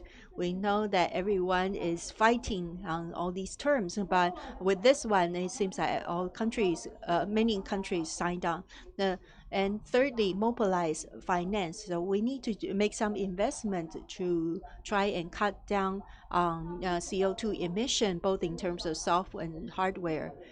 So now I would like to talk about my 3 studies. The first one is about travel. The first is slow travel.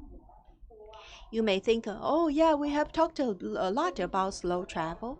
The second is called CSR, a corporate social responsibility. And the third one you are very familiar with, which is resilience, or community resilience, resilience of the tourism industry, etc. I used to be an urban planner. Actually, I was responsible for planning rural area. And for ecotourism, we have been continuing working toward this goal called sustainability. There were 3 E's before, and now it's 17 SDGs. But there has always been something that I think is very important, which is low carbon. So ever since I started to study sustainability, I keep asking myself, how can we help the tourism industry to see this as a priority? I think ecotourism is indeed a important element under the big umbrella of sustainable tourism. I am not the only one that this didn't come from me. Actually, a lot of researchers since the 90s have agreed on this. For tourism to be viable, it need to develop towards sustainability. Low carbon is the most urgent one among those. So now I will touch on one of my earlier studies in 2017. At that time, I realized that our population is really high, and so how can we reduce the carbon emission caused by travel? And in Taiwan, they started to talk about the term slow travel. So when Taiwan talks about slow travel, is there any difference between this and from the literature on slow travel? So in my mind, slow travel should use this kind of transportation vehicles for a scholar. Why it drew my attention? Because it is a big country. There are more than 10 million people. So that is back in 2015. So we are the big major tourist country. However, by the pandemic, is 11 million, and the local traveler is like the 169 million because of lockout. So the lockdown has been released, and now we can create so many travels in domestically. So back then, Taiwan has a very popular attraction called the industrial tourism establishment. So back then, this establishment, the latest data is that in 2018, has accumulated about 19 million tourists per year. So it was quite fresh. So I was very surprised. Most of them drove to the site and caused the traffic congestions. So I was very surprised. Although I'm a researcher, when we collect the information, we call it an empirical study. So out of that empirical study, everybody talk about slow travel. So I was thinking about what is the slow travel here in Taiwan. So you can try that. The overseas travel, Google will let you know. If you use slow travel, you'll find this. This is cycling, hiking, take a train, and actually today I happened to look at the Ali Science the brochure. I think it is very important, especially mountain hiking. So perhaps you heard the Hawker Mine. That is Mr. Liu Kexiang. He went to a remote area in the countryside, and they found many stories. And then most importantly, it is an adventure. I think it is it's a mindset. It doesn't mean you go to the desert and go to the wild and even risk your life, but you need to have the mindset of how explore the adventure. When you Google, you will find this. But in our literature research, you found this. There are three things. So if you find slow travel, early he said it's a slow movement in the 80s. The slow movement means in Europe they trying to fight against the American fast food McDonald's. So after that, so people gradually to have the slow travel. And what is that? So all the literature said there are three pillars, and it's just like sustainability. The first thing is that you need to have a slow transportation mode. So, for example, cycling, a walk, and the train, the bus, and the coach. And I think most of people are talking about this. That is, if you want to have a good quality, you don't just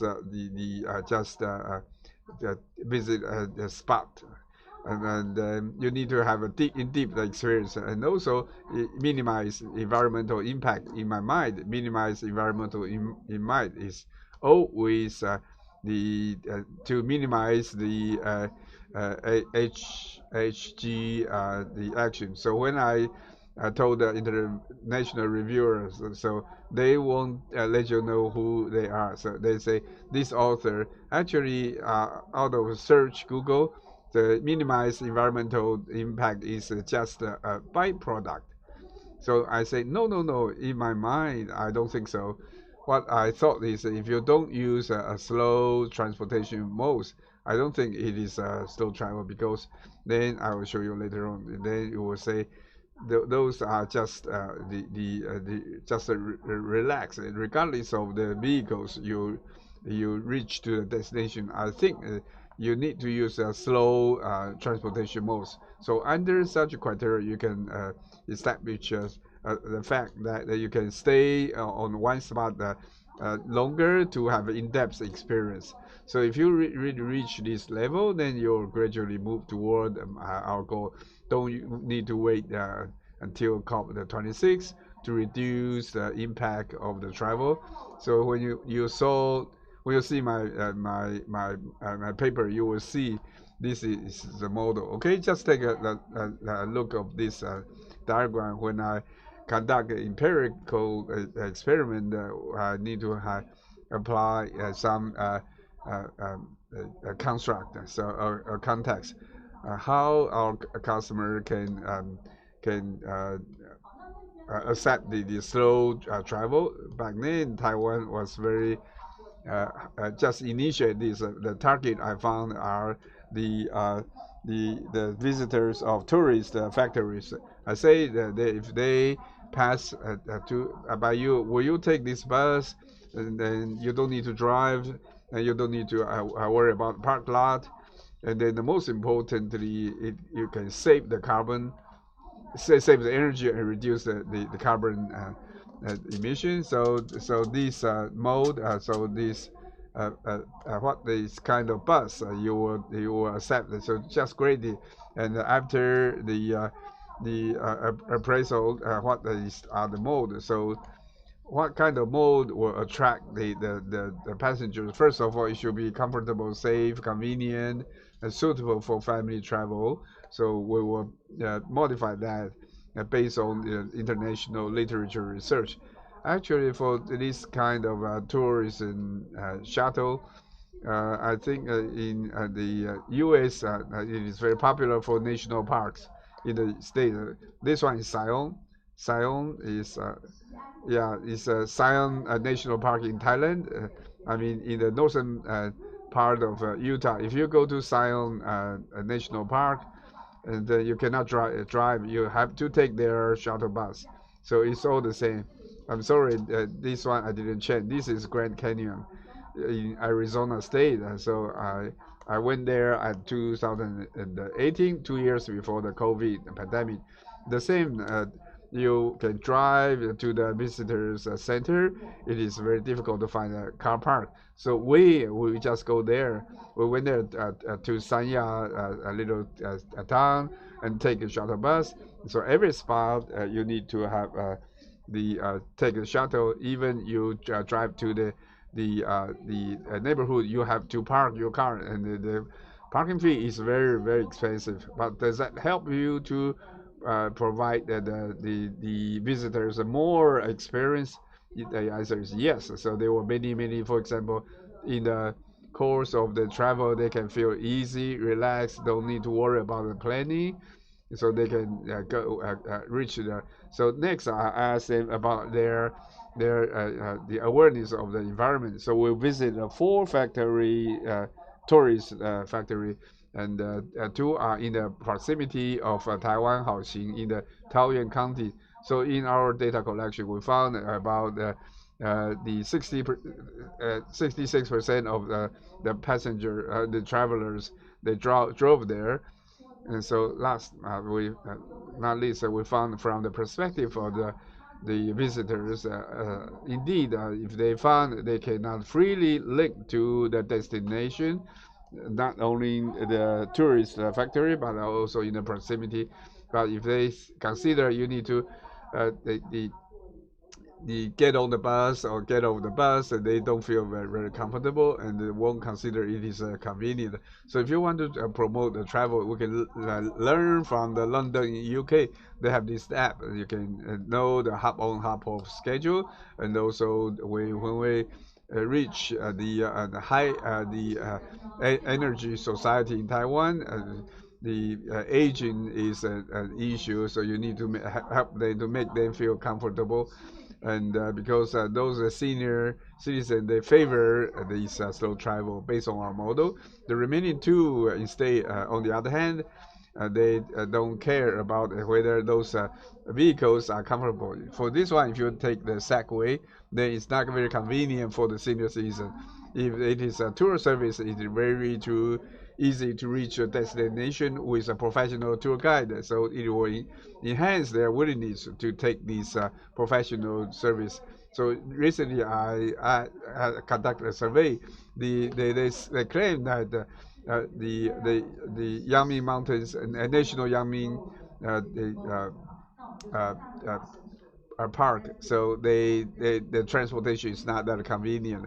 So I told them, how about this gliding? So perhaps we have many options. We don't need to drive to the destination. So the take-home message is that when you saw these travels, I think this is the international roaming. No, I told them it is not roaming. It is slow. So you need to have a slow mind and a free mind. You need to soft and slow down, relax, and just put yourself down and communicate with the mother nature and the people around you. In the resort, whether everybody can receive appropriate education, that they need to reduce the CO2 emission. I don't think my time is enough, so I will try to skip it. And the second research is from the supply side perspective. I survey more than 500 travel agents. About 50% of the travel agencies in northern part. I think in Taiwan we have more than 2,000 travel agencies. It's very similar to the situation in Bhutan. This is the carbon emission about 11 something per person. So we need to pay attention that this is the same diagram. We need to pay attention that when we have more population, the reduction of CO2 is a key point. Therefore, so back then when I conduct this study, I did a survey to the travel agency. They say, no, I know the low carbon. I know well what about the corporate social responsibility. You can adopt orphanage. You can do some social charities. But what I really thought is, can you contribute on the carbon reduction? So I asked them, have you done these things? So this is my the original format talk about the CSR of tour operators. You have contribution to your employee, to the community, but I focus is on how to reduce CO2 emissions. So I asked them three things. For example, for business operation, I asked them that whether you have helped your employees to know about the GHG emission and CO2 emission and the sustainable tourism.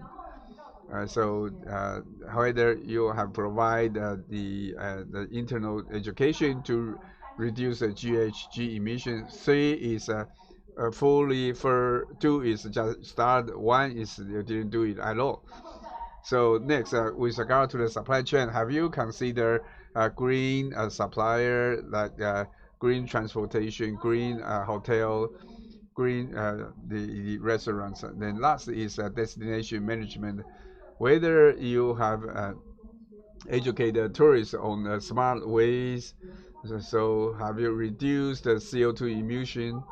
And you can educate your tourists and visitors. You can educate the visitor to reduce carbon emission, right? Even at home. So you can conduct the ecological conservation or reforest. And when we run the ACM model, we found that with regard to the travel agencies, so for the internal impact, is much less than the internal behaviors. That is, their senior management, so they don't care about low carbon travel or their ambitions. So perhaps their commitment, what are their commitments? That is very significant. So who will impact the or influence the manager? So the greatest one is this one, whether they have motivation, and perhaps they will say this will have some economical impact and bring more customers. So they don't care about environmental contribution as well as other incentives. So here there are certain driving forces. For example, in the media, public media say that it is very important to reduce carbon emission. We have a lot of social pressure. That will have some social pressure to the industry. So in the end, we found that the business education is very critical, and perhaps they know the slogan called we need to reach net zero, but they have no idea how to reach it. So we need to give them a toolkit. I think the Ecotourism Association is very important. You have done a lot of contributions, but not not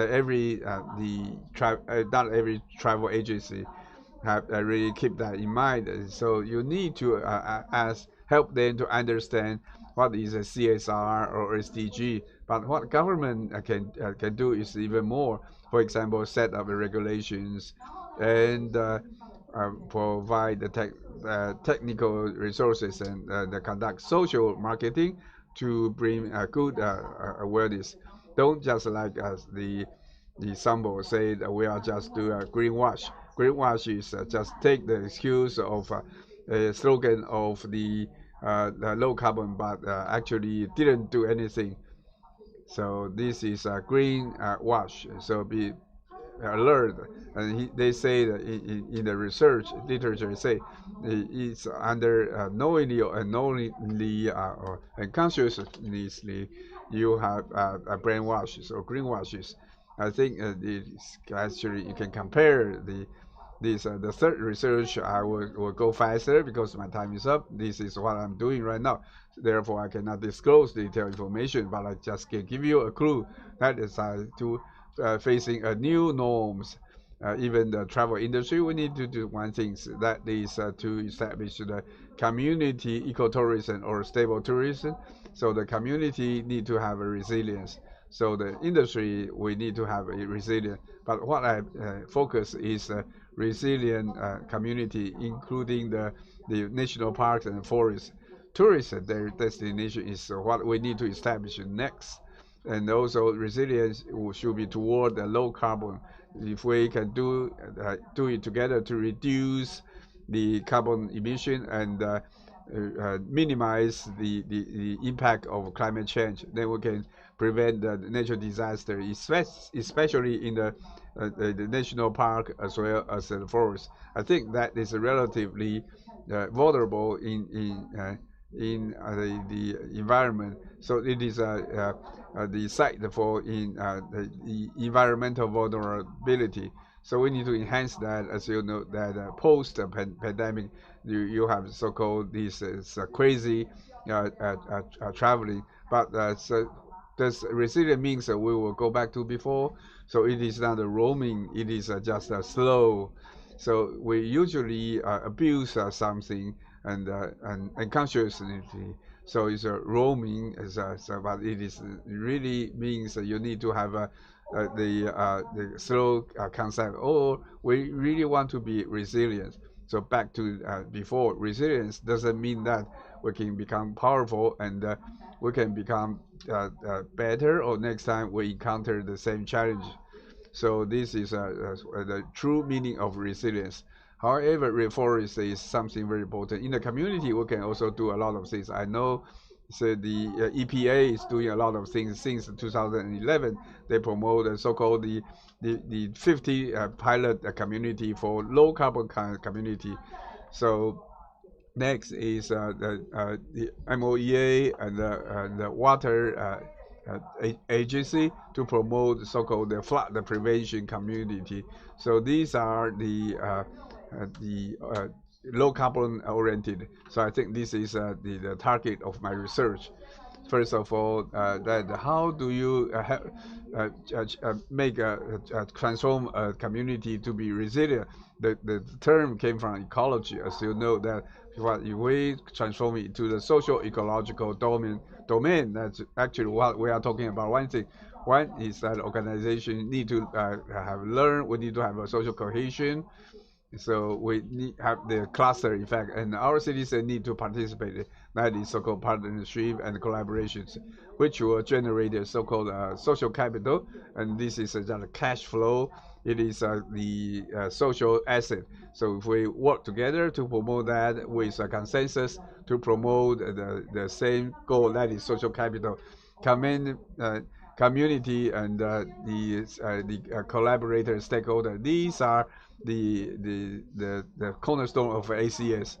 So if with that, I believe this is for this destination and community should bring the visitors so-called restorative concept. So I just got this brochure. I really feel the same way. I'm trying to publish it, but it is in English. I myself translate it into the Chinese called restorative or restoration. So with that, very comprehensive reforestation, if that is our goal, they will feel you are restored.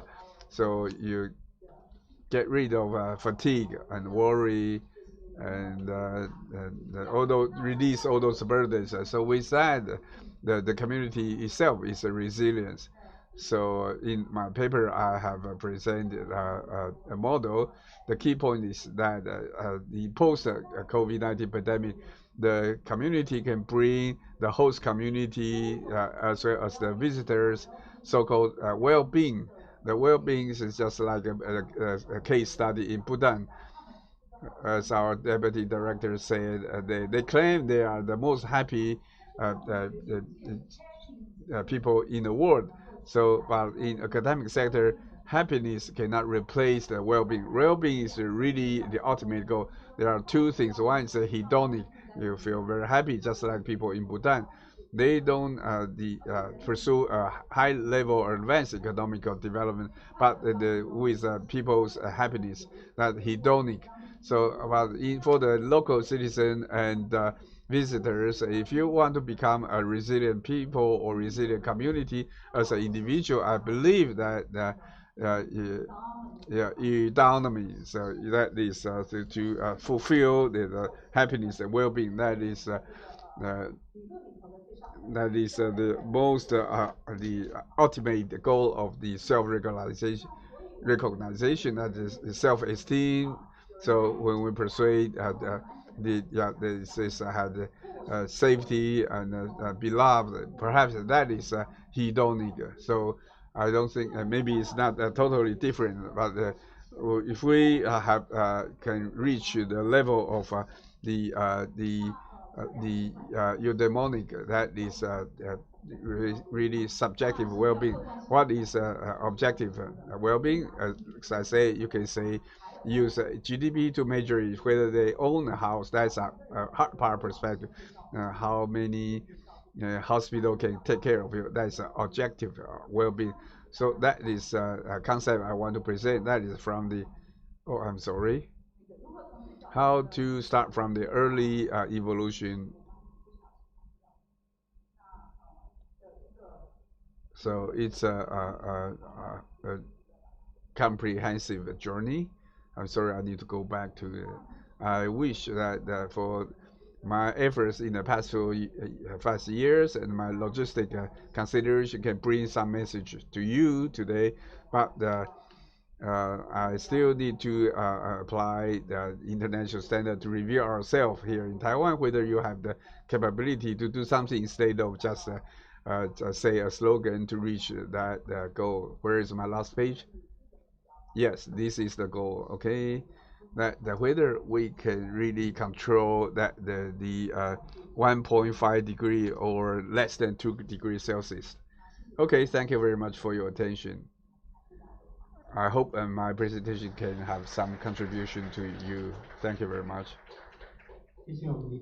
Thank you, Chairman Dr. Lin. So I haven't seen her for years. She really have a lot of talents.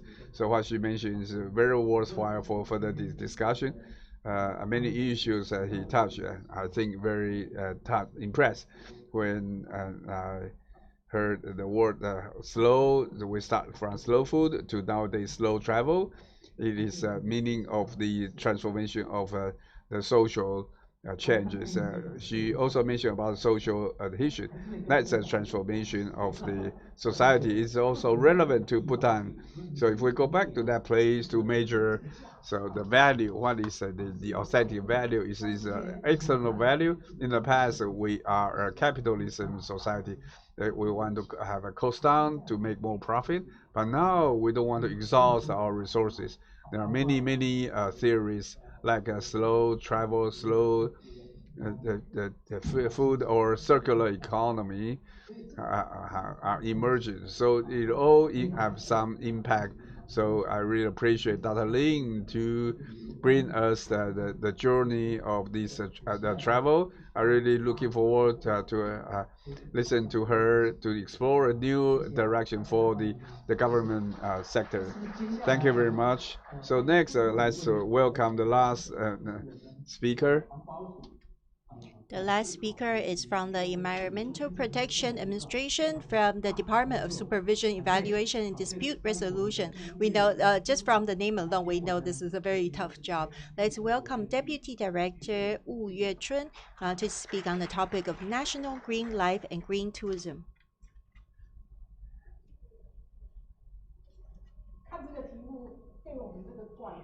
So if we look at this topic about evaluation and dispute resolution, it's very boring task. Because green life is a fun topic, so they gave us this very interesting topic to work to enliven our working life. So we started to be responsible for this topic called National Green Living. So all the way from green travel to green eating and living, we want to incorporate green into every part of our life. I will start by talking about green living. There are some things that are really easy to achieve, but we forgot it in the past, so we need to refresh ourselves.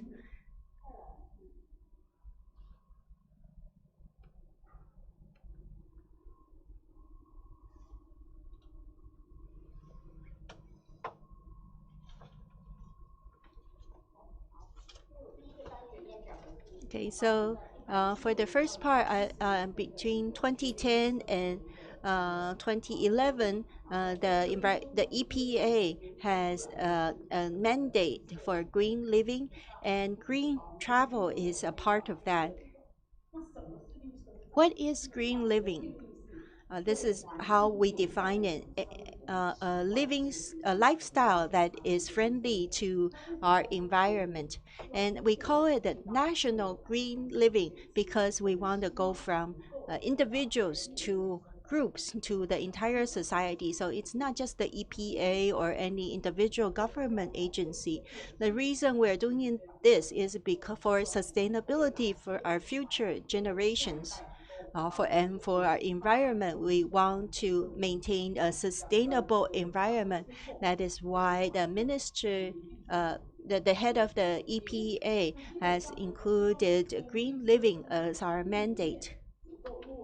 In green living, we want to go from principles into behavior. So it doesn't look too difficult, but what is the key part is to implement it in our daily life. Our core appeals are to local reinforcement, So we have three goals. The first one is to be everyone to be environmental friendly in our lifestyle. Second is to support local industries, including the commerce as well as travel and other industries, and also support green industries. During the pandemic, we have seen some changes in our consumption behaviors. Starting from 2010, we started to 20 start starting from 2020, we started to promote everything from green eating, green living, green working, and green consumption to green travel. So why do we go from green eating to green travel? Because when you travel, you need to eat and live and stay. So all these are related to our core values. These 5 areas are our core pillars. You need to eat green, play green, live green, shop green, and work green. So these core behaviors are key tasks. So everyone should get used to having environmentally friendly utensils. Carry your own utensils with you. And with just a little bit of inconvenience, we can contribute to a more sustainable environment. So when we promoted this, it sounds like very simple, very straightforward ideas, but they're just little things that we can do. For example, for green working at the EPA, at the start, we said that we will not have the elevator stop at level 1, 2, 3.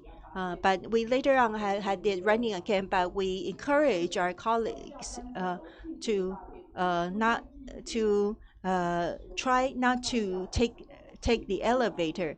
So we encourage everyone to take the stairs instead. How do we play green or travel green? Travel and recreation is an important part of our life. So when we partake in these, we can go to greener spots. Like the previous speaker said, such as low carbon community, which have more in-depth exploration of local communities, culture, and landscape. So, and if you want to eat green during your travels, you can go to green restaurants. Even at night markets, the EPA has what's called the eco night market, like Ningxia night market. Oh, don't look down on Ningxia market. It's not like any other night market. If you have a chance to go, you will notice that it's very different from it used to be.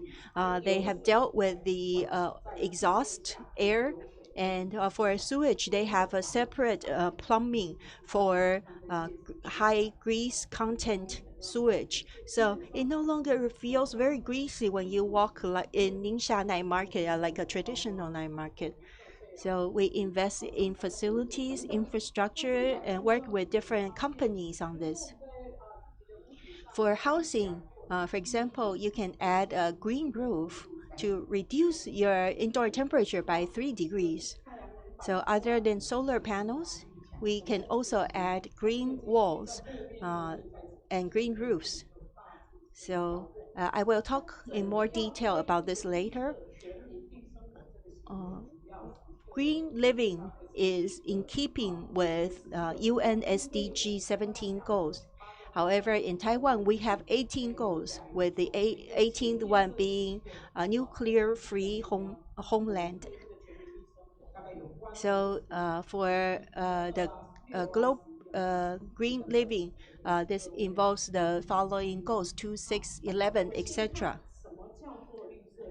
Let's first look at green travel. The definition is from all aspects of travel, we should be eco-friendly and work toward low carbon travel itineraries and integrate ourselves into the local ecology and nature. This is what we call green travel. Of course, you need some prior planning. So travel agencies need to come in, and there are also some self-planned tours where you can do this. You can recommend some green destinations. You can go to environmental education sites or eco communities, etc. And we should try to go outdoors and try to avoid limiting all our tours to indoor destinations. Also, when you're packing for your your trips, remember to pack in a thermos. And if you are going to stay in a hotel, perhaps we don't need to use the disposable toiletries at the hotel, such as toothbrushes or razors. These all add to the burden of the environment, all the way from resources harvesting, manufacturing, and to the disposal. Also, we should avoid using disposable clothing like under disposable panties, because it's a burden to the environment as well. Once you have packed and are ready to go, we should take low carbon transportation vehicles. I heard the speaker said that there is the Taiwan tourist shuttle bus, which it connects all the main destinations in Taiwan. So this was promoted by Taiwan's transportation ministry, which is highly recommended. Also, whenever you can walk, do it. So if it's just a short distance, don't drive. Maybe finding a parking lot and burning more fuel is not worthwhile. So try and find alternative ways, travel methods. And when you find a restaurant, you should choose green ones as much as possible. And I will talk later about our green certificates for restaurants. Also, when you're eating, if you have leftover, try to pack it away. Of course, it's best to not to have any leftover to start with. But if you have ordered too much, try to pack away. And in accommodation, if you are staying in a green hotel, we hope this green hotel doesn't proactively provide disposable toiletries. And this way we will certify hotels like this with our green label. Also, in your day continuous stay, you don't need to replace your pillowcases or comforter cases. It doesn't mean that don't have it replaced at all, but just as much as possible, so we can reduce the waste created. The destinations. This is part of the Tourism Bureau's work. In all public toiletries and recreational areas, these are well maintained. So in addition to designing your own green trip, we also want to upgrade our public amenities so you can have high quality travel. We also have an app for quickly looking up where you can get water, you can get a good place to eat, and how to take the bus. Of course, you have to eat while you travel. So we also talk about green living, green food, green eating. So what is green eating? You should order only how much you can eat. So we had staff asking our the head of EPA, which part do you do best in green living? The head said, I want to try and order only as much as I can eat. The head of EPA used to be a deputy magistrate somewhere, and the breakfast is supplied by the Secretary General, and then he would eat everything that was given, and then so he would try to eat it all, and then the Secretary General would buy more the next day to make sure he has enough to eat. And then his breakfast keeps getting bigger and bigger. So he really wants to work hard in this area. You just only as much as one can eat should be ordered rather than ordering too much. So the head of EPA wants to the EPA, we want to ensure that to encourage restaurants to provide flexible portions for big eaters and small eaters, men and women, etc. For the ingredients, we hope that it's as much local as possible. Maybe it's oversized or undersized, but it doesn't matter how it looks as long as it's nutritious and good food. This is good to eat, so we should reduce waste in food. So we recommend local shops and local ingredients. In cooking, we want to avoid extended cooking. Other than losing nutrients, it's also a waste of energy. Of course, the best habit is to, if you come to EPA today and do a survey, everyone has utensils with them. So this is because when we promote this ourselves, we have our own reusable straws.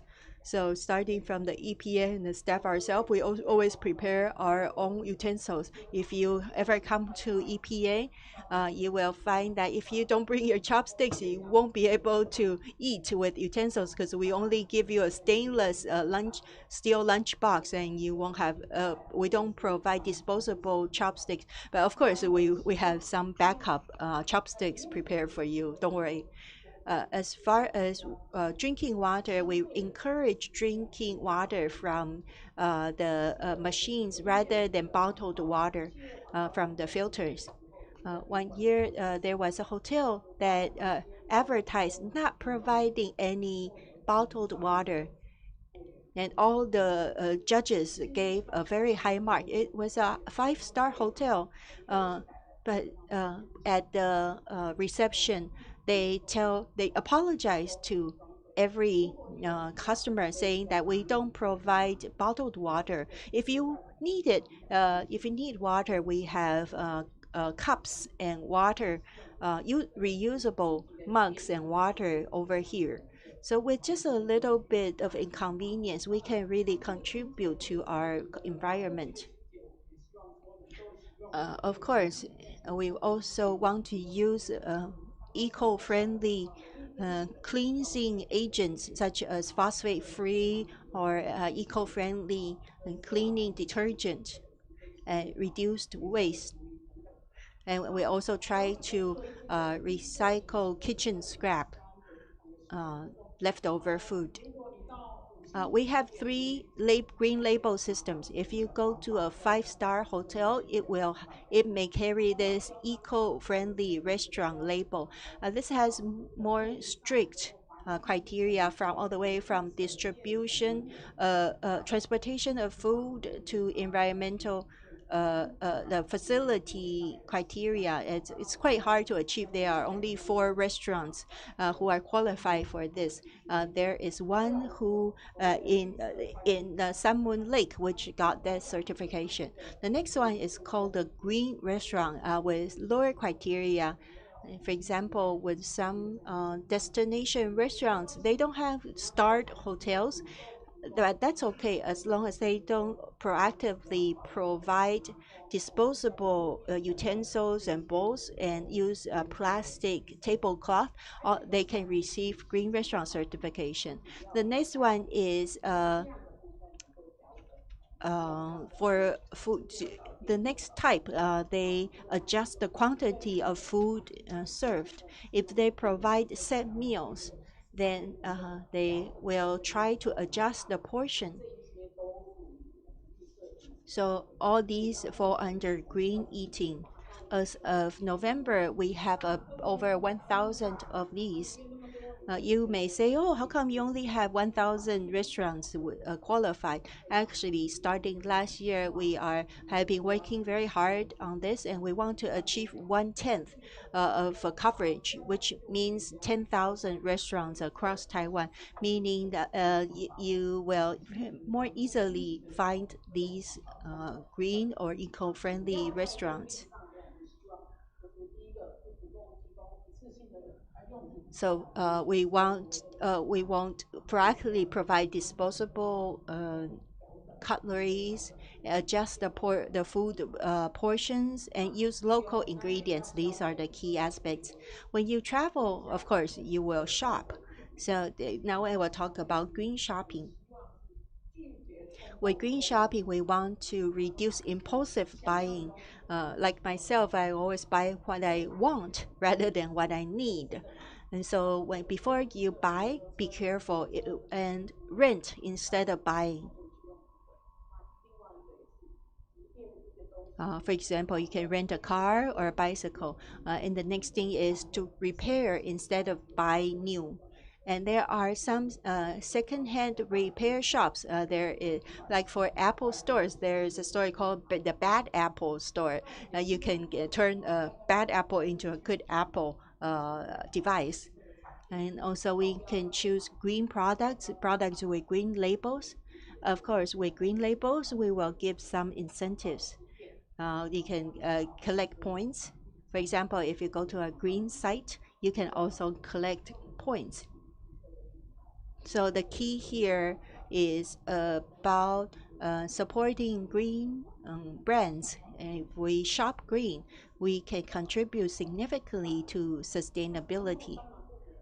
Of course, after you've used something, if you don't need it anymore, you can exchange it with someone else and have like a second-hand exchange. For green housing, or it applies to both housing and hotel living. When we're living at home, last year we strongly promoted not burning joss paper at home, the ghost money, and using incense to try to cut down on the incense we use while praying, and this will help improve the air quality and cut down on energy consumption. Also, when you shop for home interiors, we also encourage using green products as much as possible. So when you apply green housing to green travel, the same principles apply. Green tourism is also related to green office, green working in some ways, because if you enlist the help of a travel agency, the agency may have some offices. So you can have green office environment. Of course, we will promote it first in government offices. So we will try to save on fuel, electricity, paper, and water. These are the four major areas. During the pandemic, we have gone paperless and online a lot, which is very helpful. Okay, these are the keys to green living: save energy, cut down on the use of resources, and greenify environment. So all these seem very straightforward and very natural, but we need to keep reviewing it and refresh ourselves on these little things that we can do every day. So this is about green working. The second part, I'm going to talk about the green tourism. So that the original is that during the pandemic, we cannot travel. So domestically, when we initiated this is very popular in the past because you cannot travel overseas. So this year, even it is very difficult to have a domestic tourism. So back then, we trying to review the contribution of transportation and the travel. So it is significant. So therefore, we want to promote the reduction of the environmental impact and enhance the local industry when we promote the green travel. So basically, our advocacy is that the first is to change the habit of travel habit.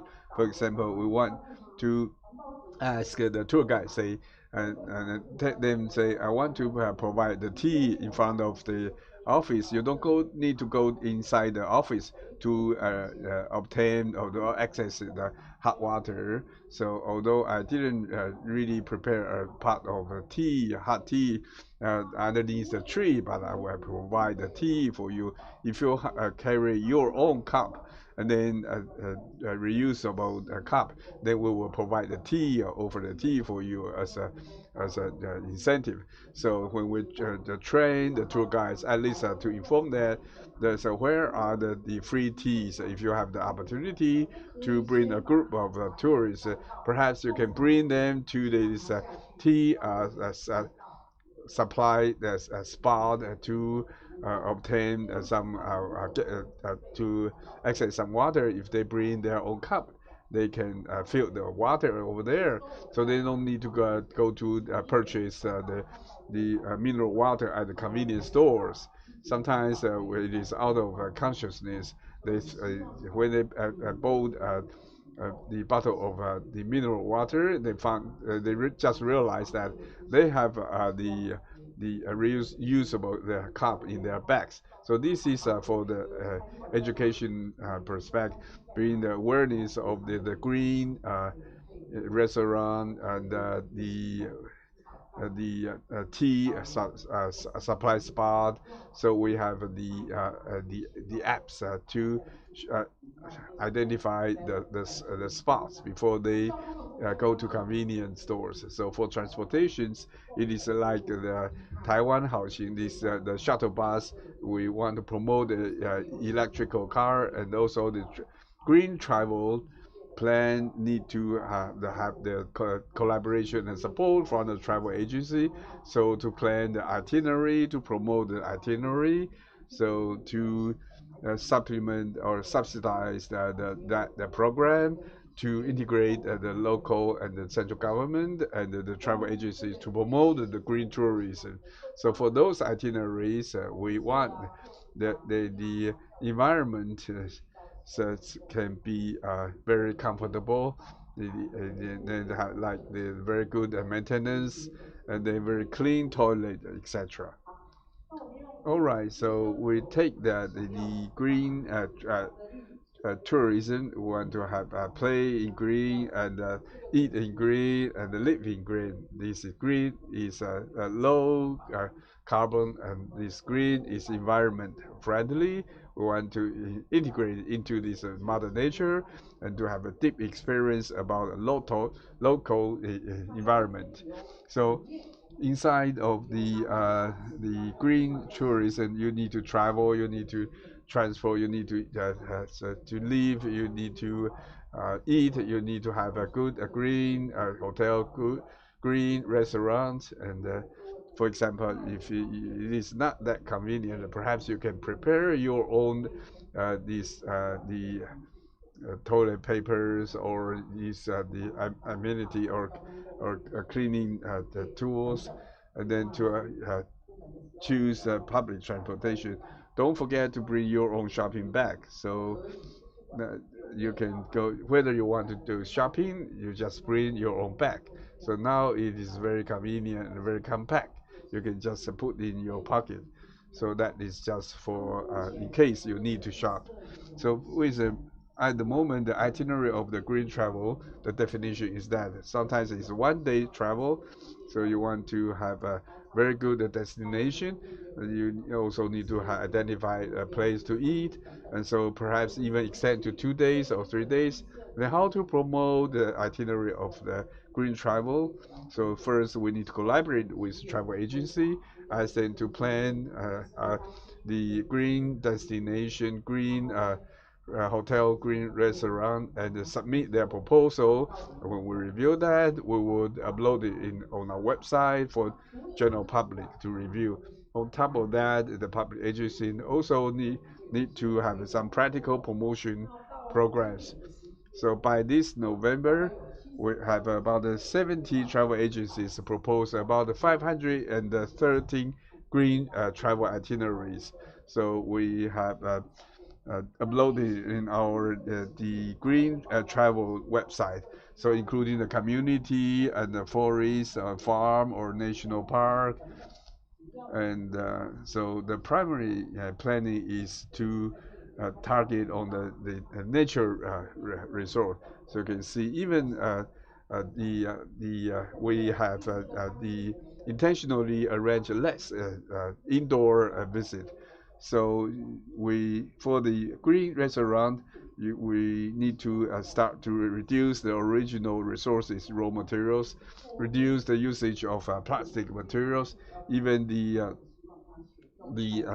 the clothes to cut the table clothes is not made of plastic to reduce the plastic materials. These are our primary domain of our promotion to promote the green restaurant with low carbon emission. All right, next is about the residency and staying. We have two principles, one including the hotels with a green logo. So basically, if you meet the following criteria, first is they don't provide the disposable, the washing, the utilities, but that doesn't mean if you don't have those the tools, then they won't provide. So the meaning is that the key point is that they won't provide it until you really need it. So it is trying to encourage people to bring their own utilities. So this is trying to reduce the waste or toiletries. Or, so for those these website, you can scan the QR code, and they will know what are the spots in your neighborhood that really match or fit these criteria. So we all we have upload all those information on our website. If you feel free, you can or have some need, you can browse our website. At the moment, we will promote so-called the green tourism as of as to this October. We have more than 523 programs from 72 travel agencies for freelancers and for the individual people. We also ask a local EPA to conduct the survey and identify the spot that meet the green ecology, green travel, and perhaps you can plan the local itinerary to set up the local itinerary. So on top of travel agency, the local EPA also can arrange or propose certain the short itineraries. You can see this is a very comprehensive cycling path or road. So all kinds of travels, including the cycling, so can be also incorporated under the green travelism or green tourism. As for the group tours, they will be arranged by the travel agencies. For the individuals, we will ask the local EPA based on their understanding about the local community, including the ecology or the carbon emission. They will develop their local free travel or individual travel out of 24 cities and counties. We have about 69 itineraries for this the individual travel. All this information are available on our website. So start from the July 2010, where we promote the green tourism. By 2020 and 20, we have asked the local EPA to promote those the activities. So back then we utilized some budget from our environmental education foundation, to our environmental education fund to allocate certain budgets to promote these programs. So by 2020 and 2021, we have subsidized 50% of the cost. So at least in 2020, the local EPA and central government, including on top of EPA, other horizontal government public agencies also have the raised about 2,313 participants to engage these tours.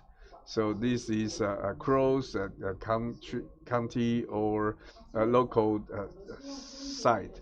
So with a minimum budget to provide a certain incentive, so the government sectors can open up their door and reach out. Of course, we need to support the local government to ask them to propose some environment education fund to organize green tourism. So now local government is still laying their proposal. It is relevant to their local budget, but for the central government, we have some solid achievement already. As of now, our objective is that all those information can go through so-called the environmental communication the live communication is an app. If you want to go to a certain area, it will tell you where you can get some water, where you can stay, where you can eat, where you can travel, where the hot spots, even the public toilets. We also promote a system to ask the private sector to help us to contribute to adopt those spots. Objective is to provide the traveler or visitor a very comfortable environment, either indoor or outdoor. So with follow up the activities on top of the allocating the budget. We also want to gradually start from promotion in cooperation to nurture embedded the habit. We promote the education promotion material and to train the tour guides and from volunteers to extended part can be covered from and transformed from in the past. It's just the short visit to a certain spot to ecology to community to local tourism. So or even to ask a travel agency to expand to this area. And so with transportation on top of the facilities subsidy or offshore, we can subsidize electrical vehicles and then to utilize all the resources from EPA to provide the relevant support. With regard to the design of the green itinerary, we need to collaborate with the industry on top of the travel agency. The site is also very important. How to develop, identify more sites to have a less artificial size and have a localized community. For the environment, we want to continue to construct a more comfortable and convenient hardware, including toilets. So these are the items that we need to follow up in the future. And with that, these are just regular activities in our daily life. But during the travel, we want to provide an echo and to bring more awareness and change the habit of the general public to not to use the tissue paper, not to use the disposable cup from packing or to transportation to eat. And then, although it is a little bit green, and then you will have some contribute to the environment. So we want to have a more echo from the general public through advertisement, through promotion, and the other thing is I mentioned that you can select the hotel with the green logo or to contract a travel agency with a green logo, so we will make sure their quality meet the standard. Although it is them to take a proactive action to apply the logo, but they also need to maintain a certain level of quality. So next are the EPA awards, for example, Golden Level Travel Agency, and the civil level travel agency, and these are the travel agents. I'm not trying to advertise for them or promote their reputation, but they do really care about the environment, and I think this is a very good model. So everybody can be friendly to the environment. So this is highly recommended. So basically, it is not just Taiwan alone to promote the environmental logo. It is very popular around the world. So it looks like at the moment we don't have that many hotels with the green logos, but this is something we are trying to promote.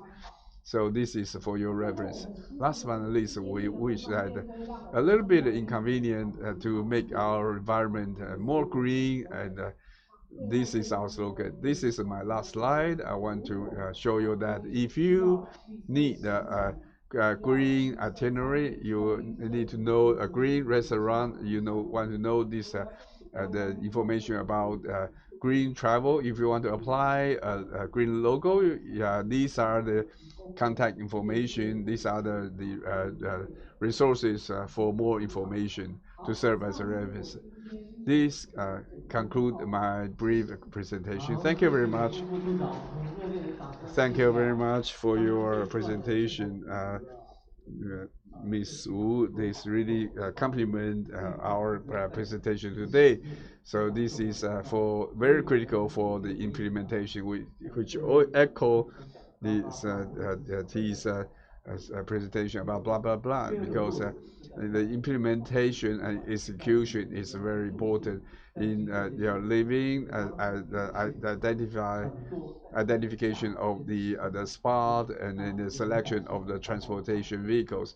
I really appreciate the EPA, Ms. Wu, to show us that they are trying to promote such a wonderful program. So we should bring more awareness to the general public. Thank you very much. Thank you very much. All right, so this we have 4 speakers in this section. So this is a final discussion. I would like to invite all the speakers to approach the podium.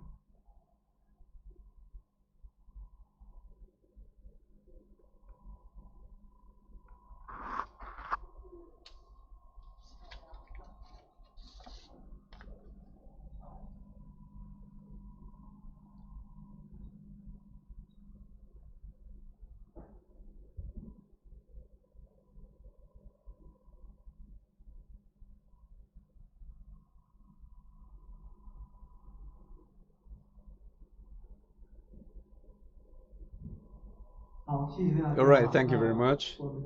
So now we will continue to conduct the panel discussion, because we have overseas speakers. We have a presenter from overseas. May I just follow the questions being raised, right? We have 4 subjects for each speakers.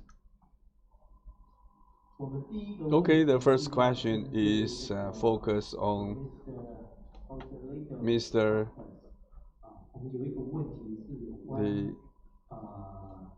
Joselito Costas regarding how to handle the partnership in. I wonder whether we have passed this question to the speaker in Philippines. How can I communicate with Mr. Costas? I didn't get the question. What's the question again? Yes, there is a question for you. 那个我是那个帮我翻译一下啊，因为这个问题包括 Okay, the question is. I speak Chinese and someone translate for me. Can you give some concrete details how you empower locals in conservation, auditing, and checking on illegal hunting?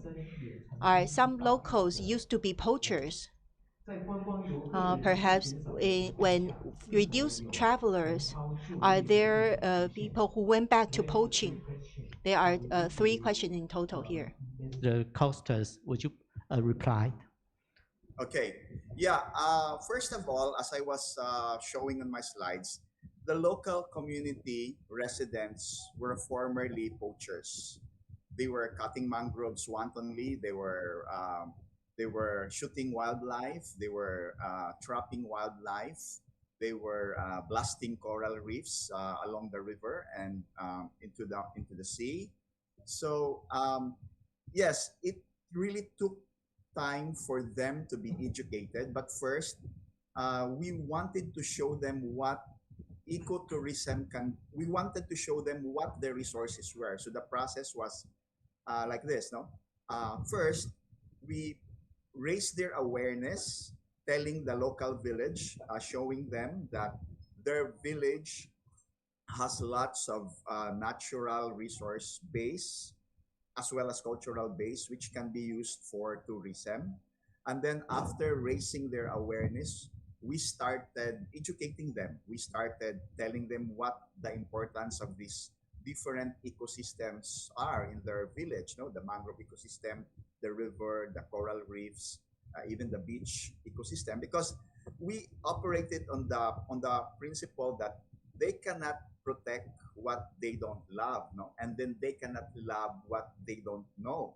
So by showing them firsthand what their resources were in the village, and then by showing them what are their what are the what is the importance of these resources in terms of providing income for them aside from fishing, we wanted to show them through community-based ecotourism how they will earn supplemental income at the same time protecting their resources in the village. Did I answer it? Okay, thank you. I take your point. The most important is let the people know the value, the resource it is. Yes. And the punishment is not always easy to do. So Yes. I think education is most important. Thank you Yes. for Mr. Cortes. Thank you. The other question, let me check. The other question is for Dr. Charing. The first one is, sorry.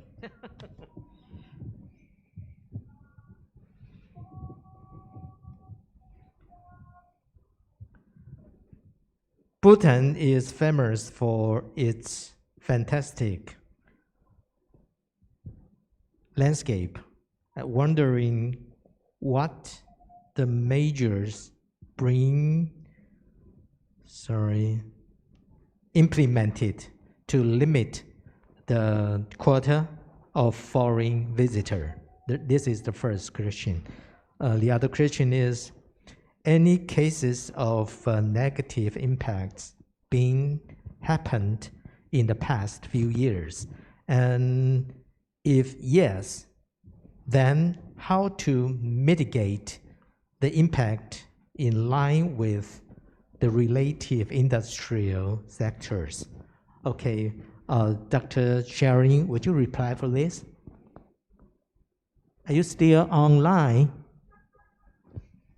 Okay. Thank you. Yes, please. Can you hear me?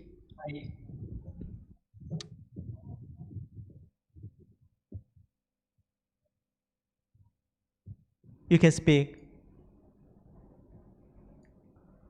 I cannot hear you.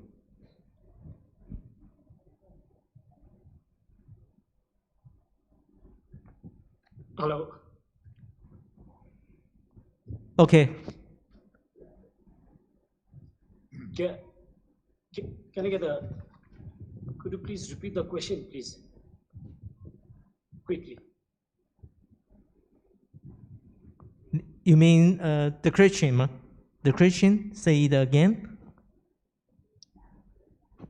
Yes. Okay. The first question is, Bhutan is famous for fantastic landscape, but wondering what the major being implemented to, sorry,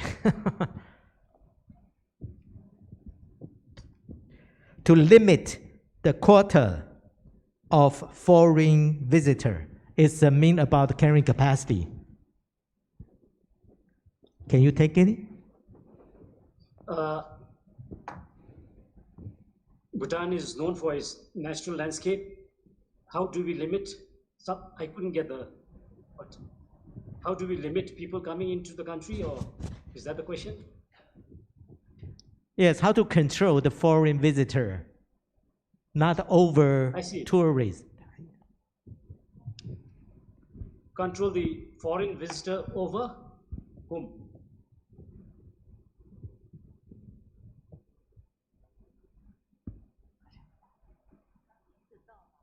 Okay.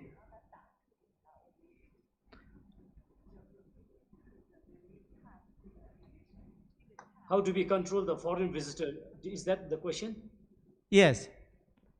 Oh, okay. I thought the question was, how do I control foreign visitor over the Indian visitor? So just control the foreign visitors in general, correct? Yes. Okay. Yeah. In my presentation, as I showed, policy intervention is very important. Bhutan, the major attraction is the natural landscape and the culture. And as the question has been asked, since the major attraction is the natural landscape, how do we control visitors? Yes, being a small country, although we have fairly less numbers right now, we still face overcrowding. That is mainly because Bhutan is being promoted only for certain seasons. Although 12 months you can visit Bhutan. So one way to spread visitation is by breaking seasonality. Marketing is very important. So that is one. And but in terms of limiting, I think Bhutan's case, the major limit is being set by the pricing policy. Many people find it very expensive to travel to Bhutan because of having to pay $250 a day, then all the formalities involved, where you have to pre-book your tour, you have to send your money from before you come to Bhutan. So I think there are groups of people in the world who are worried to send their money without getting their tour. So the system and the pricing policy is a way of actually limiting tourists to Bhutan.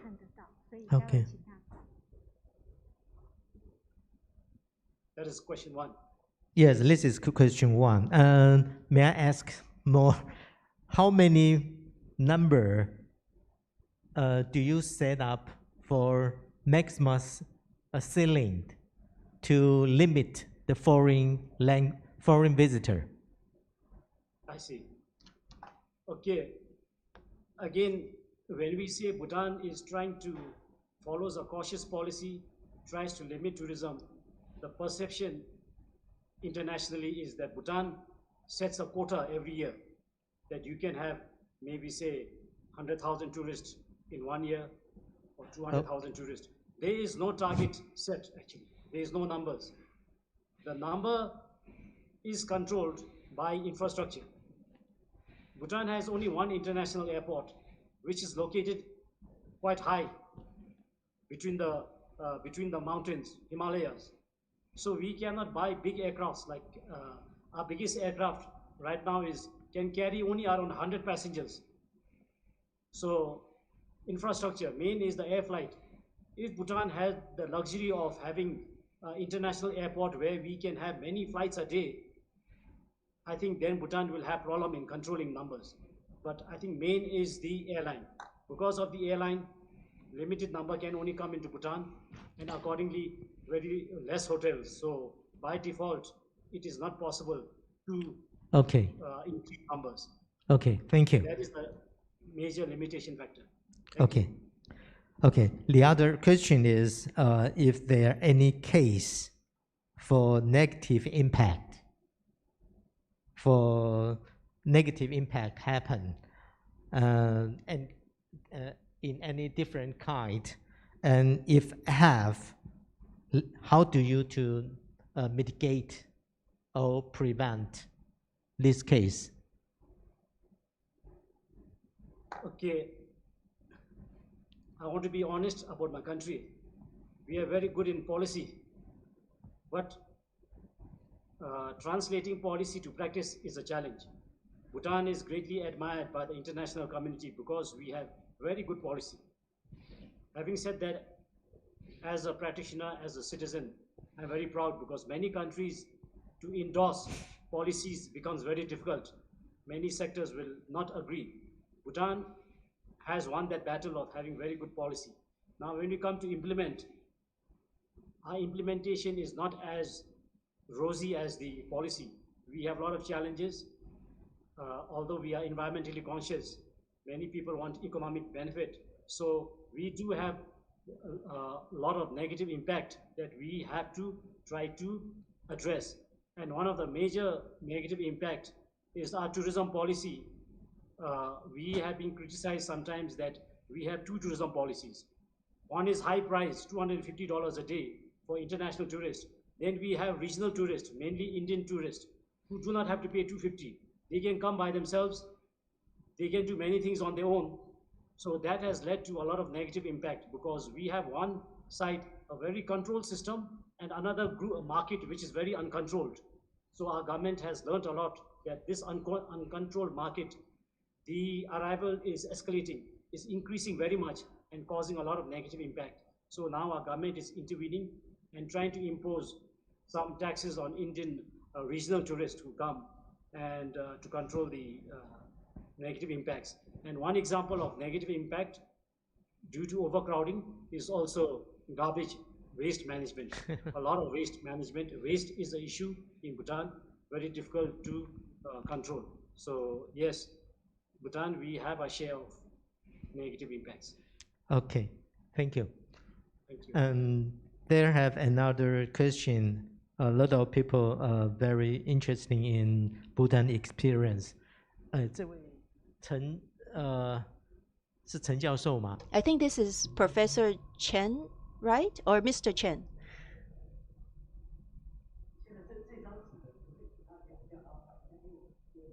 Can you can you say your question verbally? 好，我来问。There is another question. Is 目前推广生态旅游 in promoting ecotourism, can you quickly? Is there anything that you can quickly replicate in urban travel 或者是偏乡旅游？ or rural travel? Is that what you mean? 这个是第一个问题。 Are there any lessons that you can quickly replicate in urban or rural travel?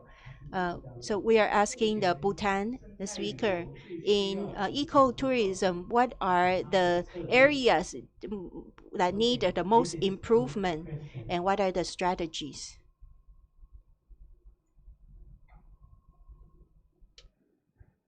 Okay, can you reply?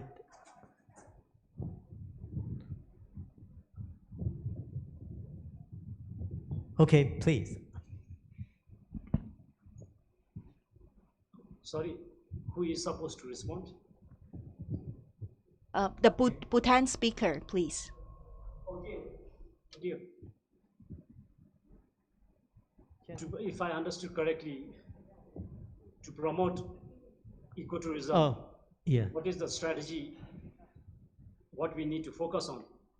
For Bhutan, as I said, we have a very good opportunity to become a model ecotourism destination. Many people say that Bhutan is very good ecotourism destination. I do not agree. We have the potential to be.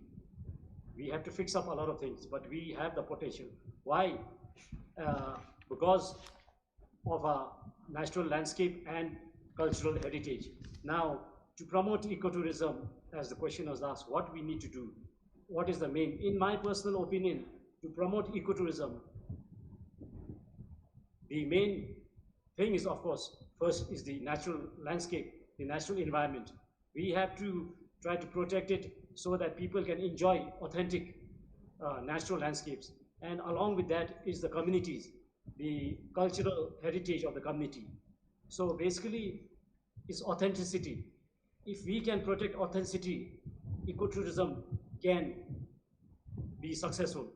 Authenticity in terms of the natural heritage, authenticity in terms of the culture and the livelihood of the rural people. And in order to protect that and recognizing those are the two primary attractions, we have to have strategies now how to protect that.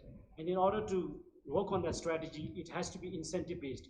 We have to provide incentives, how we can provide economic benefits to the local communities to support the local environment and the local traditional practices. So yeah, the strategy has to be focused in working through them. Thank you. Okay, thank you. Mr. Costas, would you like to share your experience for that question? Okay. Thanks. Yeah. When I presented my slides, I show there that the village is one of the 298 villages on the shore of the Tanyan Strait. So we usually promote our project as an ecotourism project in the biggest marine protected area in the Philippines. That's one, which is actually home to a lot to varied biodiversity. And we also promote, so in other words, we usually piggyback in our promotions and our marketing, we usually piggyback on the national stature of the Tanyan Strait as a national protected area, national marine park. Second is we use different stories of the local residents.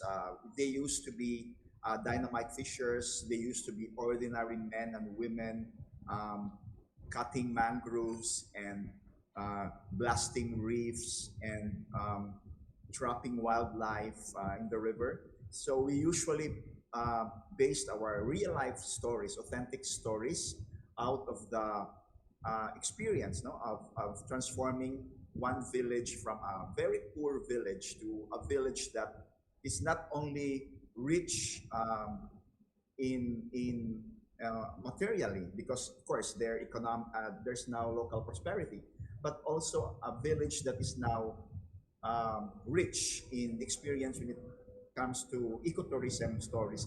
And the third one is that we usually market our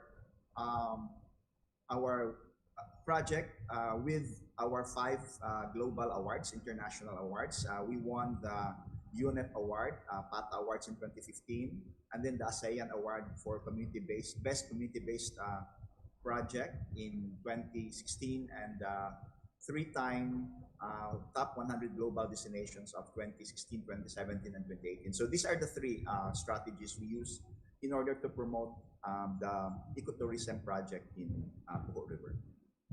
Okay, thank you for sharing your experience. 我们2位本身要回应刚刚的，还是待会？没有哈，没有哈。好 ，Thank you。接下来一个问题。Next question, because I want to confirm, I want to read whether the question is authentic. So this is a new experience. Okay, next question is a general question. That is to say this person is in the travel industry. He would like to ask our foreign friends, international friends. So during the international travel, you cannot reduce the biodiversity, right? How can you evaluate the journey of this travel, whether it has some influence or impact to the biodiversity? Are there any substantial or solid index or guidelines as reference? So I think that have I present the question correctly? Yes. Anyone would like to share this question, give his experience or comment? International case. So at Philippines or Bhutan, do you have any suggestion or experience for sharing? 刚刚那个有翻译吗？有哈。So did you translate my question? Yes. Do you take the point? There is a translation. Is okay?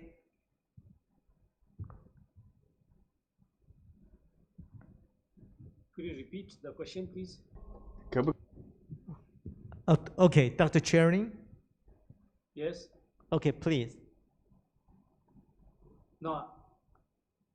If you could repeat the question, I quite did not. Sorry. Oh, sorry. Connection not very good. Okay, can you? 就是旅游过程。So during the journey of the travel, how do you evaluate whether that such a travel have some impact to the biodiversity?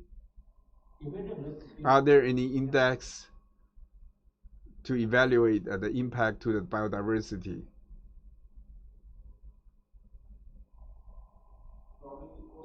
Understood the question. Maybe if you could respond. Meanwhile, Mr. Song can write the question to me in my messenger and I can read and respond. Okay, the question is someone like to ask, is there any impact during the travel process? Okay. And how to measure their impact for biodiversity or degradation? Is there any index to measure? Do you take the point? Okay. Okay, Dr. Charing or Mr. Cortez. I try to answer if I understood correctly. So I think the question from the speaker is being concerned about biodiversity impacts. How any measures to evaluate? Oh, okay. What measures are there in place to measure the biodiversity impacts? Yeah.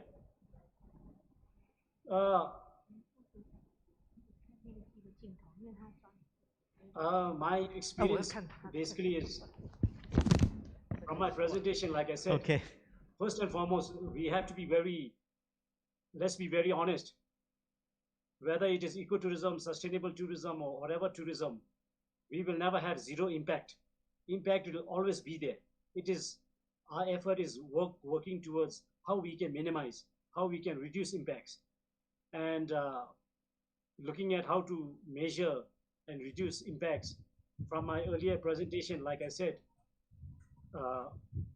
we have to be proactive. We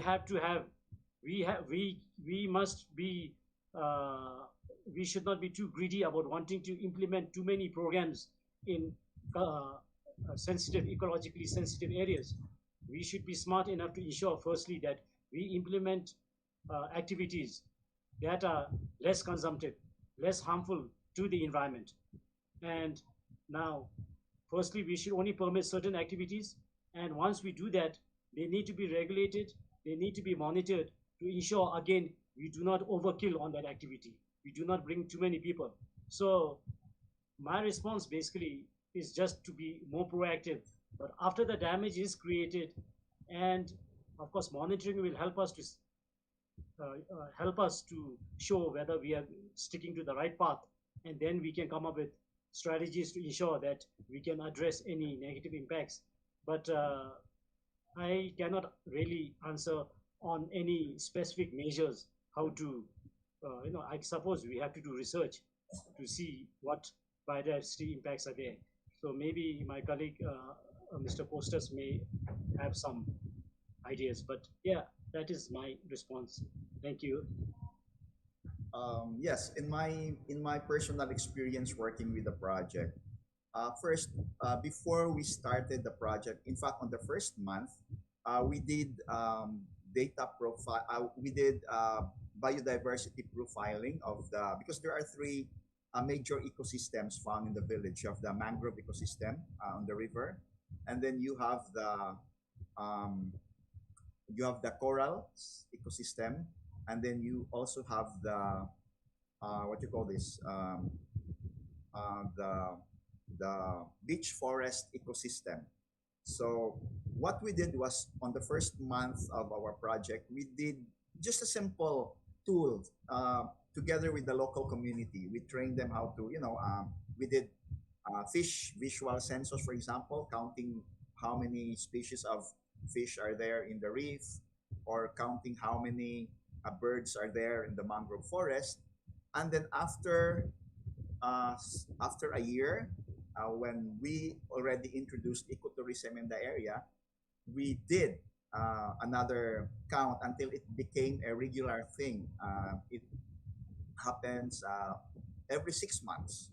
So, with the question if there was an impact of biodiversity, if the travel process has an impact on biodiversity, I would say definitely yes, because the locals now were very proud of the work they've done because of ecotourism. They were able to plant more denuded parts of the mangrove forest, and then they were able to guard the reefs from fishermen of neighboring villages who try to encroach, who try to poison the reefs. And they were very happy to know and to learn that there was really an improvement in their efforts um, before and after tourism, ecotourism particularly, was introduced in the village. It's not really a scientific and a very thorough what you call this monitoring, but nevertheless, with the help of the academe, with the help of the Department of Environment and Natural Resources of the Philippine government, yes, they're doing it regularly. And then, by the way, also the private sector, they're helping with the carbon sequestration program of corporate social responsibility programs of the different companies, two of them. And so, yes, because of these simple monitoring tools which the village learned, no, from other stakeholders, they're regularly monitoring the biodiversity, and I would say definitely it has a positive impact. The ecotourism project has a positive impact on the biodiversity of the village. Thank you. Okay, thank you, Mr. Costas and Dr. Jaron. 我也试着补充一下。I try to comment on that. Actually, the question has been addressed by Mr. Costas. When you review the impact of that travel or tourism, you need to monitor the impact to the biodiversity and the species. Actually, in a nature park or in a wetland, there's so-called the green corridor over the mangrove forest. There's a designated boat to travel there. So it is a very unique ecosystem for the mangrove forest. However, inside there are many the subsidiary ecosystem. It creates a very stable ecosystem, but there's an impact. What I mentioned is that when you open up the ecotourism, like when there's a very popular site, you need to queue up more than 100 the shuttles or the boat trips per depth. So each site have a so-called carrying capacity. If you have the abuse it, so those boat will interfere the environment, even the sound or the audio to interfere the birds. The habitat of those animals. So before long, you will lost the balance of the ecosystem. So with that, you have to have established so-called monitor or civilian system. You need to have a long-term civilian and a data collection. So what I mentioned about index will go back to what we are, the public sectors, either the national park or the wetland. We need to conduct the long-term surveillance to observe any mutation or change of the species or the ecosystems, and then raise necessary alert whether it is abuse over exhaust of the tourism activities. So like what I said is the capacity of the visitors. We need to limit the number of visitors per day. So you will also jeopardize economical impact. We need to have a balance between the economical development and the tourist development.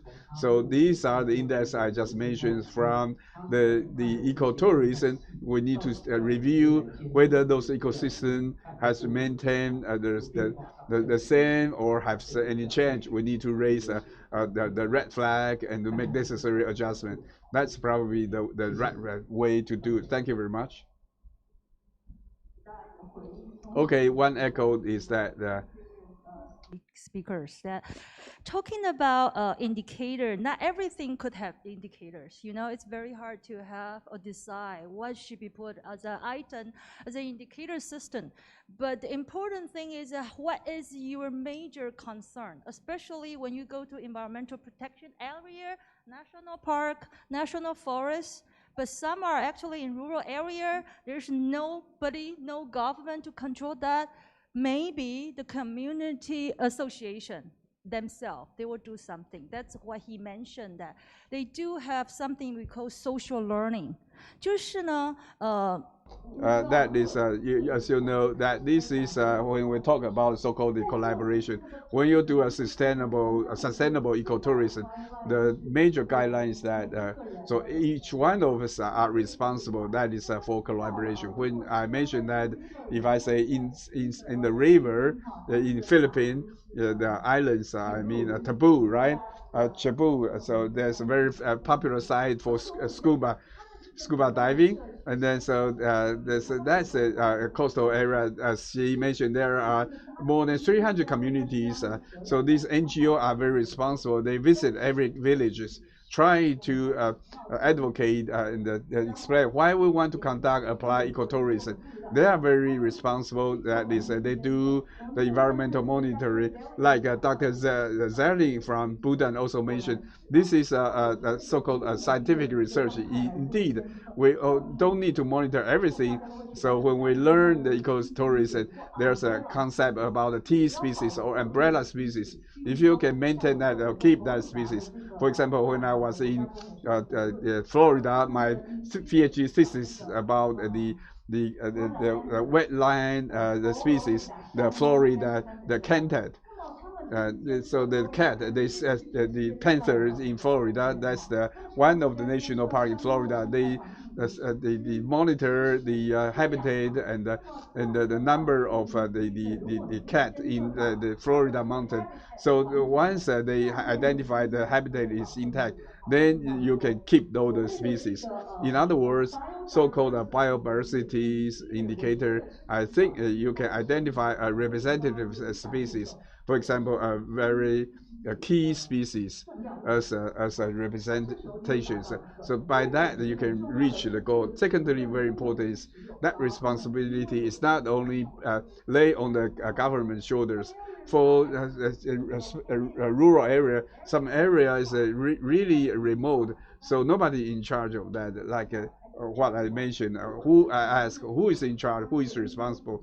So for the NGO organization, when they bring the ecotourism to the community, then they are responsible to educate the villagers. They should raise certain initiatives to tell the fishermen, say, you need to care, be concerned about the status of coral reefs. If you open up the ecotourism, then the industry should make necessary adjustment. This is a process of community participation. So we learn from each other. That's inevitable. If you want to promote the ecotourism, we need to reach a mutual consensus. So with that, every stakeholders on the same tables. On top of that, when I talk about the CSR, a corporate social responsibility. If it is a corporation instead of NGO, they go for profit, right? So when they play their responsibility, are they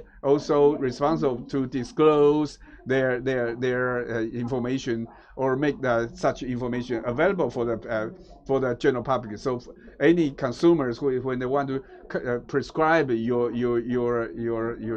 your program. And so, as I say, the responsibility is very important, both to the community residents as well as the industry vendor as well as the government. This is my comment regarding that question. Thank you very much. Thank you. All right, so let's continue in the interest of time. I think we have two more questions. That is, first question is to Professor Lin. So when you talk about slow travel, that's very interesting. However, here in Taiwan, if you want to move toward the domain sectors, it is very difficult to reach those the site without driving, right? So their carbon emissions should be lower than the popular sites. In your study or research, will you consider those sites as the non-slow travel or low carbon emission site, because it is not very convenient because the destination. So I got it. My destination is the visitors from the tourist factories. Actually, my study site is in Taoyuan County, so most people drive to go to that. So slow travel, including the two target groups. The first target group is to change their travel habit. If they used to drive to the destination, and then can they consider other alternative of transportation alternatives by taking the public transportation when it is available? I want to say it again. Whether it is available, it should be the government as well as the local vendor to support that. But I think the goal should be the same. We're supposed to move toward the goal of the energy saving and the carbon reductions.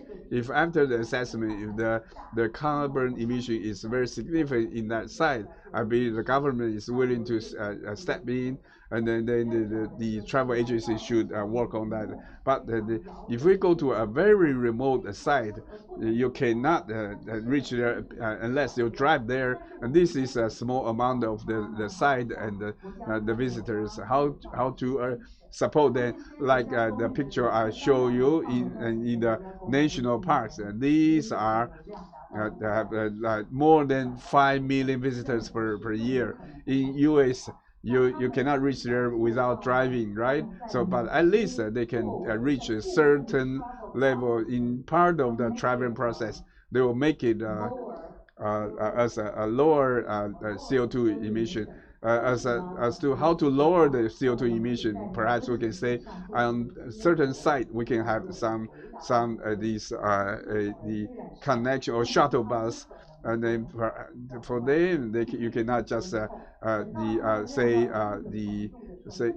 deny their visit, but at least we can monitor to provide more information. Say you can take a shuttle bus from here to there, for example. Like what I said, there is no absolute figure to reduce the carbon emission, but it is a trade-off. In English, we call it trade-off. If everyone has been educated with such a concept, that before you take a trip, you think about what kind of alternatives you have. That's the ultimate goal, but it is very challenging to reach that. I think as for the tourist behavior study, that's my comment. Thank you very much. I don't think you should not fragment it. It's just like when we talk about the carbon footprint from the production to the final products, how much carbon you use. And then, for example, if you want to go to the remote area, you need to have the transportation vehicle. But when you reach there, you don't need any other the carbon emission. You can just walk, right? Even when you stay there in the hotel, you can reduce more carbon emission. So you should review that as a whole instead of fragmented. I think that's something we can accept that. Thank you very much. Okay, so as of now, I have covered all the questions. Are there any questions from the floor here?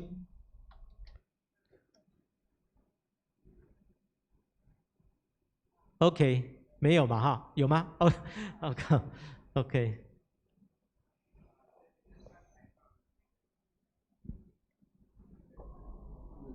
regarding carbon, the volume of carbon emission, I use such measurements. If I go to China to attend a meeting, so at the same time I will arrange relevant activities, and then based on the value of that activity, to make an assessment about my the carbon emission, whether it is too much.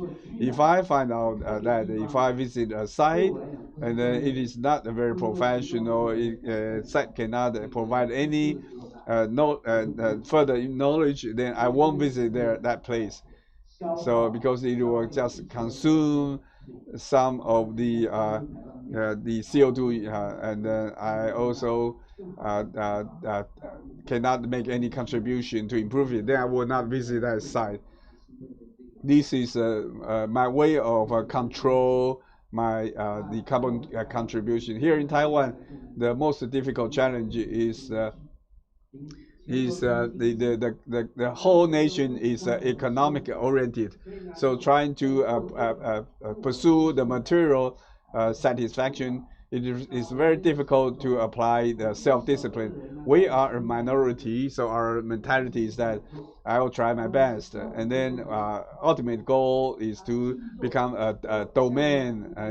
The mainstream. But for me, I have engaged in the ecotourism for 2 decades. But now that we have some small progress, and we have 3 E's, and the Forestry Bureau have applied the agricultural, so-called the agricultural factory or farmland tourists. So the mainstream is changing gradually. We also release a burden in our livelihood, and then so for to never to exhaust the industry. So to educate them about the value, so they can transform, and then they can change the mainstream. So let's get prepared. Let's prepare ourselves whether we can contribute. Don't think about too much about profit, as long as you have identified the value of your life.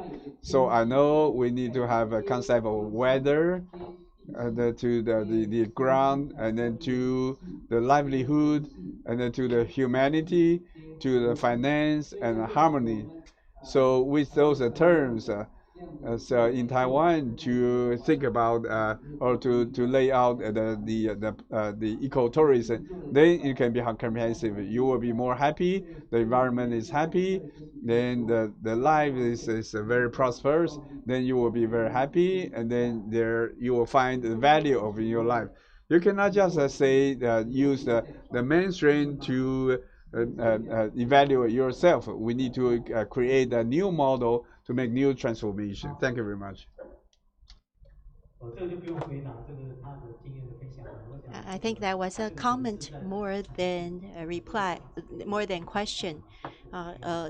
Different mindset and different set of values. Any other questions? If not, we will conclude our meeting today. May I ask our participant, do you have some word to say something before the ending? Mr. Cortez, do you have some word to say before we say goodbye?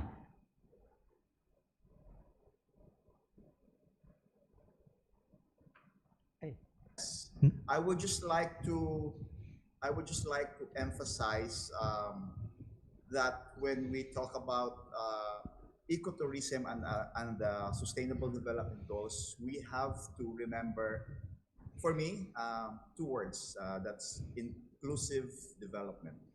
Okay. And that's what I learned in my work in the grassroots communities. Thank you. Okay, thank you. Thank you for your sharing. And Dr. Chen. Okay, thank you. Just last few words, thank you. Just want to say that I think we all recognize that ecotourism is important and good for mankind and biodiversity to coexist side by side for mutual benefit. And it is, in fact, one of the best options for pursuing sustainable development that has been talked about for so many years if we pursue ecotourism, it is one of the best forms of sustainable development. And having said that, I would like to thank agencies like Taiwan Ecotourism Association for taking this initiative. We have to keep having these dialogues. We have to keep putting in our efforts, because eventually the more emphasis we stress on ecotourism, the more chances of our survival, for harmony, for happiness. So thank you all for listening, and I hope to come now next time physically to Taiwan, not online anymore. Thank you. Thank you. Thank you for you sharing happy to us. Thank you. And from AEN, anything to do, we are always happy to assist. Sorry. Okay. From AEN, Asian Ecotourism Network, we are always happy to assist Taiwan for any support. Thank you very much. And everyone's welcome to Cebu City, to Cebu Province, Philippines. Thank you very much. Thank you. Thank you very much. Thank you very much. 我们还有2位。 Nakita ka, Antimin. 有没有再讲一下最后 happy ending？ How about our two speakers on the stage? Share all the ideas from other countries and also in Taiwan. And I believe you all raised very good question for me today. I really spent a lot of ideas and also something I really learned as a scholar, but happy to be here again. Thank you. Okay, thank you. 我们吴处长。谢谢旅游协会。